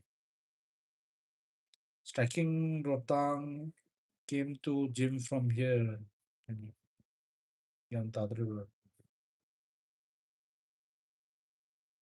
striking train khar to oh dum yani training is dum tawri ge dum pai da ko train to boy dum tawri ge pai phom phom chala nang kai mo go tawri de ne arman sarukhan ge do sarukhan ga tawri de ne ai base laite ba mafam mom chala train to de ne ma je magi oza hai ba si oza jini hai ba laite mafam khar khara mu tamni khara technique khar tamni khar practice tormani ko no ba tamaka na pot ama khak sum tammaga later he exposure yamige paina sidi ko later question yamna makal attempt torge pai sometime adu yamna kaitare ꯃꯇꯝꯁꯨ ꯆꯪꯕ ꯑꯗꯒꯤ ꯄꯩꯁꯥꯁꯨ ꯌꯥꯝ ꯆꯪꯕ ꯄꯣꯠꯅꯦ ꯑꯩꯈꯣꯏꯅ ꯉꯝꯃꯣꯏꯗꯕ ꯄꯣꯠꯅꯦ ꯃꯣꯏꯅ ꯉꯝꯕ ꯋꯥꯅꯦꯕꯀꯣ ꯉꯝꯃꯦ ꯍꯥꯏꯇꯥꯔꯗꯤ ꯐꯔꯦ ꯀꯩꯅꯣ ꯃꯈꯜ ꯃꯈꯜ ꯃꯥꯗꯤ ꯔꯁꯤꯌꯥ ꯁꯣꯝ ꯃꯊꯛꯇ ꯑꯃꯨꯛ ꯇ꯭ꯔꯦꯟ ꯇꯧꯔꯅꯤ ꯈꯔ ꯂꯩꯔꯒ ꯗꯨꯕꯥꯏꯗ ꯑꯃꯨꯛ ꯇꯧꯔꯅꯤ ꯈꯔ ꯑꯃꯅ ꯌꯨ ꯑꯦꯁꯇ ꯑꯃꯨꯛ ꯇꯧꯔꯅꯤ ꯈꯔ ꯉꯍꯥꯛ ꯂꯩꯔꯒ ꯁꯣꯝꯗ ꯊꯥꯏꯂꯦꯟꯗ ꯑꯃꯨꯛ ꯀꯨꯝꯊꯔꯝꯒꯅꯤ ꯀꯣꯏ ꯆꯠ ꯆꯠ ꯂꯩꯕꯅꯦ ꯃꯣꯏꯗꯤ ꯄꯩꯁꯥ ꯂꯩꯕꯅꯤꯅꯀꯣ ꯄꯩꯁꯥ ꯂꯩꯕꯗꯤ ꯑꯩꯈꯣꯏ ꯀꯥꯏ ꯀꯝꯄꯤꯌꯔ ꯇꯧ ꯑꯩꯈꯣꯏꯗꯤ ꯏꯟꯗꯤꯌꯥꯗ ꯍꯦꯟꯅ ꯆꯠ ꯉꯝꯗꯦ okay it will be better if we train at Rotang gym the environment was so intense brother sum high bone heavily ꯈꯦꯠꯅꯩꯕꯀꯣ ꯒꯦꯝꯁꯦꯀꯣ ꯃꯣꯏ ꯑꯗꯨꯒꯤ ꯇꯤꯄꯤꯀꯦꯜ ꯒꯦꯝꯗꯨꯅ ꯏꯆ ꯀꯩ ꯍꯥꯏꯇꯥꯔꯦ ꯑꯩ ꯈꯟꯖꯟꯕ ꯑꯩ ꯌꯥꯝ ꯑꯩ ꯁꯥꯟꯅꯕꯁꯨ ꯅꯠꯇꯦ ꯍꯩꯕꯁꯨ ꯅꯠꯇꯦ ꯀꯩꯅꯣ ꯇꯧꯕꯁꯨ ꯅꯠꯇꯦꯀꯣ just by being with them just by ꯃꯈꯣꯏꯒ ꯑꯦꯛꯁꯄꯣꯖꯔ ꯋꯥꯔꯤ ꯋꯥꯇꯥꯏ ꯇꯧꯕꯗꯨ ꯈꯪꯖꯔꯛꯄꯅꯤꯀꯣ ꯑꯩ ꯍꯥꯏꯁꯦ MMA ꯗꯅꯦꯀꯣ MMA ꯍꯥꯏꯔꯀꯥꯟꯗ ꯔꯦꯁꯂꯤꯡ ꯍꯥꯏꯔꯦꯀꯣꯅꯣ ꯔꯦꯁꯂꯤꯡꯒꯤ ꯕꯦꯁ ꯂꯩꯕꯗꯣ ꯐꯩ ꯍꯥꯏꯕꯅꯦꯀꯣ ꯔꯦꯁꯂꯤꯡꯒꯤ ꯁ꯭ꯀꯤꯜꯗꯣ ꯗꯥꯏꯔꯦꯛ ꯌꯨꯁ ꯇꯧꯕ ꯁꯨꯡꯌꯥ ꯌꯥꯗꯦ ꯍꯥꯏꯕ ꯌꯨ ꯀꯦꯅꯣꯠ ꯌꯨꯁ ꯕꯣꯛꯁꯤꯡ ꯇꯧꯒꯦ ꯍꯥꯏꯇꯥꯔꯁꯨ ꯕꯣꯛꯁꯤꯡꯒꯤ ꯗꯥꯏꯔꯦꯛ ꯁ꯭ꯀꯤꯜ ꯌꯨꯁ ꯇꯧꯕ ꯌꯥꯗꯦꯕ ꯒ꯭ꯌꯥꯟ ꯇꯥꯕ꯭ꯔꯥ ꯖꯨꯗꯣ ꯍꯩ ꯍꯥꯏꯇꯥꯔꯁꯨ ꯖꯨꯗꯣꯒꯤ ꯗꯥꯏꯔꯦꯛ ꯇꯧꯕ ꯌꯥꯗꯦ BJJ ꯇꯧꯒꯦ ꯍꯥꯏꯇꯥꯔꯁꯨ ꯖꯨꯖꯨꯠꯁꯨ ꯇꯧꯒꯦ ꯍꯥꯏꯇꯥꯔꯁꯨ ꯇꯤꯄꯤꯀꯦꯜ BJJꯗꯣ ꯌꯨꯁ ꯇꯧꯕ ꯌꯥꯗꯦꯕ it has to be structured as per the MMA ꯑꯗꯨꯅ MMA ꯒꯤ ꯃꯑꯣꯡꯗ ꯇꯧꯒꯗꯕ ꯃꯑꯣꯡꯗ ꯐꯣꯔꯃꯦꯠꯇꯣ ꯑꯗꯨ ꯑꯣꯏꯅ ꯇꯧꯒꯗꯕꯅꯦꯕ ꯑꯃ ꯍꯩꯔꯦꯒ ꯍꯩꯕꯕꯨꯗꯤ ꯐꯩ ꯕꯠ ꯗꯥꯏꯔꯦꯛꯠꯂꯤ ꯌꯨꯁ ꯇꯧꯕ ꯌꯥꯔꯣꯏ ꯗꯥꯏꯔꯦꯛꯠꯂꯤ ꯌꯨꯁ ꯇꯧ ꯇꯥꯔꯗꯤ there are other ways other kya heta hai art form which can hit you counter leva aduna you have to make amendment or modify uh, your skills as per MMA not not a standalone kay hai ni ko skill adu yate hai moi discuss tawno ai isamak kem haiba nate ko ai haijarize sum wari watai tokan ai ꯃꯌꯥꯝꯁꯨ ꯍꯥꯏꯔꯤꯁꯨ ꯁꯦꯝ ꯊꯤꯡ ꯑꯩꯁꯨ ꯃꯣꯏꯗꯨ ꯍꯥꯏ ꯅꯪ ꯁꯤ ꯇꯧꯋꯦ ꯅꯣ ꯅꯣ ꯅꯣ ꯑꯗꯨ ꯇꯧ ꯌꯥꯗꯦꯅ BJJ ꯍꯥꯏꯔ ꯀꯥꯟꯗ ꯗꯥꯏꯔꯦꯛ BJJ ꯇꯧꯋꯦ ꯏꯔꯥꯏ ꯂꯥꯏꯅ ꯃꯣꯏꯅ ꯅꯝꯃ ꯍꯥꯠꯈ꯭ꯔꯅꯦꯕ BJJꯁꯨ ꯃꯣꯏꯒꯤ MMA ꯒꯤ ꯃꯑꯣꯡꯗ ꯂꯩꯌꯦꯕꯀꯣ ꯃꯣꯏꯅ ꯈꯪꯉꯅꯤ ꯑꯩꯅꯗꯤ ꯑꯗꯣ ꯑꯥꯏ ꯀꯦꯅꯣꯠ ꯒꯤቭ ꯗꯦꯠ ꯄꯥꯔꯇꯤꯀꯨꯂꯔ ꯀꯩ ꯍꯥꯏꯇꯥꯔꯦ ꯇꯦꯛꯅꯤꯀꯦꯂꯤꯇꯤꯁ ꯁ꯭ꯇꯦꯟ ꯑꯂꯣꯟ ꯔꯦꯁꯂꯤꯡ ꯈꯛꯇꯅ ꯌꯥꯗꯦ ꯁ꯭ꯇꯦꯟ ꯑꯂꯣꯟ BJJ ꯈꯛꯇꯅ ꯌꯥꯗꯦ ꯁ꯭ꯇꯦꯟ ꯑꯂꯣꯟ ꯃꯣꯏ ꯊꯥꯏ ꯅꯠꯇ꯭ꯔꯒ ꯀꯤꯛ ꯕꯣꯛꯁꯤꯡ ꯑꯗꯨꯅ ꯑꯝꯇ ꯌꯥꯗꯦ stand alone boxing it will not work but having a background yes it will help but you have to tune as per MMA adunida rotang no doubt they are god level they are the god haitare god god god level ne but you have to tune it as per MMA requirement and he's not the right person for MMA tuning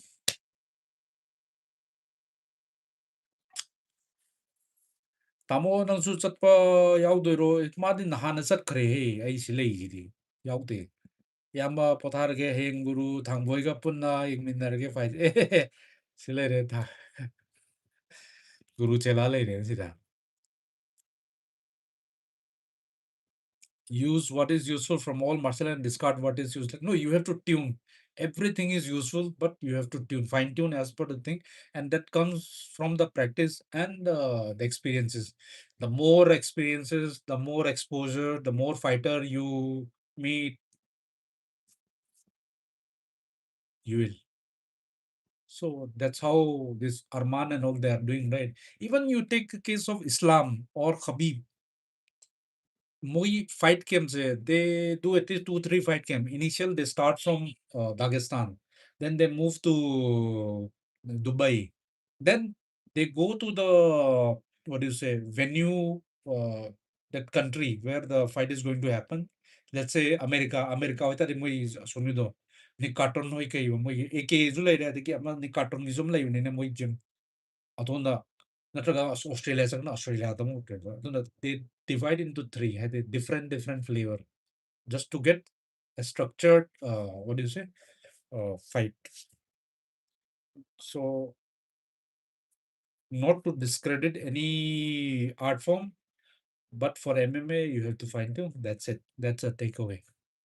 And better they will explain. But what I know, I'm trying to convey to you.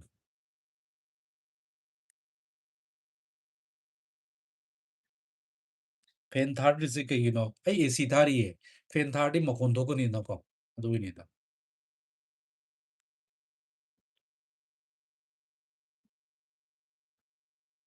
is he going to USA Koran we wish to so can you help us or assist anyone who can uh, fund his trip we'll be more than happy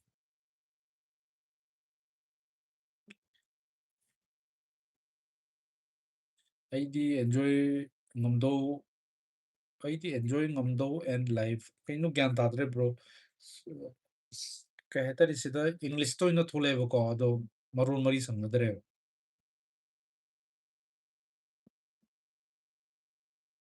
ꯁꯤ phone ꯑꯇꯣꯞꯄꯗꯨꯁꯨ ꯑꯃꯨꯛ ꯊꯣꯛꯑꯝꯃꯦ ꯑꯃꯨꯛ ꯊꯣꯛꯇꯕꯁꯨ ꯌꯥꯎꯋꯦ ꯏꯌꯥꯝꯕ ꯇꯨꯝꯃꯒꯦ ꯇꯨꯝꯃꯣ ꯇꯨꯝꯃꯣ ꯄꯣꯊꯥꯕꯤꯔꯣ ꯄꯣꯊꯥꯕꯤꯔꯣ ꯃꯌꯥꯝ I think I can't watch live. Okay, ꯀꯩꯒꯤꯅꯣꯅꯦ ꯑꯣꯐꯤꯁꯇ ꯂꯩꯇꯥꯔꯦ ꯍꯥꯏꯐꯦꯠꯇꯪ ꯆꯠꯂ ꯌꯦꯡꯉꯨ ꯀꯩꯅꯣ ꯇꯣꯏꯂꯦꯠꯇ ꯆꯪꯉꯒ ꯑꯣ ꯁ꯭ꯀꯦꯔꯤ ꯑꯣꯏꯕ꯭ꯔꯥ ꯑꯩꯁꯨꯅꯦ ꯀꯤ ꯑꯗꯨꯅꯦ ꯄꯥꯈꯠꯂꯤꯁꯦ ꯍꯌꯦꯡꯁꯦ ꯀꯩ ꯄꯦꯅꯤꯛ ꯑꯣꯏꯕꯗꯣꯀꯣ ꯁꯦꯝ ꯍꯟꯗꯛꯀꯤ ꯂꯥꯁ ꯑꯩꯈꯣꯏ ꯀꯩꯅꯣꯒꯤꯗꯣ ꯑꯦꯝ ꯑꯦꯐ ꯑꯦꯟ 17 ꯃꯥ ꯇꯥꯏꯇꯜ ꯂꯨꯖ ꯇꯧꯕꯗꯣ ꯑꯗꯨ ꯊꯋꯥꯏ ꯌꯥꯝ ꯅꯨꯡꯉꯥꯏꯗꯅꯀꯣ ꯀꯣꯛꯀ ꯆꯤꯛꯇꯅ ꯑꯔꯣꯏꯕꯤ ꯇꯧꯈꯤꯕꯀꯣ ꯑꯗꯨꯗ ꯑꯦꯛꯁꯇ꯭ꯔꯤꯝ ꯊꯋꯥꯏ ꯅꯨꯡꯉꯥꯏꯇꯕ ꯑꯣꯏꯒꯤ ꯍꯟꯗꯛ ꯗꯤꯅꯦꯁꯀꯤꯁꯨ ꯇꯧꯈꯤꯕꯀꯣ ꯋꯥꯈꯜ ꯅꯨꯡꯉꯥꯏꯇꯦ ꯌꯦꯡꯕꯗꯣ ꯋꯥꯏꯑꯦꯕ ꯌꯥꯝꯅ ꯇꯥꯕ꯭ꯔꯥ ꯀꯣꯛꯀ ꯆꯤꯛꯑꯦ ꯀꯣꯛ ꯆꯤꯛꯄꯁꯦ ꯃꯅꯤꯡꯒꯤ ꯁ꯭ꯋꯥꯏ ꯆꯤꯛꯄꯁꯦ ꯀꯩꯅꯣ ꯍꯥꯏꯇꯥꯔꯦ ꯅꯪ ꯕ꯭ꯂꯗ ꯄ꯭ꯔꯦꯁꯔꯒꯨꯝꯕ ꯋꯥꯡꯈꯠꯂꯛꯄ ꯁ꯭ꯇ꯭ꯔꯦꯁ ꯑꯣꯏꯕꯒꯤ ꯑꯗꯨꯝꯕꯩꯗꯨꯅꯦꯕ ꯑꯗꯣ ꯀꯩ ꯍꯥꯏꯗꯣꯏꯅꯣ ꯈꯪꯗꯦ ꯑꯩꯁꯨ ꯈꯤꯇꯪꯗꯤ ꯋꯥꯅꯤ ꯍꯌꯦꯡꯁꯦ ꯌꯦꯁ ꯋꯥꯠ ꯃꯥꯏ ꯒꯣ ꯐꯣꯕꯤꯌꯥꯅꯦ ꯁ꯭ꯀꯦꯔꯤ ꯋꯥꯠ ꯃꯥꯏ ꯒꯣ ꯔꯣꯡ ꯁ꯭ꯇ꯭ꯔꯦꯁꯐꯨꯜ ꯑꯣꯏꯕꯗꯣ ꯏꯁꯥꯃꯛꯅꯦ ꯈꯜꯂꯀꯥꯟꯗ ꯁꯣꯏꯕ ꯌꯥꯗꯦ ꯈꯣꯠꯇꯦꯅ ꯎꯔꯒ ꯀꯩꯝꯇ ꯇꯧꯕ ꯉꯝꯗꯕ ꯑꯗꯨꯏ ꯐꯤꯕꯝꯗꯨꯅꯦꯕ ꯑꯗꯨꯅꯦ ꯄꯦꯅꯤꯛ ꯑꯣꯏꯕ ꯍꯥꯏꯕꯗꯣ ꯄꯦꯅꯤꯛ ꯑꯣꯏꯔꯒ ꯑꯩꯈꯣꯏ ꯏꯁꯤꯡꯗꯒ ꯂꯨꯞꯄ ꯀꯥꯟꯗ ꯀꯩꯝ ꯇꯧꯉꯝꯗ꯭ꯔꯒ ꯂꯨꯞ ꯇꯧꯔꯦ ꯈꯪꯉꯒꯁꯨ ꯀꯩꯝ ꯇꯧꯉꯝꯗꯕ ꯅꯠꯇ꯭ꯔꯒ ꯃꯉꯥꯛꯅꯕꯩ ꯍꯥꯏꯔꯣꯀꯣ ꯃꯉꯥꯛꯅꯕꯗ ꯀꯩꯝ ꯇꯧꯕ ꯉꯝꯗꯕꯗꯣ ꯑꯗꯨꯝꯕꯗꯨꯅꯦꯕ ꯇꯛ ꯇꯛ ꯇꯛꯒ ꯍꯥꯔꯠꯕꯤꯠꯀ ꯀꯟꯈꯠꯂꯒ ꯑꯗꯨꯅꯤꯗ ꯃꯌꯥꯝ ꯍꯌꯦꯡ 3:30ꯗꯅꯦ ꯃꯌꯥꯝ ꯁꯣꯏꯕꯤꯒꯅꯨ ꯇꯤꯚꯤ ꯂꯩꯔ ꯀꯦꯕꯜ ꯇꯤꯚꯤ ꯀꯅꯦꯛꯁꯟ ꯌꯥꯎꯕꯤꯕ ꯌꯥꯎ ꯇꯥꯔꯗꯤ ꯁꯣꯅꯤ ꯇ꯭ꯔꯥꯟꯁꯄꯣꯔꯠ ꯑꯗꯩ ꯃꯣꯕꯥꯏꯜ ꯐꯣꯟꯗ ꯌꯦꯡꯒꯦ ꯍꯥꯏ ꯇꯥꯔꯗꯤ ꯁꯣꯅꯤ ꯂꯤꯚ ꯖꯤꯑꯣ ꯇꯤꯚꯤꯗꯁꯨ ꯂꯥꯛꯀꯅꯤ ꯑꯦꯌꯔꯇꯦꯜ ꯑꯦꯛꯁꯇ꯭ꯔꯤꯝ ꯑꯗꯨꯁꯨ ꯂꯥꯛꯀꯅꯤ ꯃꯣꯏꯒꯤ ꯔꯤꯆꯥꯔꯖꯇꯣ ꯑꯃꯅ 77 ꯑꯃꯅ 99 ꯑꯗꯒꯤ ꯁꯣꯅꯤ ꯂꯤꯐꯀꯤ ꯇꯣꯉꯥꯟꯅ ꯂꯧꯒꯦ ꯍꯥꯏꯇꯥꯔꯒꯅ 399 ꯑꯗꯨꯗ ꯌꯦꯡꯕ ꯌꯥꯗ꯭ꯔꯦ ꯍꯥꯏꯔꯒꯅ ꯑꯩꯈꯣꯏ UFC ꯐꯥꯏꯠ ꯄꯥꯁꯇꯒꯤ ꯂꯧꯇꯥꯕ UFC fight pass is 800 and something 818 or something 880 818 or 820 something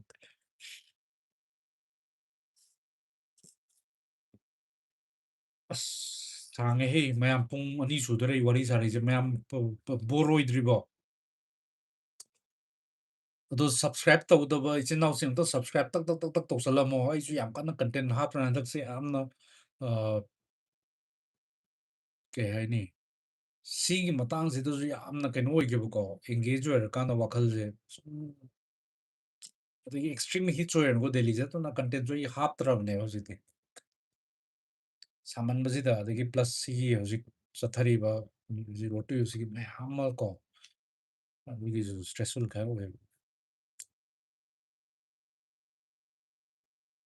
ꯃꯥꯅꯦ ꯃꯥꯅꯦ ꯄꯩꯁꯥ ꯊꯤ ꯀꯩꯅꯣꯒꯤꯗꯣ ꯖꯤꯑꯣꯒꯤꯗꯣ ꯈꯪꯗꯦ ꯖꯤꯑꯣꯒꯤꯗꯣ ꯗꯥꯏꯔꯦꯛ ꯌꯦꯡꯕ ꯌꯥꯕ꯭ꯔꯥ ꯍꯥꯏꯐꯦꯠꯇꯪ ꯆꯦꯛ ꯇꯧꯕꯤꯌꯣ ꯌꯥꯗ ꯇꯥꯔꯗꯤ ꯔꯤꯆꯥꯔꯖ ꯇꯧꯒꯗꯕ ꯄ꯭ꯔꯤꯃꯤꯌꯝ ꯅꯠꯇꯗꯤ ꯌꯥꯔꯝꯃꯣꯏ ꯖꯤꯑꯣ ꯁꯣꯅꯤ ꯂꯤꯞꯁꯨ ꯄ꯭ꯔꯤꯃꯤꯌꯝ ꯌꯦꯡꯒꯗꯕ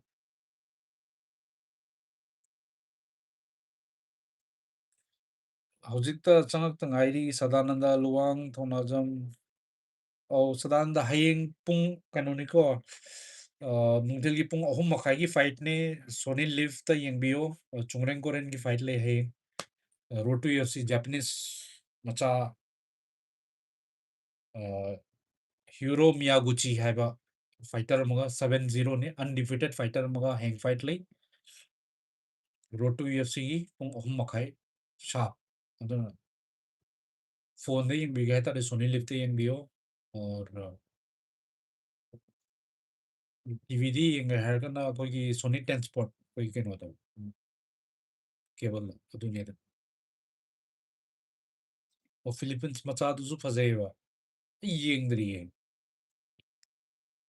ꯃꯤꯗꯤ ꯄꯤꯛꯀꯦ ꯑꯗꯨꯏꯗꯣ 5'5" ꯈꯤꯇꯪ ꯋꯥꯡꯉꯦꯌꯦ ꯐꯨꯠ 5 ꯏꯟꯆꯤ 5 ꯑꯗꯒꯤ ꯍꯥꯏꯠ ꯗꯤꯐ꯭ꯔꯦꯟꯁ ꯌꯥꯝ ꯂꯩꯗ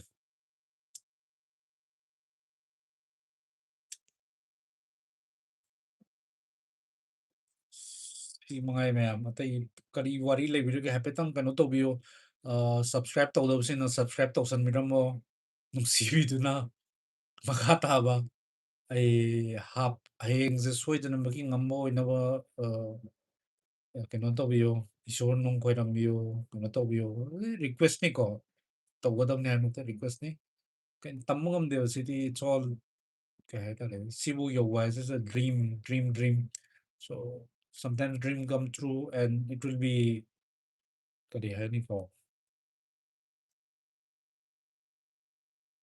ꯀꯔꯤꯅꯤ ꯄꯔꯐꯦꯛ ꯐꯤꯅꯤꯁꯤꯡ ꯍꯌꯦꯡꯁꯨ ꯉꯝꯕ ꯑꯗꯨꯒ ꯐꯥꯏꯅꯦꯜꯗꯁꯨ ꯑꯩꯈꯣꯏ ꯅꯦꯄꯥꯜ ꯃꯆꯥꯗꯨꯒ ꯇꯥꯕ ꯑꯣꯏꯇꯥꯔꯗꯤ it's will be perfect end or perfect start ꯍꯥꯏꯇꯥꯔꯦꯀꯣ ꯀꯥꯏ ꯇꯧꯗꯣꯏꯅꯣ ꯒꯨꯗ ꯕꯣꯛꯁ ꯑꯣꯀꯦ ꯀꯩꯅꯣꯗꯅꯦ ꯃꯀꯥꯎꯗ ꯇꯧꯗꯣꯏꯅꯦ ꯕ꯭ꯔꯗꯔ ꯃꯀꯥꯎꯗ ꯇꯧꯒꯗꯕꯅꯤ ꯑꯗꯨꯅ ꯀꯩꯅꯣꯗ ꯌꯦꯡꯒꯗꯕ ꯑꯣꯟꯂꯥꯏꯟ ꯌꯦꯡꯒꯗꯕ ꯑꯩꯈꯣꯏ ꯁꯣꯅꯤ ꯂꯤꯚ ꯅꯠꯇ꯭ꯔꯒ ꯁꯣꯅꯤ ꯇ꯭ꯔꯥꯟꯁꯄꯣꯔꯠ ꯇꯤꯚꯤ ꯆꯦꯅꯦꯜꯗ ꯍꯥꯏꯇꯥꯔꯦ ꯗꯤꯁ ꯇꯤꯚꯤ ꯅꯠꯇ꯭ꯔꯒ ꯋꯥꯠ ꯑꯦꯚꯔ ꯀꯦꯕꯜꯗ ꯇꯤꯚꯤꯗ ꯀꯩꯅꯣꯗ ꯌꯦꯡꯕꯤꯌꯨ ꯁꯣꯅꯤ ꯇ꯭ꯔꯥꯟꯁꯄꯣꯔꯠ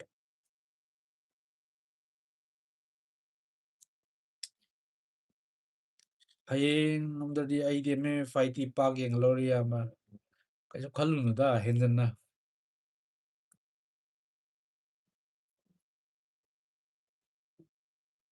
ꯀꯩꯅꯣꯒꯨꯝꯕ ꯉꯝꯍꯧꯗ꯭ꯔꯦ ꯍꯥꯏ ꯀꯥꯟꯗ ꯇꯨꯒꯗꯕ ꯅꯠꯇꯦ ꯀꯩꯅꯣ ꯌꯨ ꯍꯦꯞ ꯇꯨ ꯑꯦꯛꯁꯄꯤꯔꯤꯌꯦꯟꯁ ꯃꯌꯥꯝꯁꯤꯅ it will help you this is just a start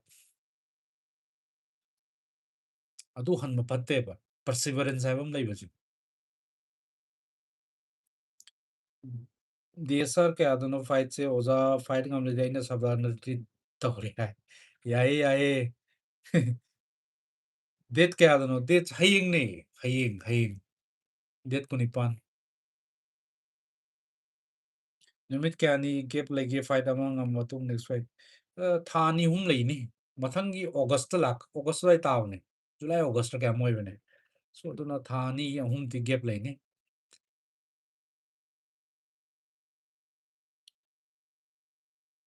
CKꯅ ꯊꯤꯟꯗꯠꯄꯒꯤ fight ꯑꯃ ꯂꯩ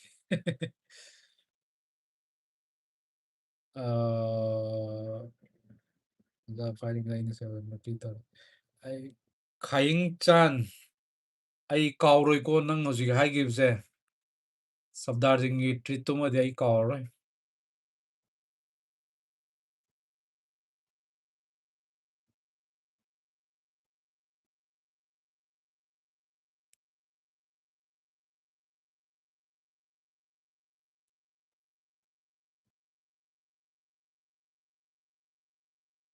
ꯑꯩ ꯍꯧꯖꯤꯛ ꯍꯥꯏꯔꯤꯗꯨꯅꯦ 3:30 PM ꯁꯤꯗ ꯑꯗꯨꯝ ꯌꯦꯡꯕꯤꯔꯣꯕꯀꯣ UFC ꯐꯥꯏꯠ ꯄꯥꯁꯇꯁꯨ ꯂꯥꯛꯀꯅꯤ ꯔꯣꯗ ꯇꯨ UFCꯅ ꯔꯣꯗ ꯇꯨ UFC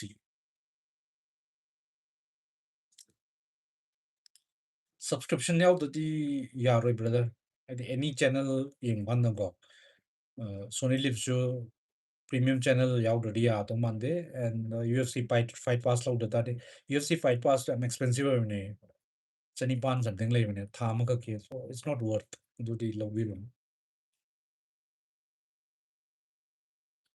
ꯅꯦꯄꯥꯜ ꯃꯆꯥ ꯇꯥꯕꯅꯤ ꯃꯥꯅꯦ ꯑꯗꯨꯗꯤ ꯃꯌꯥꯝ ꯄꯣꯊꯥꯔꯁꯦ ꯍꯌꯦꯡꯒꯤ ꯑꯦꯅꯔꯖꯤ ꯈꯤꯇꯪ ꯈꯥꯁꯤꯀꯣ ꯑꯩ ꯍꯥꯏꯖꯅꯤꯡꯕꯗꯤ ꯍꯌꯦꯡ 3:30 PM ꯇꯥꯡ 19 ꯊꯔꯁꯗꯦ ꯄꯨꯡ 3:30 ꯁꯣꯅꯤ ꯂꯤꯚ ꯑꯗꯒꯤ ꯀꯦꯕꯜꯗ ꯁꯣꯅꯤ ꯇ꯭ꯔꯥꯟꯁꯄꯣꯔꯠ ꯑꯗꯨ UFC ꯐꯥꯏꯠ ꯄꯥꯁꯇꯗ ꯌꯦꯡꯕꯤꯌꯨ ꯊꯦꯡꯛ ꯌꯨ ꯁꯣ ꯃꯆ ꯍꯥꯏꯇꯥꯔꯦ ꯉꯥꯏꯔꯒꯦ ꯏꯌꯥꯝꯕ ꯍꯌꯦꯡꯒꯤ ꯃꯥꯅꯦ ꯒꯨꯗ ꯅꯥꯏꯠ ꯇꯧꯔꯁꯤꯅꯦ ꯑꯣꯖꯥ Momocha says the drama of Electro Macau in real life. Oh, Ningsen, brother. Thank you. Kuire live yautaba nungairiye. Good night, sweet dream. Abhijit Wangkhay thank you, brother. Good night, good night. Hayengi kenodo check to view ko fight ki kenodo.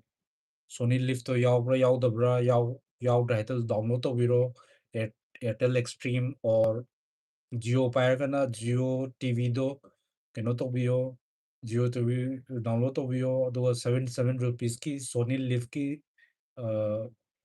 recharge hai the subscription naman lay hai do kanom hai bira kona do to viro Airtel ka mun Airtel Extreme da tor kana heng soidin ki check to vio kona pung ahum makai da sa phagoni ko aduna miss out to vio fight se thuna ni matam jana hogoni aduna thank you so much ma'am isho koiram biro it's a dream coming true and I'm so proud of my brother Chungreng and we all should be proud.